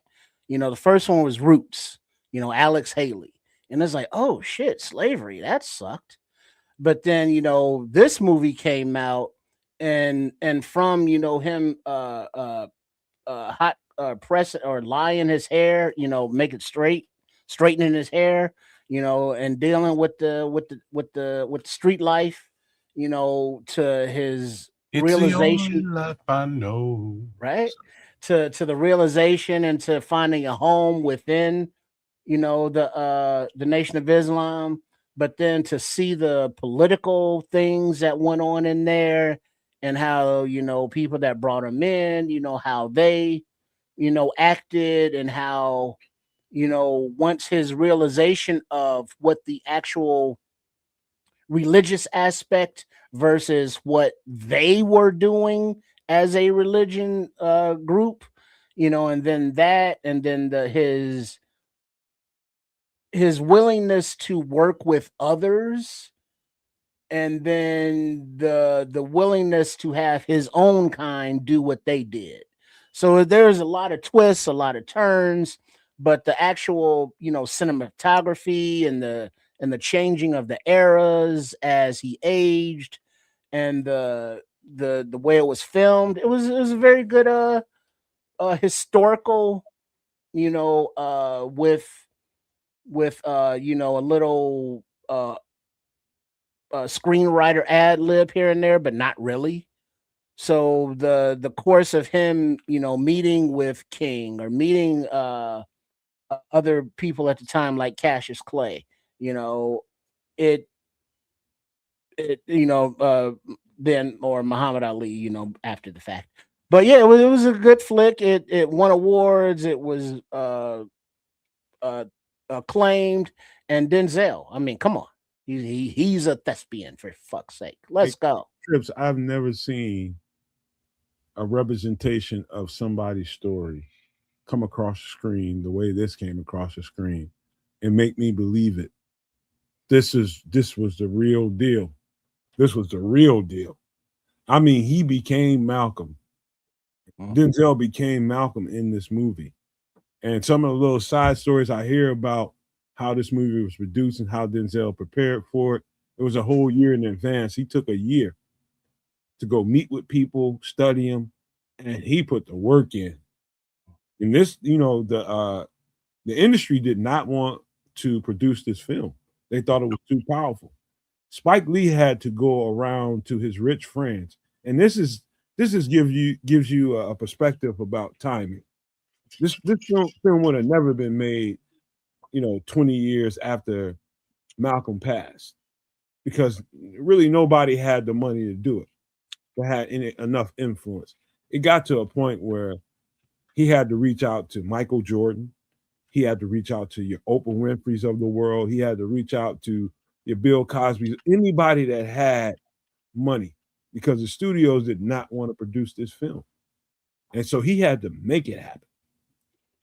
And that's one of the stories beyond the story. But the story itself is a man that went through every human element you can think of. And there was a time where he did not like, there was a certain amount of hate for white people during the filming of this and his life. And he came full circle by the time this thing came to the end. And again, if somebody didn't see this movie, I apologize to you in advance, but by the time he went to Mecca, and that's in what they call the Holy Land of the Arab world, that's over in Israel or Palestine, is what it is, Palestine. He went over there and he thought Muslims were all dark-skinned people. And he went over there and found out Muslims came from all different shades of humanity. You don't have to be a dark-skinned person to be a Muslim. And he learned that, and that changed his whole worldview.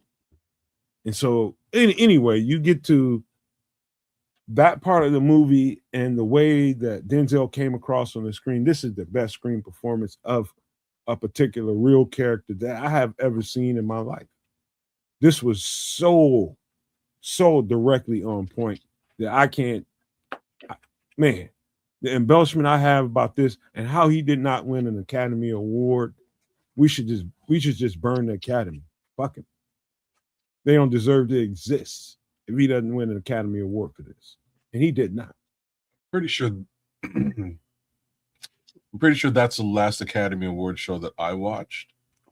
I'll be honest about that. I think I stopped watching the Academy Awards, the Oscars, after Spike Lee and Denzel kind of stormed off on this film, with all the reason in the world to do so. Nomad, you're right. I won't get into the guts of this movie for multiple reasons. The first one being it's been a long time since I've watched this movie. I may butcher it. The second reason is this movie is a movie I think everybody should watch. It is that powerful with respect to the overall direction of the film as well as the acting in the film, courtesy of Denzel Washington. Direction by Spike Lee. Spike Lee sort of gives you an everyday average character who has a everyday average arc that turns into something of power. There's a real crescendo in this film, and then it leads into a deeper revelation, which Nomad just unfortunately gave you guys.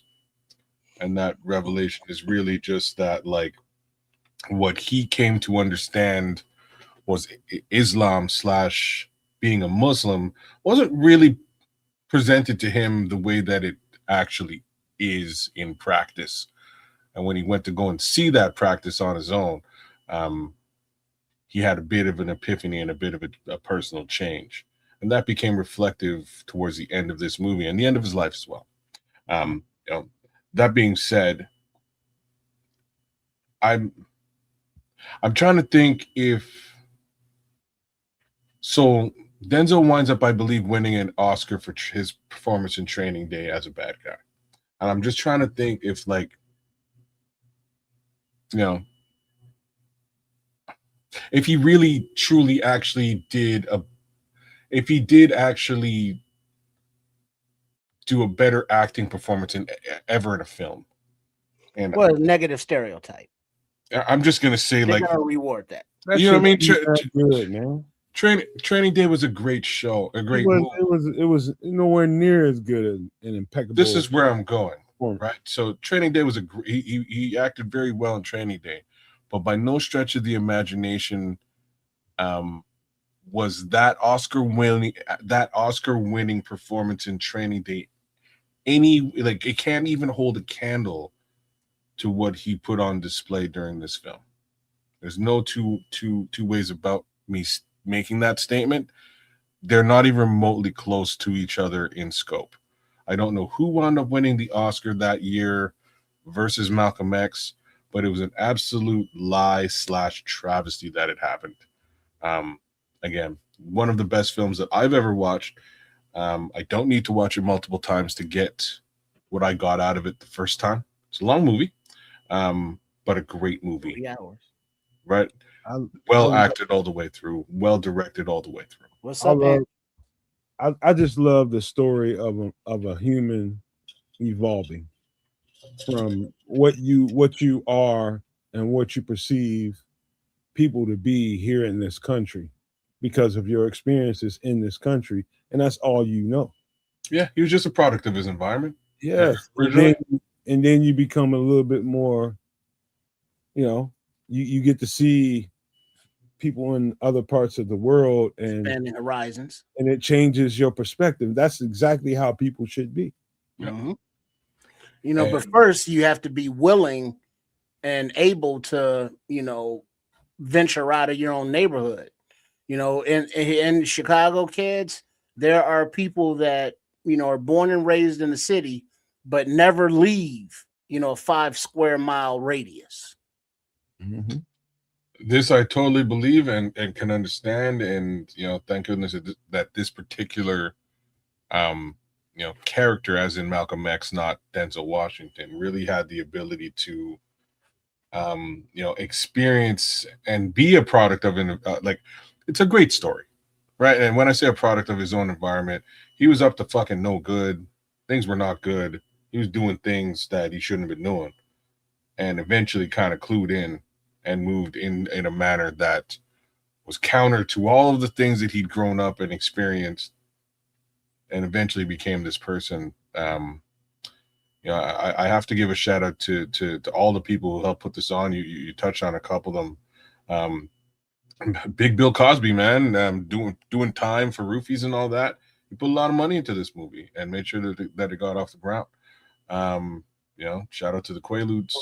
It was great for a cultural perspective to have those people that attain all that wealth and access to make sure that they made sure that Spike Lee knew, Denzel knew that this is important for our culture, for this story to be told.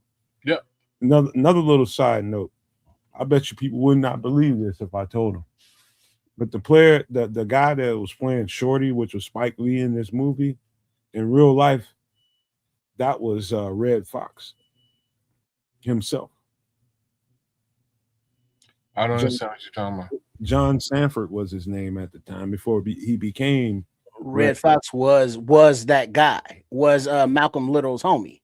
Yeah, back when it was Alabama. That's right. Yeah, that's right. Okay. So that should be noted. Red Fox was his homeboy. They both kind of migrated to New York and was trying to figure out life. And they was just some kids running around, robbing and jumping trains and getting from here. They were just living life, by the seat of their pants. And, they was doing whatever they had to do, getting something to eat at the end of the night and getting to the next day. And that's how they were living. That was Red Fox, the guy that played Shorty. But his name was John Sanford. Damn, Ryan Flux. I did not know any of that, and that's all the more reason for him to have become a Muslim. Magic Johnson. Man, don't even listen to that shit. I'm just seeing what's in the chat. Magic Johnson helped put some money into this. You mentioned Michael Jordan, good old. I think Michael Jackson too. I think. I believe Michael Jackson, most definitely Prince. Prince also put some money into this particular project, and again, Oprah Winfrey. So this became a community thing because the powers that be had pulled money out of this movie. They did not want this movie to be released or to be produced. Right. And when I say the powers that be, the fact of the matter is that Spike Lee had he made a lot of noise in Hollywood after Do the Right Thing. Do the Right Thing was an unexpected box office smash. It did very, very well. It made a lot of noise and a lot of money. So in that respect, Spike had a lot of influence. And the questions were, what was Spike Lee going to do next? And I believe there's another film sort of in between these two, I believe. But this one was his baby. This is the movie he wanted to make. And it took a very long time to gather the funding to actually put it out there. But once he got it, you know what?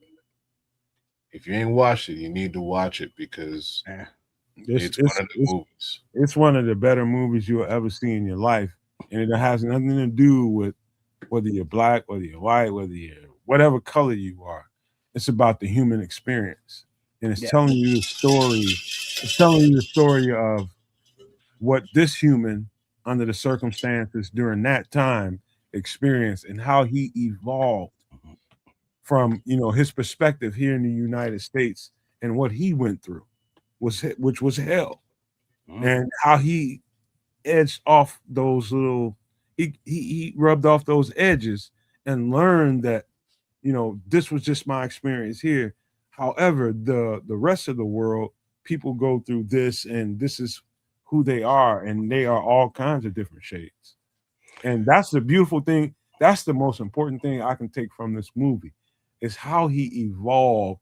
And I'm a different man because of this movie. I was a lot like a young Malcolm X, very much like him. And my experiences, on its face would make me hate somebody that was white. But because of my experiences, I got to go out and about in the world and meet different people and see that everybody ain't the same because they don't look like me. And I had to learn that. And that's why it's important to me to have this review, man. I think in a lot of ways we are all Malcolm X, or we all need to try to be Malcolm X, besides what the media portrays him to be, man. What a hell of a guy, man. What a hell of a guy. Something that always irritates me, and it's not like I'm hating on the dude, but to have, Tyler Perry to be able to, capitalize off the Madea bullshit, to be able to open a studio to now create whatever he wants to create, it just irritates me that Spike Lee wasn't able to monetize like that, to open a studio like that, to produce more of the movies that he puts out, because Spike Lee's movies always have some kind of social commentary, some sort of historical relevance. I think you just answered your own question. So none of that is something that the money wants to promote. And other than put on a dress and act like some grandma, they'll get behind that full force. It's exactly what you imagine it would be. Any kind of buffoonery, they'll put all the money in the world behind it. It's exactly, you answer your own question, dog. Like, because Spike Lee goes off, his movies very specific. Like, man, I think each and every one of his films has a very specific moral compass, and you can see it develop throughout, the arc of the film and finish. Each and every one, including 25th Hour, including they all do, right? So, and 25th Hour isn't even really a Spike Lee joint, but it wound up becoming one. Yeah, you know what I mean? At the end of the day, that's him. He's kind of trying to say something with his art, which is really what any and every true artist should be doing, right? Like, you should be trying to say something. When somebody paints a picture, it might not really just be of like the thing in front, like the image on that canvas. It may also, and hopefully is, trying to convey a feeling or an additional message for that viewer to take in and maybe understand over time, if not immediately. But that's just Spike. Unfortunately, yeah, you're right. Tyler Perry ain't trying to say shit or really do shit. He's just there making money and in position of power. You could say similar things. You can say similar things about Ice Cube as well. Ice Cube has gone. He's taken his money and figured a way to build his own studio and produce his own movies for his own purposes. And what's interesting is, much like Spike Lee, his first foray into films, his first few films, even though the messaging wasn't strong, there was still some level of moral compass with respect to what Ice-T was trying to, Ice Cube, pardon me, was trying to, portray, whether that was just family values, whether that was, Black community stuff, right? Like, he at the very least attempts to do it. It's just, I think we're at a plateau where maybe he doesn't have the money to do that stuff any longer. I really haven't seen much come out of Ice Cube's studio as of late over the last, maybe 7 years. Well, he Big Three, that cost a lot. There you go. So he is doing something a little bit different, and that's where the money's going. But there's many more Black directors, executives that try to produce a lot of films, not to mention, people like Bill Duke, people like Mario Van Peebles, his father. There's all kinds of people that have been trying to do this shit for a long time. And, depending on who you are, you might have favor with this person, that person that helped push it through. You might not. But the truth is, man, some of the stuff needs to be said. Let me speak to Quato right quick. Thank you for coming here, Quato. I'm just going to read this and I'm going to respond to it mildly. He says, "You're a good guy, Nomad. I don't know why BCP Shorty has a problem with you. I don't know either. I don't know. But all I know is thank you for, for supporting. You know what I mean, Quato? But I don't pay no attention to that kind of thing, man. What he eats don't make me shit, and vice versa. So he was probably just on that catnip. It wasn't nothing personal. Yeah, I don't know about all that, man. But I just don't fool. When I don't fool with you, I don't make no funny stuff about it. I'm not gonna act like I like you. I just don't fuck with you. That's just the way it is. And maybe he's kind of feeling that a little bit, but it doesn't matter. We gotta do a record review. And this is gonna be a good one. And I hope we got time to really finish this off. But I heard you say some shit before, but we're gonna see how you feel about this one. Life After Death, man. Notorious B.I.G. Some people might say this is his most prolific record that he ever made. Some people might say it's the first one. Some people say this this record is more commercial than the first one was. I don't know, but I know this is a dope ass record that I can still get into like I did the first time I heard it. Now, excuse me, but before you go, kids, the album, The Notorious Big, Life After Death, and that the track list is Life After Death, intro, Somebody's Gotta Die, explicit, Hypnotize, Kick in the Door 2014 remastered version, Fuck You Tonight, classic, Last Day, I Love the Dough, What's Beef, B.I.G. interlude, More Money, More Problems, Ninjas Bleed, I Got a Story to Tell, Notorious Thugs, Miss You, another, Going Back to Cali, 10 Crack Commandments, Player Hater, Nasty Boy, Sky's the Limit, The World is Filled, My Downfall, Long Kiss Goodnight, and You're Nobody Till Somebody Unalives You. Go ahead, kids. True Pilgrim here sound a little bit like yours truly, bro. On this one, I know you were gonna go there, but that's why I did it. There's stuff in this album that I truly like.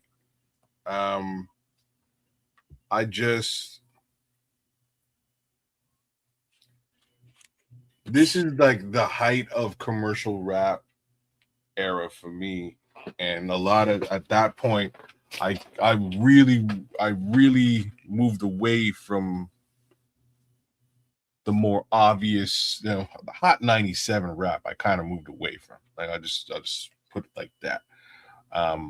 This album was a very clear and obvious commercial success, but it was also a clear and obvious commercial effort with which I have little to nothing to relate to. For me, this album was a very large departure from that young Jamaican kid who.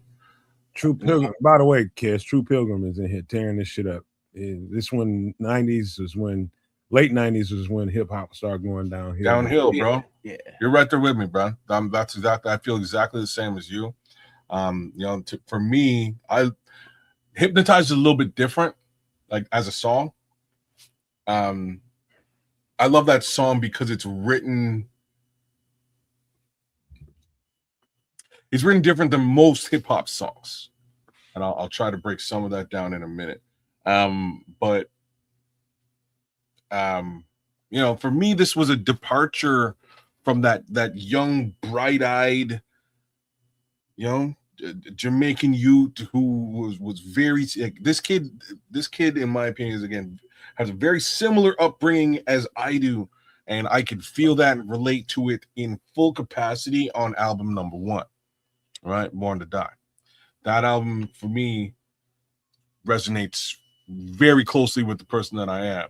Once we get to this level, this is a whole other guy. No longer that look ma, I made it, young kid anymore. This guy, this is a whole different thing. This is a persona that he's now. This is Frank White. Right. This dude ain't eating at the Waffle House. No, this is Frank White. This ain't Biggie Smalls anymore. Right. And that's sort of where I kind of depart on this, but I'll get into the song Hypnotize. As a song, I don't like this album a lot, but as a song, Hypnotize it kind of holds a special place in my heart because of the way that it's written, and it's sort of written, how do I explain? It's written with what they call iambic pentameter, and iambic pentameter is sort of it's a syllabalistic way to create poetry. And in doing so, the syllables in this song kind of bounce off the rhythm of the beat within the song. And I'm kind of trying to just like speak in a rhythmic way. And that's that's how this song it flows. Like there's only certain rappers in the history of rap that can do this or have attempted to do this, and Hypnotize is almost a perfect,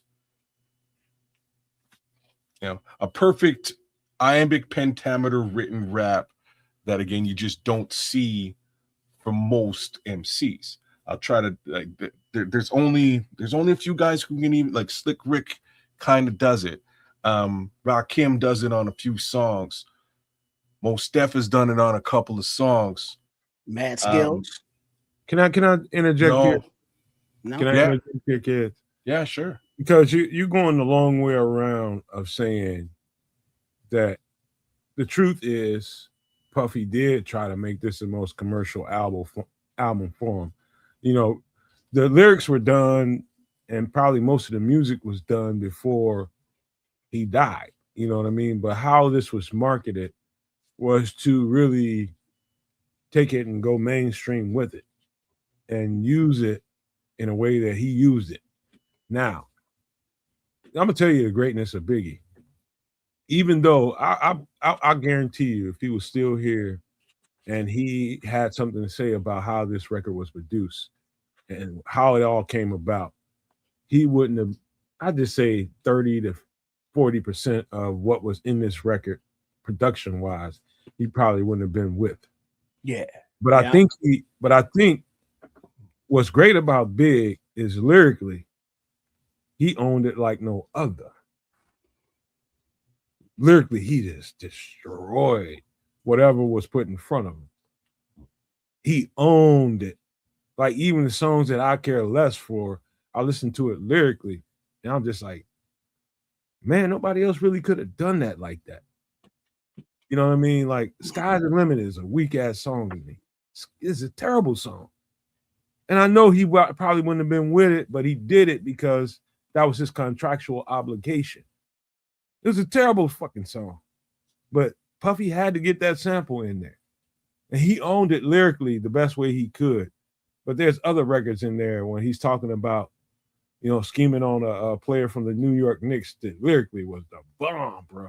I can't think of the name of that song right off the top of my head, but I got a story to tell. That shit was dope. That shit was dope. How he did that lyrically and put that story together, you felt like you were there. This album, I like 5, maybe 6 songs of it, but overall, it's like, damn, these tracks are whack. And it seems as though, not to be a conspiracy theorist or anything, but at the time, it seems as though Big was starting not to pause in advance, but wasn't starting to feel Puffy like that no more. And that's, right before, the trip to Cali that Big never returned from. So, would anybody really put, something like that past, Puff, knowing the kind of character he is? I wouldn't. And so it seems as though this album here was like a precursor to Puff cashing in and milking the cow for the rest that it's worth before the cow could leave him. Look, there was a bunch of shit going on, right? There was a bunch of shit going on. True Pilgrim, I also feel the same way about Nas' second album too. Almost identical. That commercial era really rubbed me the wrong way and pushed me so deep into like backpacker underground rap, and that's kind of where I lived for a little bit. Now and Southern rap and some West Coast shit. That was true, real West Coast. I did not really have an appreciation for East Coast stuff. That was kind of trying to be West Coast. I just lost my shit. That being said, a lot of things were going on. There was a lot of flirting with Un Rivera. If you guys remember that name, rest in peace, Un Rivera. Un Rivera was a guy who was doing, he was producing a couple of groups. The one artist that I can remember off the top of my head was Charlie Baltimore, who Biggie was also dating in some capacity too during this period of time. His company was Undies. It was what? Undies. So Undies? he was a side piece to Biggie. Biggie was slowly ginning up the artists that he wanted to put out. You know, Charlie Baltimore and some of these other little C's were coming up under Undies Entertainment. I didn't remember that being the name, but it was like Look on it up. something. Look Yeah, it up. it was on something. Like I'm not gonna argue with what it was, but yeah, like so Un had a bunch of lower artists that were directly related to Biggie, and Biggie would do tracks with them. And those tracks had fuck all to do with Puffy, and it was pissing him off. There was also an eventual link up with Jay-Z. There was also an eventual link up with Jay-Z, like where Jay-Z winds up dating Charlie Baltimore and winds up unaliving on Rivera. That's a whole thing. All right. No, Un is still alive. Say what? He's still alive. Are you sure? Yeah. If he died, he just died in the last couple of years because of health or something, but he's been around. Really? So his name is Lance Rivera. Lance Rivera, yeah. What, he lived? Yeah, man. You thinking about something completely different. And you waxing poetic about it. You thinking about some whole other shit. He's still around unless he just passed in the last couple of years. He's done some pretty good interviews about that whole era too. He did some on Vlad TV. He did some on he might be gone now. Okay. I thought, sorry, my bad. Oh, interesting. Okay, my bad. I thought he had passed with the whole nightclub thing. I didn't think he survived that. I think you got that confused with some of the Steve Stout stuff. Maybe. I did not think that he made it out of that nightclub. Nah. Apparently he made it out the nightclub. Because really, like, what's weird is that this incident occurs and Records kind of just, right? Disappears. That's just the power of Puff. Well, Puffy's one part, but Jay-Z's the other. He didn't have no juice. They had Rockefeller wasn't even a thought in somebody's daddy's nutsack at that time. No, it was him and Jaz-O then, wasn't it? So when I say what happened in the nightclub, do you know what I'm talking about? The one with Shine? No. You talking about the Steve Stout incident. You got the wrong executive, bro. No. So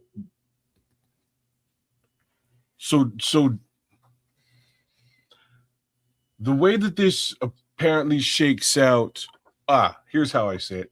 Allegedly. Thanks, Scrolls. Like, Scrolls has been telling me to use allegedly for the longest time. I'm just going to say it this time. So allegedly, a certain Mr. Z juxed, we'll use the Jamaican term, on Rivera in the club. And there was an ongoing lawsuit about it, and there's also a rap about this. Like, that there's a Jay-Z rhyme about this. It had a lot to do with, again, Charlie Baltimore and Jay-Z dating her at the time. Apparently, Jay-Z has sort of come out more recently saying that maybe Jay-Z didn't personally commit this juxing, for lack of a better word. You're talking about Steve Stout, man. No. I promise you that's the Steve Stout story. Mm-mm. That involves Jay-Z and poking people with knives. That's Steve Stout. No. All right. Like I'm not saying that may not have also happened with Steve Stout. I'm not familiar.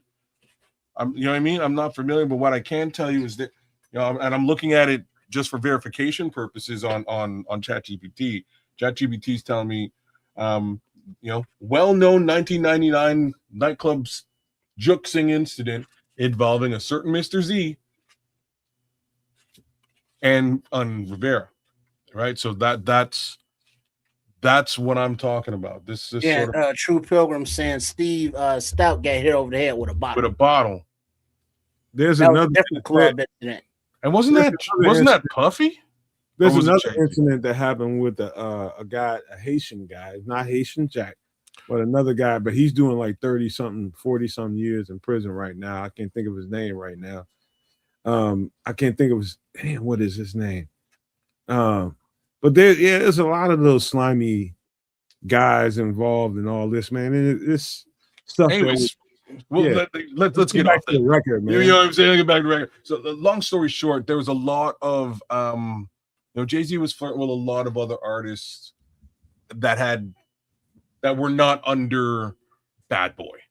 Just to boil it down, there was a lot of other artists collaboration, and speculation that he was going to jump ship and create a supergroup, which included Jay-Z. That never materialized, right? So these are the conversations that we're sort of having that were happening in and around this time and this album, which led to potential speculation that BIG might not be directly related or directly producing music for Bad Boy in the near future. And unfortunately, if you look at the just the scope of what was happening at that time under Bad Boy, there was Craig Mack, who was making great money for Puffy, but Puffy was not promoting him in any capacity or paying him. So that wasn't going to continue on, that relationship. There wasn't a Mace. Mace sort of popped up just after this album, right? There really wasn't anything with respect to Bad Boy other than Mary J. Yeah, there was no stable. You know what I'm saying? I'm kind of going through it. The stable didn't really exist at this point. So where was Puffy gonna make money if Biggie disappeared? Puffy's cooked, right? So it's just sort of an interesting look at this time frame. And again, unfortunately, it does point. Yeah, Puffy did do Craig Mack dirty, and rest in peace to Craig Mack, man. Sticking to the review of the record, though. Yeah. Lyrically, I listened to the first record. I listen to them both all the time now, and I'm telling you, in the dynamics of lyrical content, he literally got better during the second album. And you might not have liked the tracks that were selected for this record, but man, that guy he got more potent. Yeah, I'm telling you, lyrically, he was better. And just, it's like the first record, he was, okay, I think I'm all that. The second record was I'm all that, and it came out lyrically. Another thing to note about this record, there was one collab outside. Wait a minute, is that the first record or the second? No, that was the first record when he did Method Man. So this is Bone and Biggie. I think there's two collabs on this album. Yeah, it's the first record when he only had one collab, and that was with Method Man. I think there's more. I think there's more than one on this album. So definitely Bone and Biggie. The Bone and Biggie record. I got the count. You didn't know that Big can spit like that with that rapid fire style. You didn't know that until he did it. That's another thing that made the record a little different, was the fact that he just, hold up, you can hang with them, and he tore their ass up. In my opinion, man, that shit was dope. And I ain't talking about the track. I'm just talking about how he made sure he elevated and he just overcame whatever their lyrics were. He just whooped their ass lyrically. Yeah, Not to say the more obvious thing. I'm not sure that was a hard thing for Biggie to do. Biggie's a lyrical guy, and like I'm saying, what he does on Hypnotizers, I think very very overlooked. In my opinion, it's a very special rap, man, from front to back. But the rest of this album, I can totally live without. There's not a lot on this album for me. Definitely not my favorite Biggie album. I love the first one so much. It's a timepiece for me, and I can relate to the person, like right down to, Miss Wallace. I can relate to it. Like, it's funny. So, like my stepsister's last name is Wallace. Like, it's so, for me, this guy and me have a lot of relatable things. But once this album came out and I made my way through it, I was like, this is not my Meh. You know what I mean? This is just not for me, man. This is for the bullshit of the world. To Party and bullshit. You know what I'm saying? Bullshit. That's more what it is. Like, here's a general microcosm of what we think that the world should think. Here's what we think the world should think hip hop actually is, and here you go. And what that was in that era, that year, was a whole lot of things that kind of just sounded, looked, and smelt and felt exactly the same. Well, last thing I would say about this record, and this should round off the conversation a little bit. I think we were in two contrasting worlds. I think we were in the world and in the mind of a street rapper that's truly, truly, and bluely hip hop versus somebody that's trying to climb the corporate ladder and trying to do anything that he could to bring it up a notch as far as his corporate access was concerned. That's Puffy. Puffy was trying to climb the ladder socially and administratively. He's trying to get to the top. And Biggie was just his muse kind of. And in hindsight, it's easy to say that, but during the time, I was just, people just wanted to hear that record. Now again, I would go back and say this one last time. It doesn't matter what Puffy was trying to do and how that record came across to a lot of people. Lyrically, he bossed this shit. I mean, when I tell you he bossed it, that's why he's getting, the title as the greatest or one of the greatest. It's because of some of the stuff we're talking about tonight. He's a street rapper with street content, with a guy that wanted to be in shiny suits and doing all the dancing and just bullshitting around on screen. And Biggie just was like, man, come on, man. No, that's not me. So he, during the time of his transition, he knew that's where it was going to have to go for him. And he knew to start making other plans. And there's all kinds of stories out there of what he was doing. Some of the Lance, Rivera conversation was part of that. Some of the stuff that Charlie Baltimore talks about, Lil Kim, C's, all of them tell the same stories. Even to me, some of the better tracks on this record was from Easy Mo B, who made the first record jump, in my opinion. But Easy Mo B also produced Flavor in Your Ear. He produced a lot of dope stuff at that, in and around that time frame. But you just have to, you have to recognize that Biggie was no idiot, and he was walking around watching what Puffy was doing to Craig Mack, and kind of did not want anything along these lines to happen to him. Like that's a big part of the catalyst that we're talking about. Here's your label mate blew up. His song is everywhere. He should be making money, and he can't hail a cab. Like, this is a problem. how do I avoid this situation? I don't know how I avoid this situation, right? And that's Yeah. And it as a business person, I get it, but Puffy never had any dope rhymes. He couldn't do shit.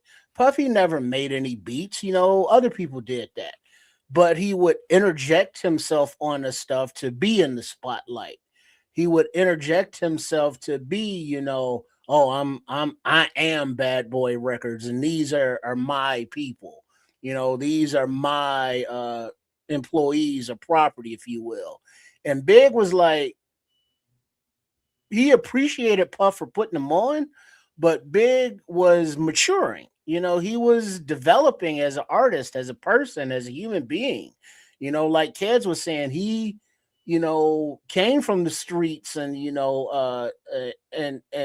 and know how Puffy was getting down and treating people, and so it just seems as though that Biggie was trying to spread his wings and fly away, and Puffy was like, "Nah, no, we can't have that." He was a muse, man. He was a muse for Puffy, and it became clear and obvious, like that. The next record that came out of Bad Boy could have went, and I'm gonna end this right here so we can give a good close before 5 hours. But it was clear and obvious what the whole plan was in the first place. Big built him up to set Puff up, because after this record and Big passed away, it should have been the next artist up. Instead of that, it became Puff and Puff only. And that was it. It was all a setup for him to be the star.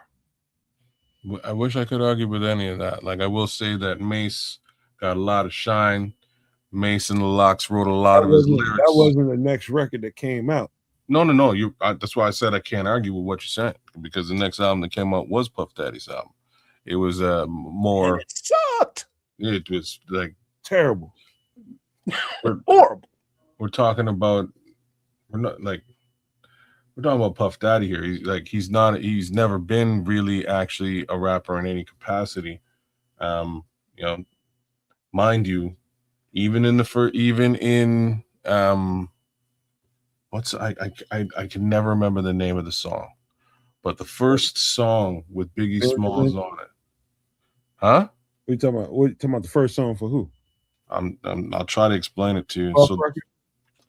So the first Puff Daddy record was not a Bad Boy record. Just remember, man, we only got a couple more minutes, man. Don't worry, we'll finish it off here. The first record included Puff Daddy, a gentleman named Third Eye, Biggie Smalls, and Mary J. Blige, and Super Cat, the reggae singer. That's the first. Yeah, that's Super Cat. And Dolly, my baby. Is that the name of the song? It's not Dolly, my baby. Yeah, but that is the song. That's not the name of it, though. Yeah, I can't remember. I can't remember what the name of this track is, but that's the first one. And on this track, Puff Daddy comes out and he busts a rap, and it is absolute garbage. And this is the first time he did it. And he kind of took a step back for the next maybe 2 years and didn't come out as an MC again after the reception that he received on everybody. You hear the song, it's like, yo, Biggie's killing it, Mary's killing it. Who's this Third Eye guy? Yeah, he's all right. He's doing and like Super Cat's dope. But who's this guy? This guy sucks. Why is he on the song? And somehow, maybe 7 years later, he figures his way back onto an album with a whole different style. And the shiny suits apparently suited him and worked, because in the end, he had some level of music longevity, which I'm yet to understand. But such is commercial hip hop, I suppose. All right, man. You know what? This is one for the ages, man. This record right here, I still love listening to it and evaluating what I heard to this day. I can turn it on right now and go from beginning to end and listen to each one of those tracks. Think about the producers that made those tracks. Think about the time and space that Biggie was in, Puffy was in, and why those tracks came about. You start thinking about some of the trends of the time and knowing what those were, like the record kids is just talking about the reggae record with Supercat. That was a trend at the time. You know what I mean? And the way they were rapping on there, I might have missed something in that part, but that was some ridiculous. That shit was terrible, but he was right about that. But we got to get ready to close this out, man. I had a good time doing this show. A lot of stuff to talk about. There's some stuff we did not talk about on the show because we all got some big mouths and we like to get carried away. And so we missed some stuff on here. I'm sure we'll pick up the slack on the next Extra Sauce, but make sure you hit the subscribe button. Make sure you hit the like button on all 3 channels. Share some of this content with your friends on Sports Chicago Style and on Kids of Canuck, and also on this channel, the Nomad Network. We would appreciate you doing that. We really would. And so let me kick it on over to Kids for some final thoughts before we get out of here. Yeah, man. Thanks for kicking it with us tonight. The song I was talking about, strangely, was the Dolly My Baby remix. That's actually what it was, Trip. So thanks for that. Long story short, feel free to go check it out. Dope track. You'll hear Puffy rap. It does not sound like the Puffy you know, and you'll wish that he was not a part of this song either. That being said, back to the Bears. Can't wait to see what this offense shakes out as and what it looks like. I'm very excited by many different facets of this offense, and I've sort of resigned myself to worry much less about the defensive prowess, because in theory, if you can put up 21 points on a team early in a game, they ain't running the football. So now it's just a question of whether they're passing the football and whether our secondary can stop them. And I think we've got a super powerful secondary that can do just that. So I'm stoked. I don't know what happens with the damn, with the stadium. Your guess is as good as mine, but let's all continue to pull for Illinois, because maybe something might happen and a politician might, pull a rabbit out of a hat. Well, that trick never works. This time for sure. Right. Presto. Sorry, I went into the whole Rocky and Bullwinkle thing. But shout outs to all y'all in the chat. 18 Benjamin, True Pilgrim, Ice Cold Magician. Thanks for coming through. Who else is out there? AC Adam, Doctor was with us tonight. Smitty Q, man, be safe out there and enjoy the West Coast. Casey Bill, it's Crimson and Quatu, man. Thanks for coming back, Quatu. We love having you through here, even when we're not talking about Mars and Martians and aliens and stuff. Sometimes it's just football, fun, and doomsday. You never know what you get on a Wednesday, right? Oh, and Dante as well, and Paul Rodriguez. And Crooked Commish. Shout out to Crooked. Always good to have you. Shout out to the boys over at the clubhouse. And all that being said, give a like, share, subscribe, and as much love as you can. Leave a comment, if you will, at Kids of Canuck right here on YouTube. Do the same thing for my guy, Triple R, at Sports Chicago Style, as well as the Nomad Network. Give them some love. Give this show some love. We'll be back with you on Wednesday night again with more Extra Sauce. And we'll see you on Sunday with more Bear stuff on Nomad at Night. Trip. Damn. Something that we didn't get to tonight that I forgot about was that peanut butter jelly sandwiches review. Maybe we do that on Sunday. But big up to everybody as we are now in almost mid-June. Mini camp. The camp will be wrapping up this week, and then the team will be on like a break for 6 weeks.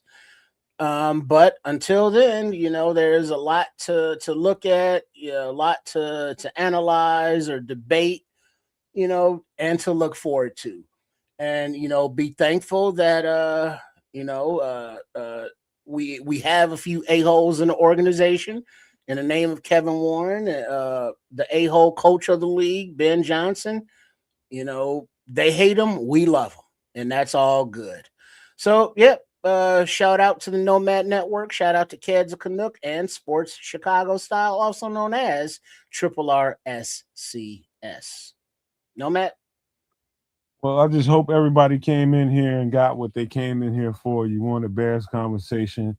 I hope we dialed in the right way for you guys and gave you a little detail as to what this thing can be, especially offensively. I think we hit some right notes there. If you go back and listen to the show, and that part, and the food and the record review, the movie review, and everything that we covered tonight. I hope you were entertained, and I hope you had a good time spending your time here. And that's the whole point of doing the show, is so that you have an outlet and you got people that will pour into you, because we need a community to be able to exist, man. We need people like us out here to make shows like this, and so that people like Smitty that's riding this truck can have something to listen to for a nice little haul. Tonight he was chilling, enjoying Seattle and all that kind of stuff. But other times he's out there riding, and other people are, looking for a way to, cap the night. And, no matter where you are in this country or where you are across the world, I hope this show does what you needed to do, man. So hope you came here and got what you were looking for. We love you guys. Keep supporting the community. Keep supporting what we do. But I want to leave you guys with these famous words: love, peace, and hair grease, y'all.